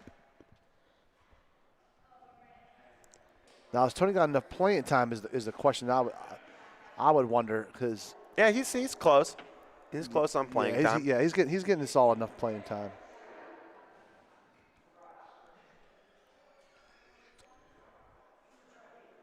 it's tough for those guys who are lead shooters when there's already a lead shooter in there to come off the bench. But I see a lot of these teams kind of switch out that from game to game so they give everyone an opportunity to play. The level of play and the skill level is so close in the top 40 guys here.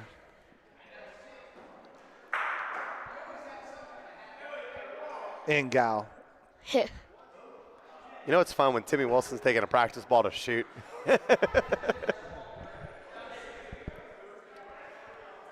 Says you never know. All right, make sure you check out Deepwater Consulting if you're looking for a certified Pennsylvania CPA. Deepwater Consulting, tax, business, and accounting advice.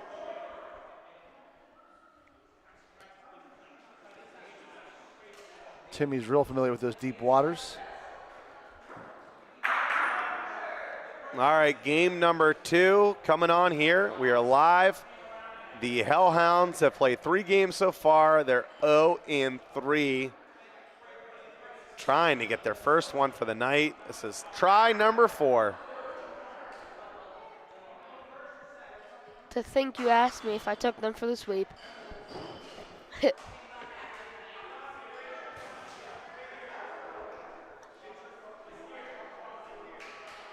All right, they're getting ready to go here.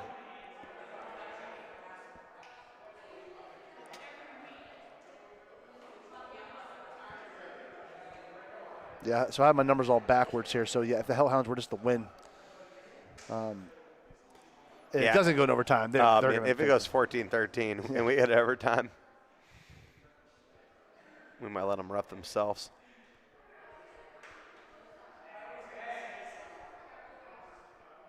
Get somebody on Facebook Live.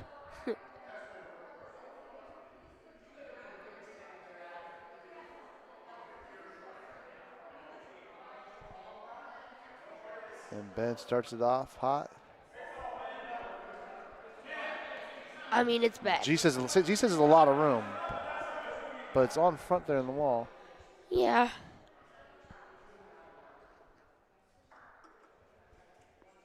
Comes Timmy. And Dante did jump out there. He's taking over for Gianni, who's been, struggling a little bit. Tonight, at least. Did you like Timmy rolling on that ball? It was in front, on the wall side. It reminded me of the last frame we just watched last game where just shoot that ball, get rid of it. It wasn't the greatest point, but like I said, it was in front. Now it's a better point.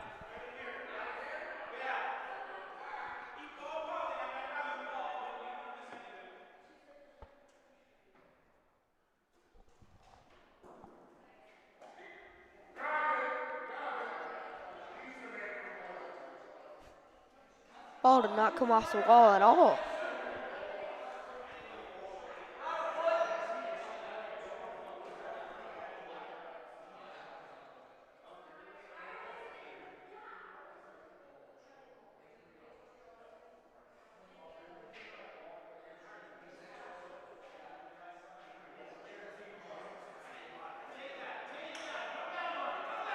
Bobby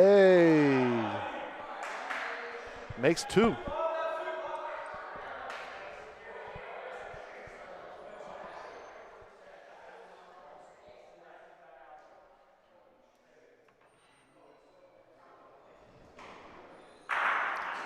Got it. Hits it square. Paulino squirts down. Flash point.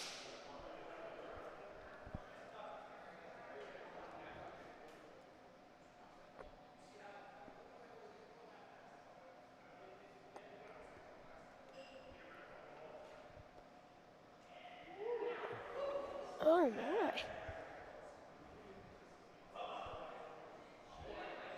Got awfully close there to his own front ball, huh? I know. Saying, oh, my. Thought he was going to hit it. Maybe not even beat their ball. Right. And now, calling for a shot here? Well, I mean, if they hit their own ball and it takes out Hellhound's ball. Yeah. This is the kind of plays that Gianni likes to call. Pete got lucky last time hitting the wrong ball. So that's why. There's no chance to move your ball over. Yeah, I didn't like that angle at all. And now they have a chance to make 2 or 3. Does that break the streak?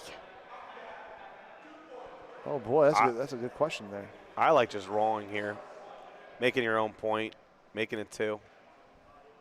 You don't want Paulino to squirt. He got touch up and Yeah, he rolled firmly into both balls. If he got the front ball, he would have made 3.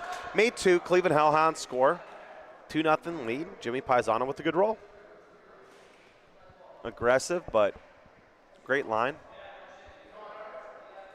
And Luch asked the question. I'm not sure if that Pete Barat shot is going to be counted on part of his streak or not. He did make contact with that one back there. Yeah, he was shooting in either or, so he was shooting his own ball. Whether or not you could say it was a bad decision, but it was a good shot. Yeah. So he executed on the decision that they gave him either or. So I'm assuming that they're going to mark it as a shot, and they did. So streak continues. He's got 14. What is it, 14 coming in tonight Yeah. overall. Oh, he's halfway to cap. Yeah, right. He's halfway there. And he had 26 last year himself, right? At 28 after last night. He Oh, broke for his own record. Oh, cap. But what did Pete have? What's Pistols? 24. 24, okay. So 28's the new. Okay. All right, Timmy Wilson eats that up. Wow. W-O-W.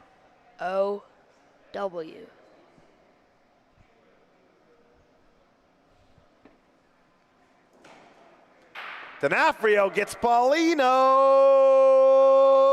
and stays with it. If these Hellhounds could equate these back wall plays into wins, Ugh. they'd be undefeated. But instead, I mean, they should have had the last 2 games.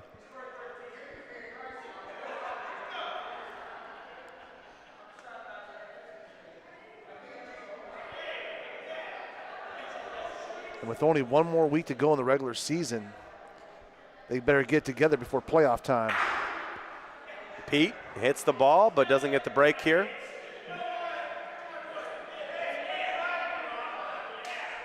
That means he's 15 of 15, but he just ain't getting the breaks.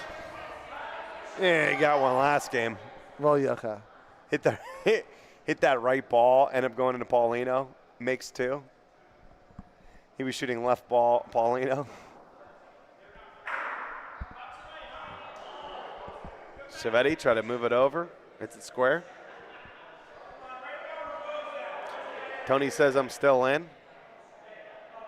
I'm okay with those shots, but it's never been my kind of play, Danny. How about you? You like shooting there or trying to roll in for it? You like the I shot? do, but you have to shoot it underhand or off the wall for it to move over. But I'm fine with that.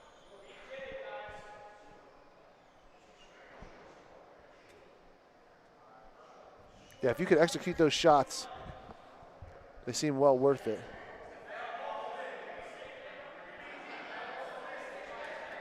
All right, Hellhound still in. A lot of room here for them to roll. So Stewie is out this game. Tony D'Onofrio in. Bubba in.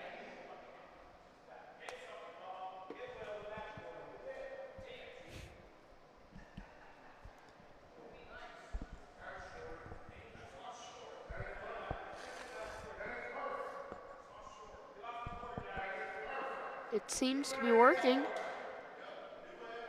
All right, Jimmy makes the second point here. Great roll by Jimmy. Yeah, excellent point. 4-0 Hellhounds. And it's all thanks to this shot. At this point, you just they have to have 14 for you to believe it.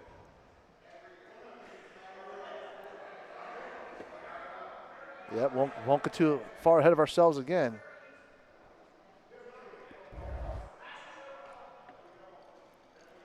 First game, I thought it was a lock for them.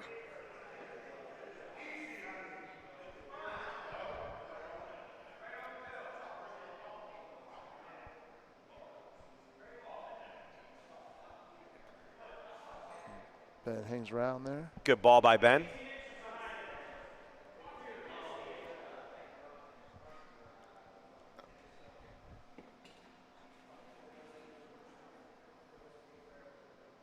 Comes Timmy. Jimmy Wilson with the roll.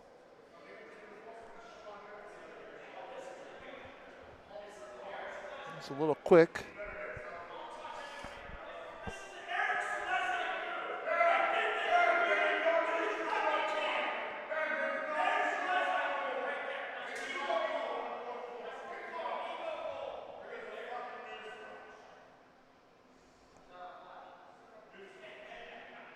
All right, here comes Bobby.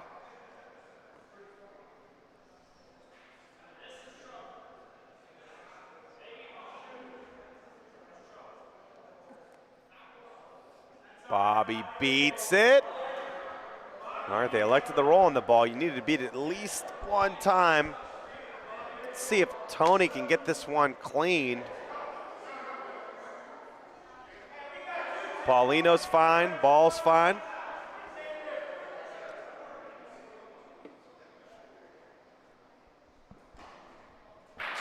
Got Paulino, and moves it to their ball.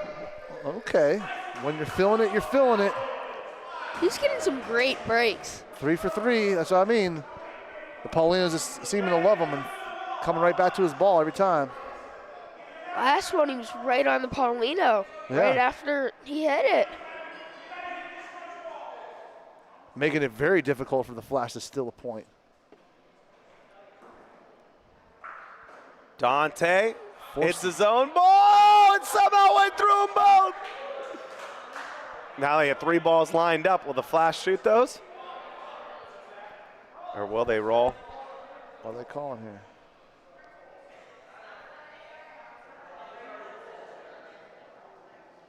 Give yourself a player, a fighter. Here comes Peter Barach. Can't give the Hellhounds 4 here. That'd be the absolute worst case scenario. So if Pete takes a point away, makes it difficult for them to even shoot this one now. They're gonna try to.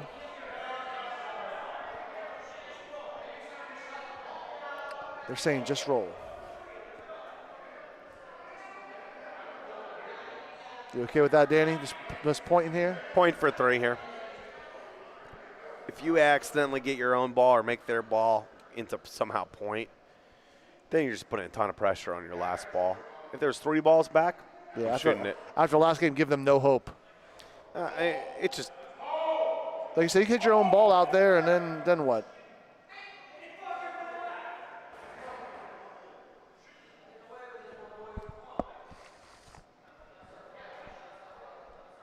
I didn't mind shooting it somehow. Maybe you clip the Paulino, take it to the right there.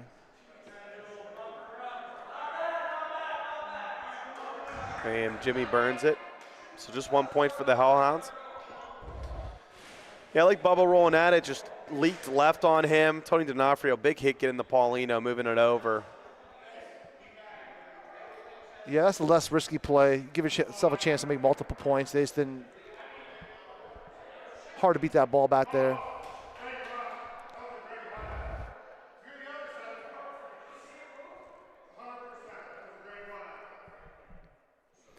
Comes Ben Diaz. Another big lead for the Hellhounds, 5-0. Playing to 14. Because that man right there, Mr. Ray-Bans. Just trying to win them. Give him bad news, Ben.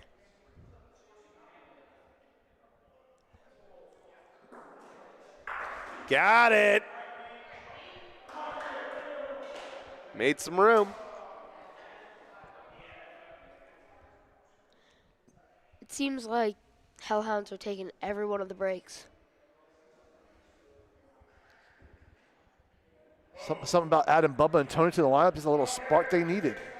Yeah. Comes Mr. Wilson. A little heavy.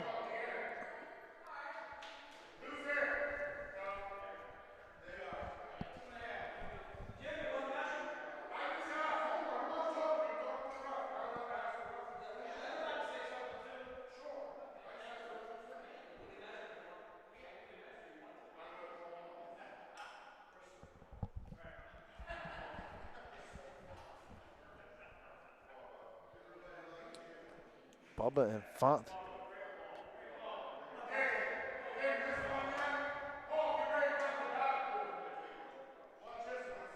Here comes Dante.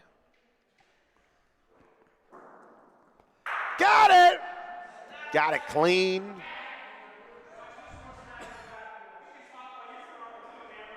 It's a big hit from the owner of the Youngstown Flash Bocce team.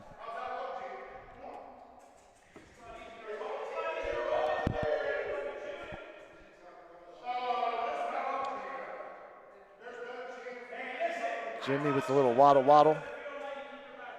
Puts that ball right on.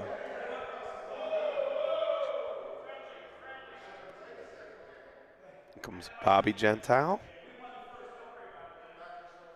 Going after it. Big ball here. Does it come down? It does not. And now the Flash can't seem to find a point.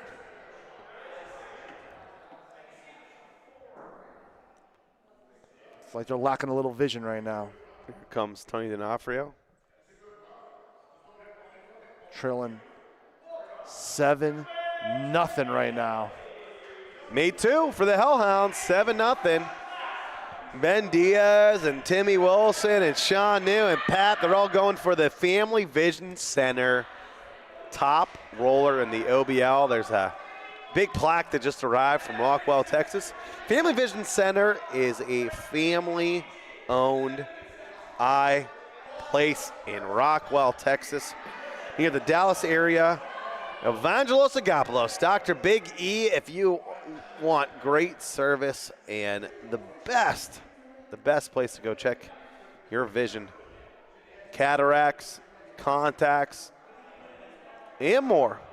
Make sure to check out Family Vision Center down there in the heart of Texas. 7-0 Hellhounds. Trying to put it together. Stomping on the Flash again. You know who's really picked it up is Bobby Gentile's really picked it up for this team, but they still can't buy a point. He's 4-4 pointing in this game, and it's made no difference. That's because Tony D'Onofrio shooting 3 of 3. He said, "You put a ball out there, I'll get rid of that thing." And I'll take Paulina with me. Here comes That's Gentile right. trying to beat it. Here comes Bobby again. Bobby Gentile picks him up and makes the point. What a ball by Bobby. If you need a great wingman, you can get yourself Bobby Gentile out there because he'll pick you up.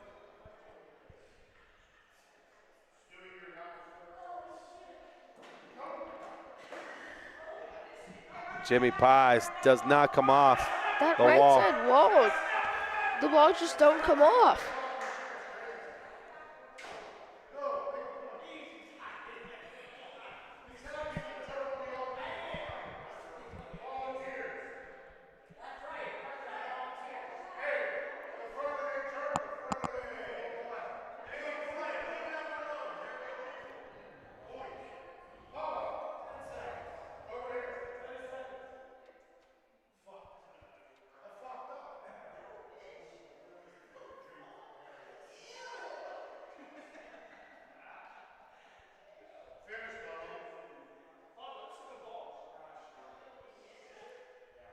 Bubba trying to make something move.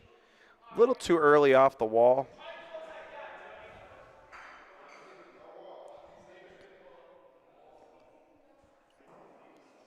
And all thanks to Bobby Gentile. The Flash are looking at some points here for a frame finally. Tony's going to be long. And now, what's Dante thinking?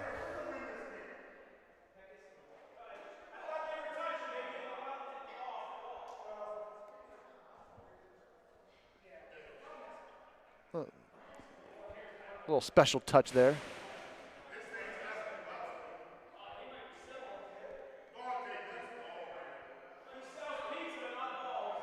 Made 2. That's Great the special roll. touch I'm talking about.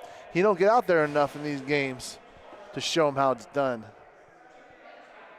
Oh, he has 40 attempts in his career. Can't give the Flash a flash of hope. Nope. Don't do it, Luch, right? We seen what happens last time. All right, that ball doesn't have a shot. 2 points, though, for the Flash, 7-2. They were down. They were down by 7 points, 110. right? They were down 1-10 last time. They're down 2-7 right now, trying to make a comeback. This Flash team's playing pretty darn good. They are 6 for 7 in this game shooting, 10 for rolling. Match stats 86% shooting, being led by Pistol Pete. The Hellhounds, though, have found some ways to make some splashy plays. 7-2.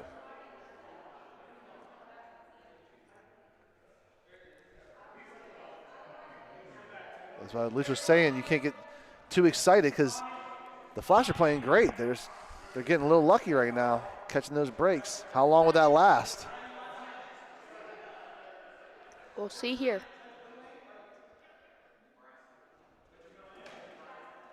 Got it. Tony moves Paulino again. And he sticks, of course. All right, a lot of room, though, for Ben. That's about a 50-50. You don't really mind that. Both balls aren't really in play. Ben's another one of those players that thrive off the back wall, likes going deep. His team clapping it up for him. That's not an easy, he makes it look easy. It's not an easy Especially point as a to make. lead roller. I mean, most of the time you're rolling on an open Paulino, or at least I should say about half the time you're rolling on an open Paulino. Very rarely do you have back wall rolls. Usually that's a second roller position where Paulino's been moved around from the hitter. Yeah, but Ben's used to it. An experienced gamer. He wants those Ray-Bans. Oh, yeah.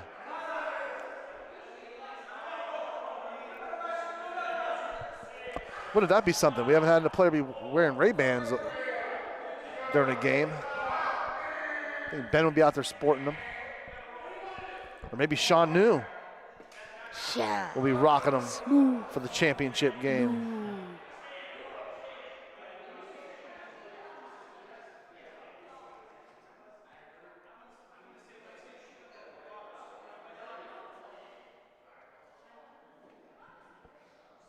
One heck of a player. Oh, yeah. Here comes this Bobby Gentile with the gentle roll. Looks like it's going to be a little short. So they elect not to shoot. Bobby puts a fighter in here. They could shoot now, or they could try to play on their own ball.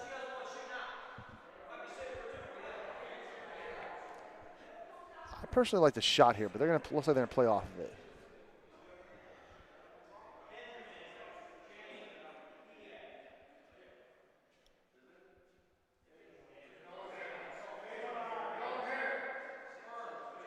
Little bink. And that's why.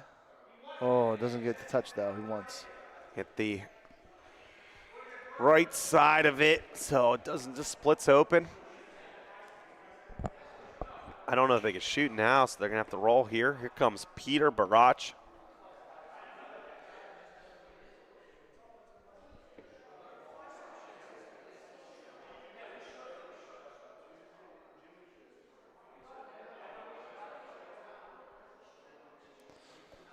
Needs a little tap to the left side, does not get it. All right, a lot of room here. Honestly, not a lot of room here for the Hellhounds, but trying to make at least one more point. Two rollers back.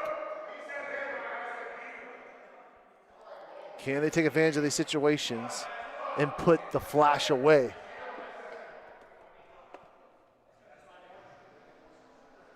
It'd be their first match win of the season. Don't want to be over. Here comes Bubba.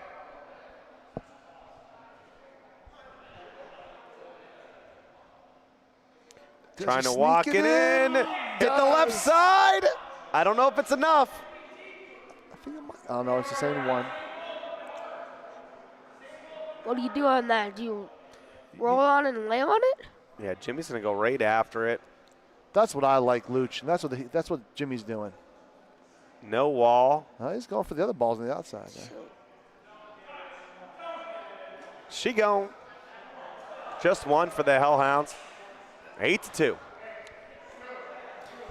All right, so ITM 30, they are a sponsor of the OBL. You can go there for an OBL official watch party.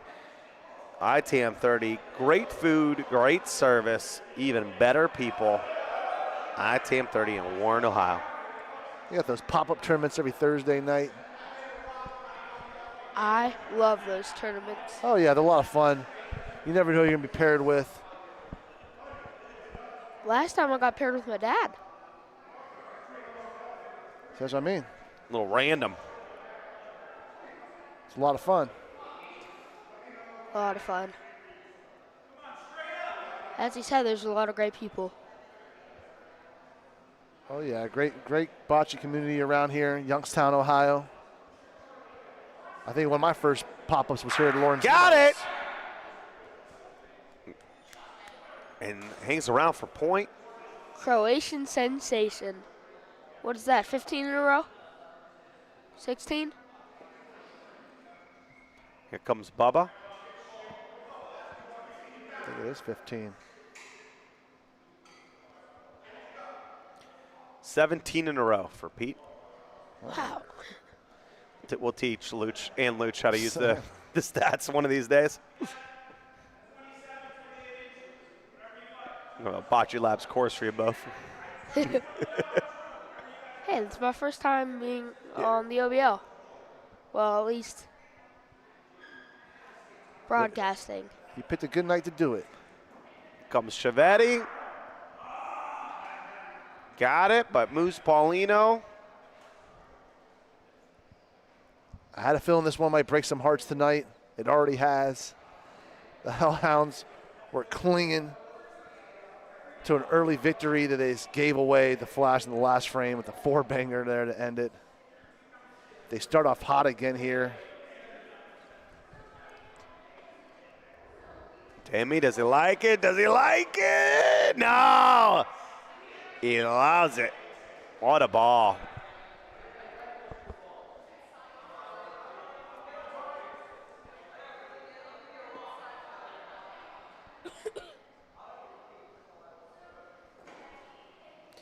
Got the side of it.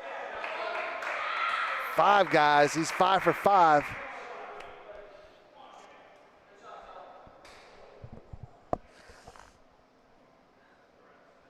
Jimmy P gonna shine that ball up. Maybe look to get rid of him. Bobby trying to make him work for it. I think Jimmy's gonna roll a point on that. About 4 feet. A lot of room. 3.5 they're saying, so they want him to shoot. And he took an angle where he could get in between. Either was probably good. Jimmy Pie with the miss.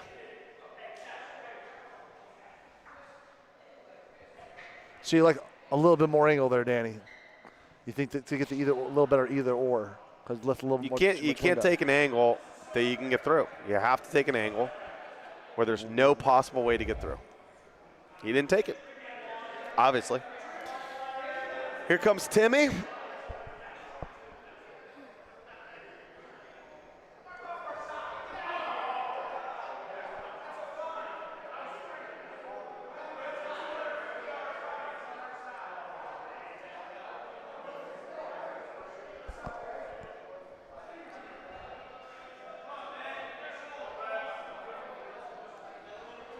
All right, left him some room.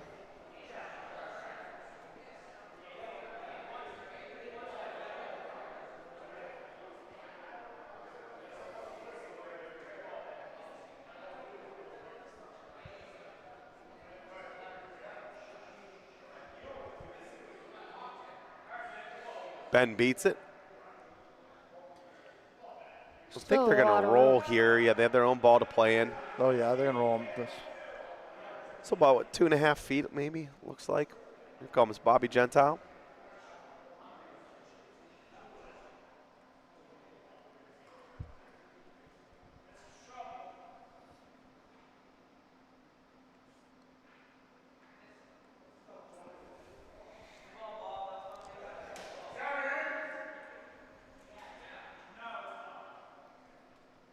Comes Tony.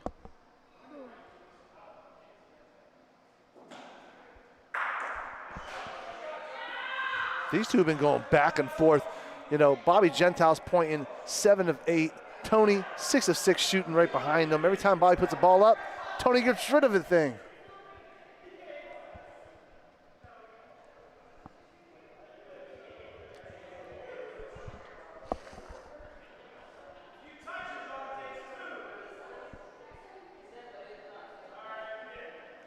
Chiavetti, great ball again.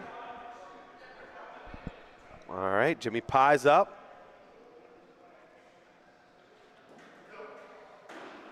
Misses the shot.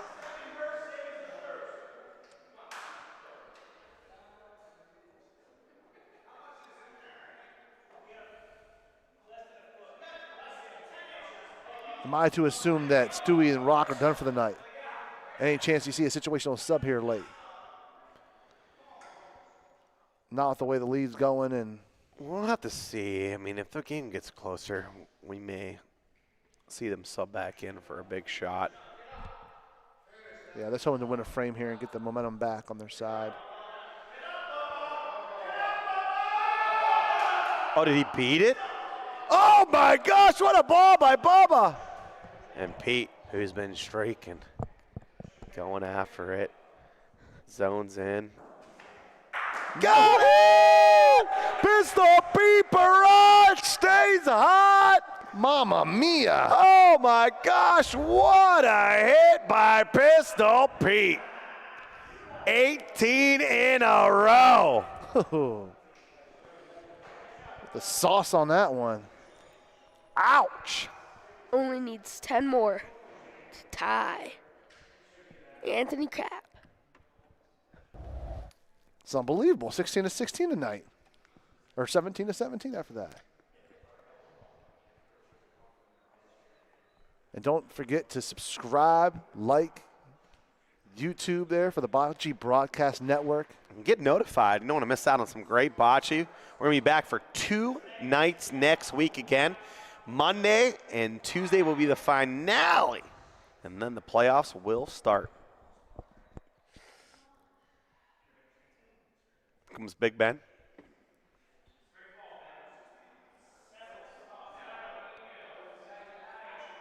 Yeah, so the lineup's a little different. We go Monday and Tuesday next week, and then Monday, Tuesday, Wednesday the following week for our championship game. Don't miss out on all that. I know last season the playoffs would get it real exciting around here. Comes Bobby. It's do or die playoff time.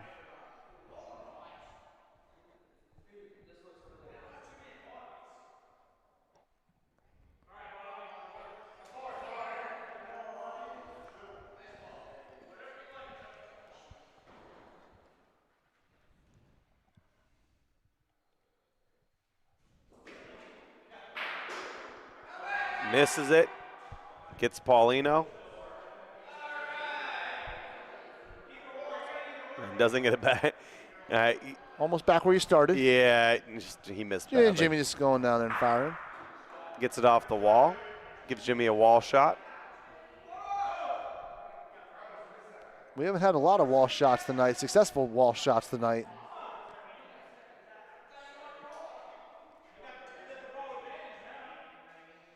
Here comes Pistol Pete.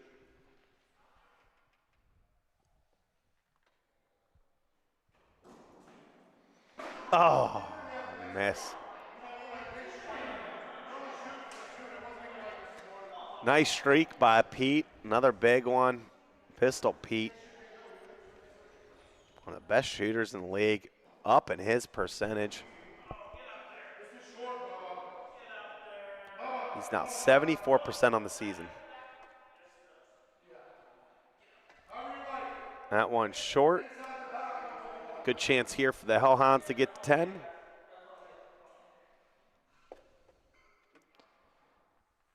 Pete did something similar to last season where he started to catch fire late. And the flash kind of piggybacked off of him. Gave it a good shot here. That should look like 2 for the Hellhounds.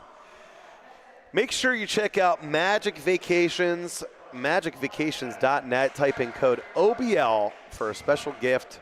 Use them for a quick little getaway or a long Magic vacation.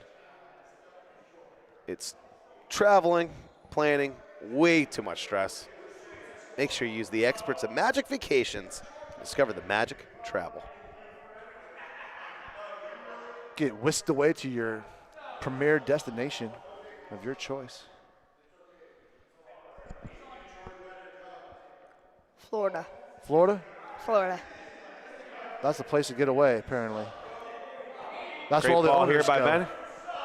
When they're fed up with the OBL, in the Ohio weather, they go down to Florida, apparently. Got it. Got the ball. Start another one, Pete. 17 for 18 tonight. Just fire. All right, let us know in the chat. Who do you think is going to be nominated for Player of the Match? And you could vote now for Player of the Match from last night, and we will have these matches up there too. You can go to OhioBocceeLeague.com or hit that QR code. Check out Ohio Bocce League for the scores, the standings, the schedule, the statistics, and more. How about this for numbers, Danny? Right now, as it stands, Timmy Wilson, Bobby Gentile, and Ben Diaz all rolling 17 of 23 tonight. All three of them. It's a number. 74%. It's a good number. 17-23. Play it.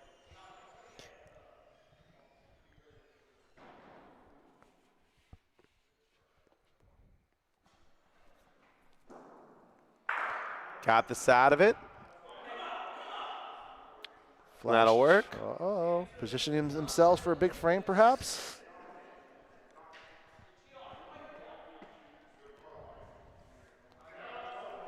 Do you call Tessa out over there?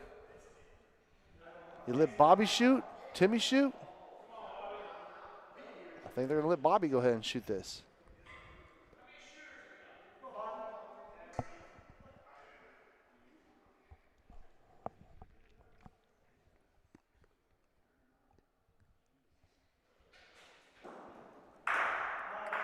Oh, but you know what? Yeah, I definitely have Bobby. He's in the game. He's warm. Tess hasn't shot up, but Tess hasn't even practiced the ball tonight. And we saw Timmy out there already practicing his shot, so he was ready to go. Will he be shooting, though? Looks like it. Yeah, looks like.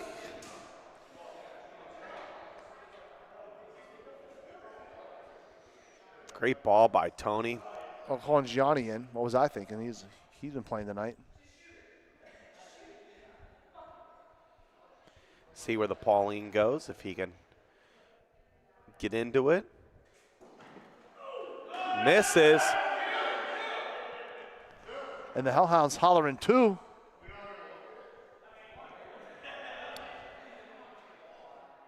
Bo says, I don't know.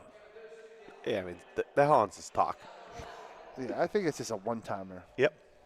Just one. 11-4. 3 more points are needed by the Hellhounds. Can they finish the job? They were up so big last game. This will make them feel better, though. They can get this last one. You got Hellhounds, the last 3 games are playing admirably. Just the wins have not come. Yeah. I knew tonight was going to be a grind. I didn't expect this.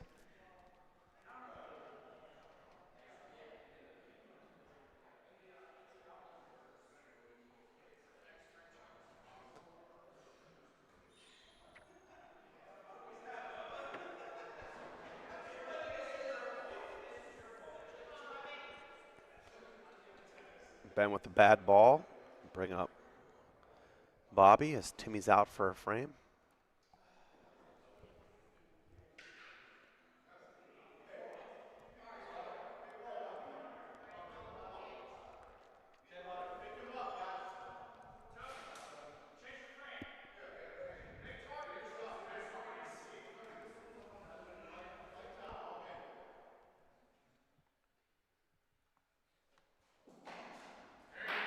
Tony gets Paulino.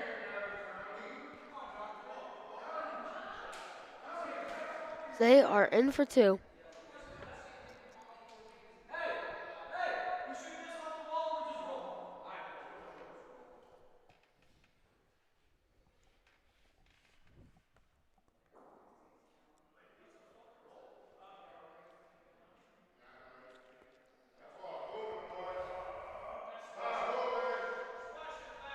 Chugga, chugga, chugga, chugga. Choo choo. She go.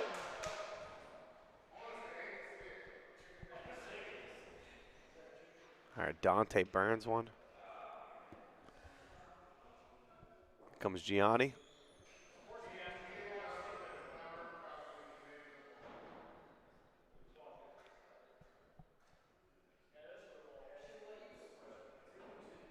G says, don't worry, I got you, partner. Let me pick you up. What a ball by G.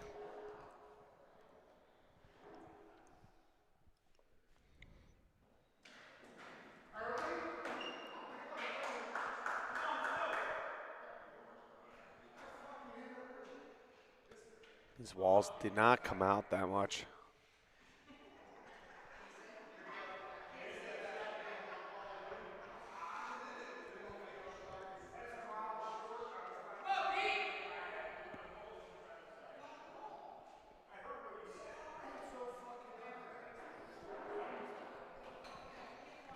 Good chance here for the Flash to make two. Bubba's way short.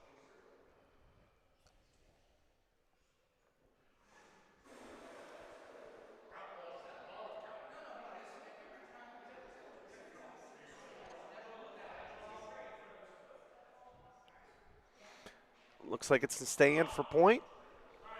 11-6 game. Sponsors for the Youngstown Flash: Pineapple, POS, Welcome to Payments, the Beard Brothers Moving Group, Lorraine Music and Vending Company, St. Anthony Society, the Women's Auxiliary Board, and the Lone Ranger.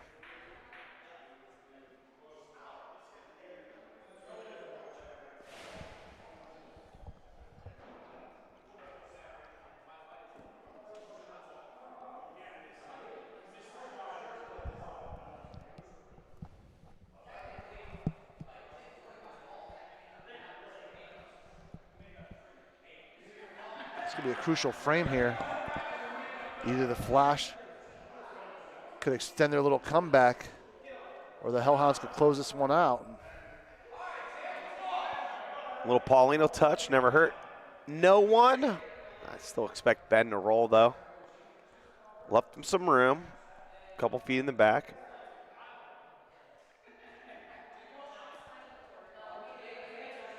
Ben 8 for 10 coming into this roll.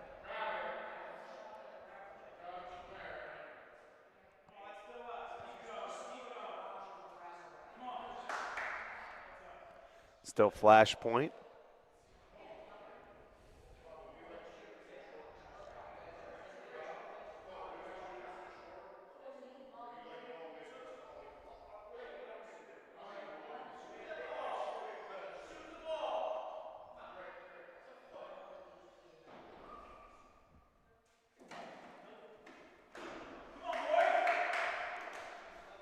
Comes Bubba. And after a miss by Tony.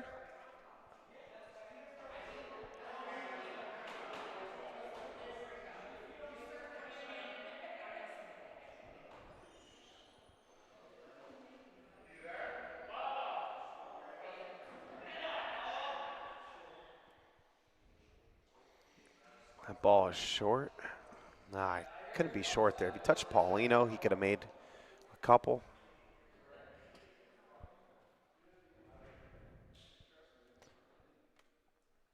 Just like that. Little rub of the Paulino. Gonna make for one, but now, they say 2A. Here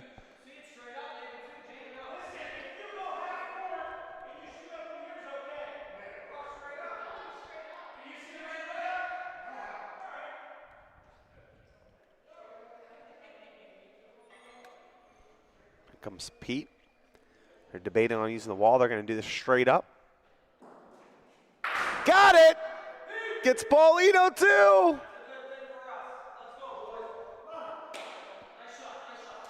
And now, looking at potentially an 11-8 game. Potentially. If they don't make these 2 points, kick them out of the league. Kick them out.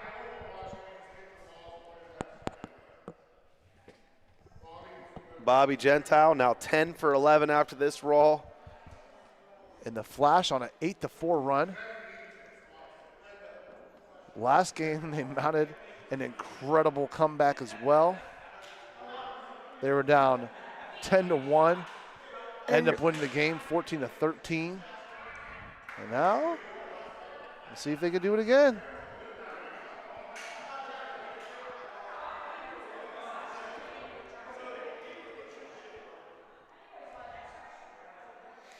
11-8 ball game. Here comes Timmy Wilson.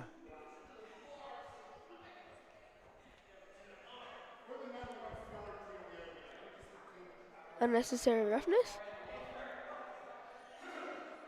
Timmy moves everybody out of his way.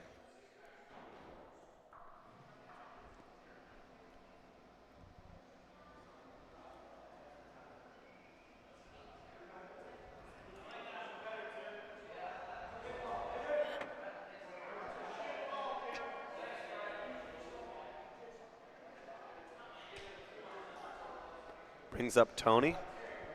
Great ball there by Timmy. Got ball, got Paulino. Flash point, put some room here. What's that, his second bad break of the game? Yeah. I mean, listen, Timmy caused the bad break by putting the ball by the Paulino, so. And this is open still. I don't know if this is necessarily huge advantage for the Flash. It's not like it's in a hidden stick zone. So if you could bury one here. A guy like Ben Diaz can make it a little tougher on him. Makes a point. They're probably going to roll here. Yeah, looks like got about 2 feet.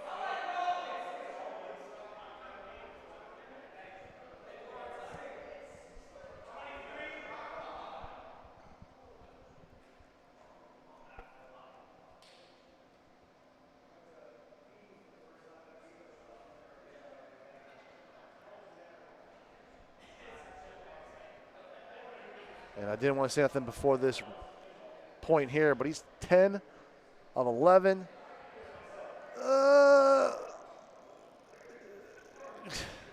I don't think they got there.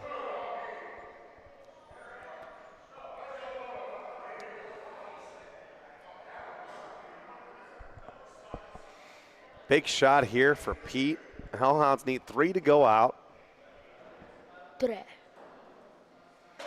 Misses barely.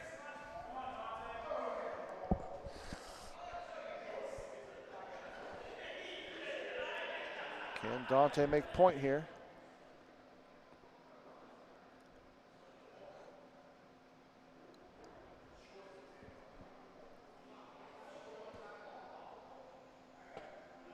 Just short. What a line, and it's short. All right. Got to find a way to make 3. I think Bubba's going to go right through the 2, using the wall. Hellhounds with a chance to win their first match of the season.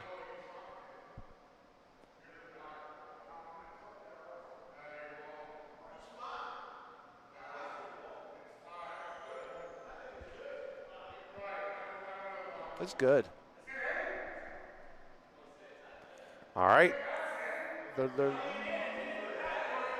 He was confirming it was in, not off the back wall, but he's now checking to see if it's 2. And they're going to go ahead and measure it out.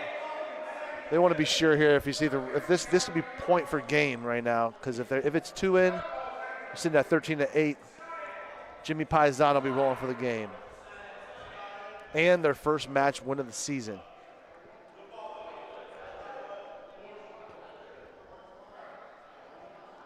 Right now, what are they? 2 of 9 for their gameplay on the season. This will only be the 3rd game they've ever won. Just 1. Wow. They'd have to move Paulino. Yeah, so likely won't end the game here, but he's going for 2.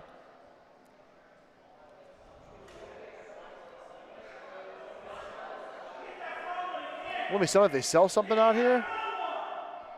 Deja vu. Jimmy Pye makes the second one. 13-8 Hellhounds. One more point they need. Can they get it done? Jimmy Pye with the great roll. And then a little bit of a trash talking after, if you want to call it that. I don't know. This is some serious trash talking. Vu. Yeah.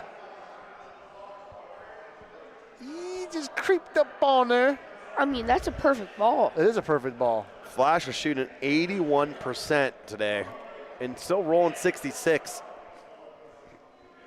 And yet find themselves 1 point away from losing this match.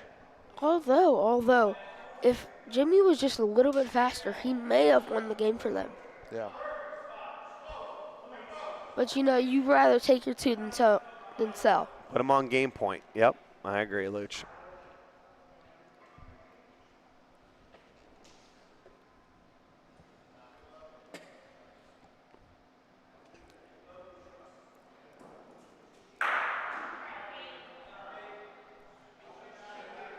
Like clockwork.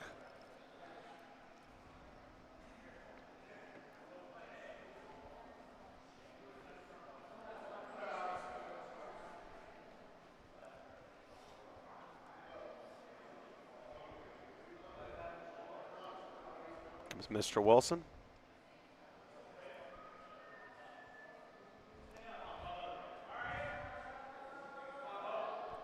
Got into the reel a little early, but makes for an okay point.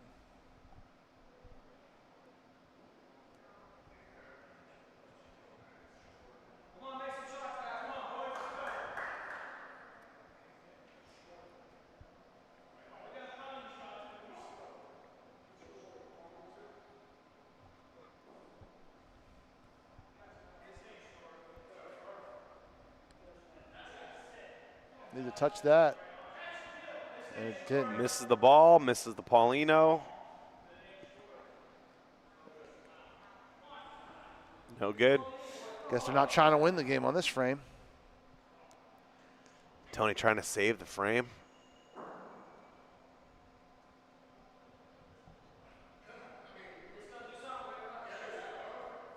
This is a great ball.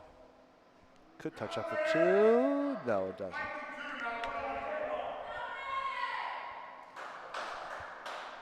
Here comes Dante. Hit. I mean, you have to.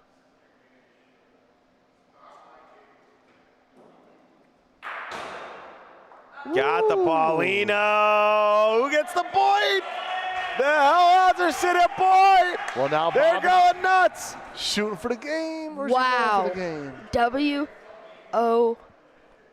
Back wall Bobby got to try to find a way to What are make you a doing, point. Luch? Huh? Shooting, Luch, or you're pointing, Luch? What are you doing?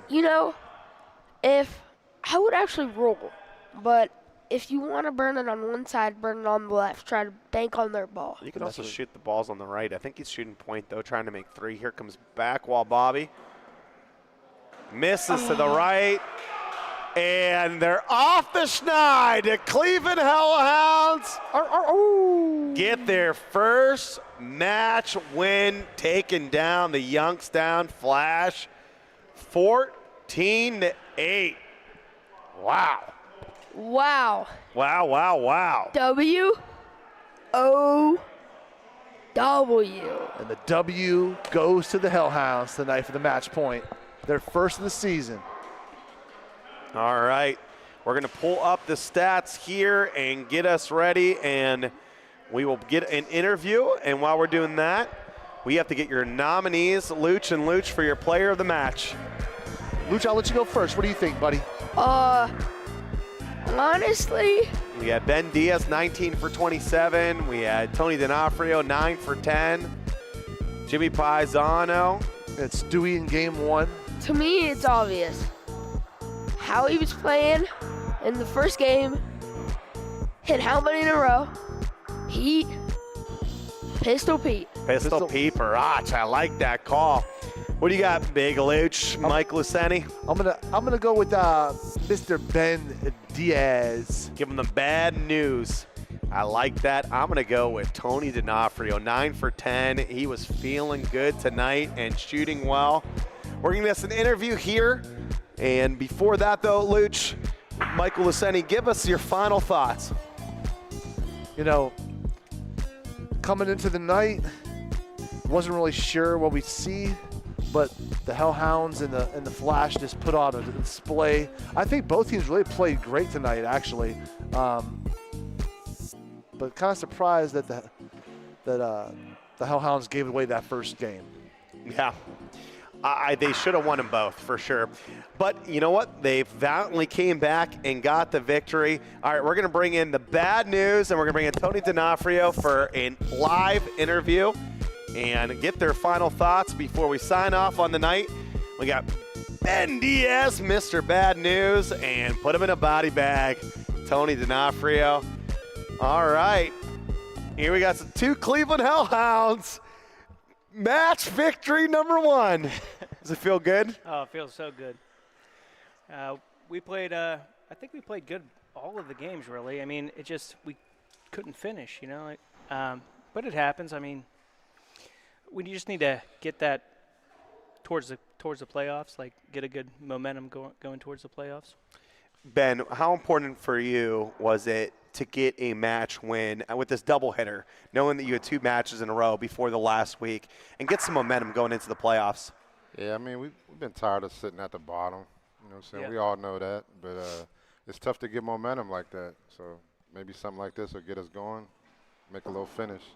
When you're fighting through, you know, these games, Tony, you had a match that was in your hand, or should say a game that was in your hand with the Gamblers.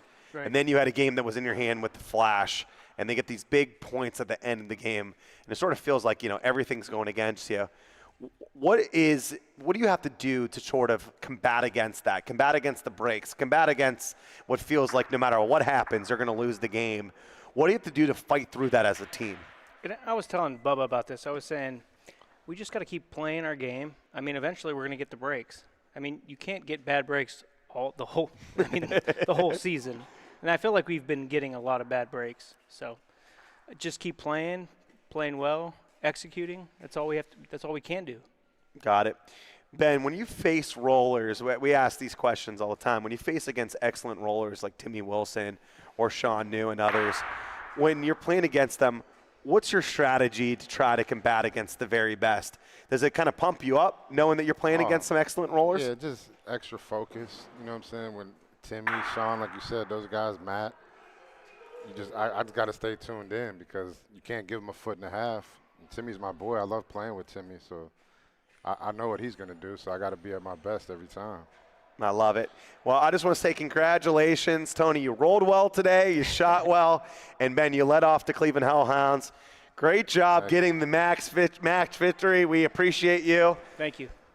All right, you can vote for player of the match. We already have last week's up there, and we will have this week's up soon. I'm going to give you my final thoughts before we head out tonight. Again, the Cleveland Hellhounds with the victory. Got Luch coming back into the booth here. All right, so it was a wild night of bocce, a double-double, the first ever in OBL history. That was a lot of fun. I enjoyed it, and we finally saw the Cleveland Hellhounds eke out a victory. We also got to see the Koppel Gamblers take down the North. The 2 teams with the byes are all set. Next week is going to be about playoff positioning and seeing who they could face. It's going to be a lot of fun. Last week of the season coming up, the top roller to the top shooter, the belts are on the line. Yep. These players are looking also to make runs for the All-Star game and the MVP. It's really important for them to be able to show out at the end of the season. From Michael Luceni, for Luciana Catullo, for early tonight, Queen Bee, Lee Chrisman, and Never Shortland from Cortland, Heidi Califoot, producer Justin Sherrill, and the director up in Chicago, Michael Sheldon. I'm the commish, Danny Catt, and welcome to the game. Jimmy, he has been playing so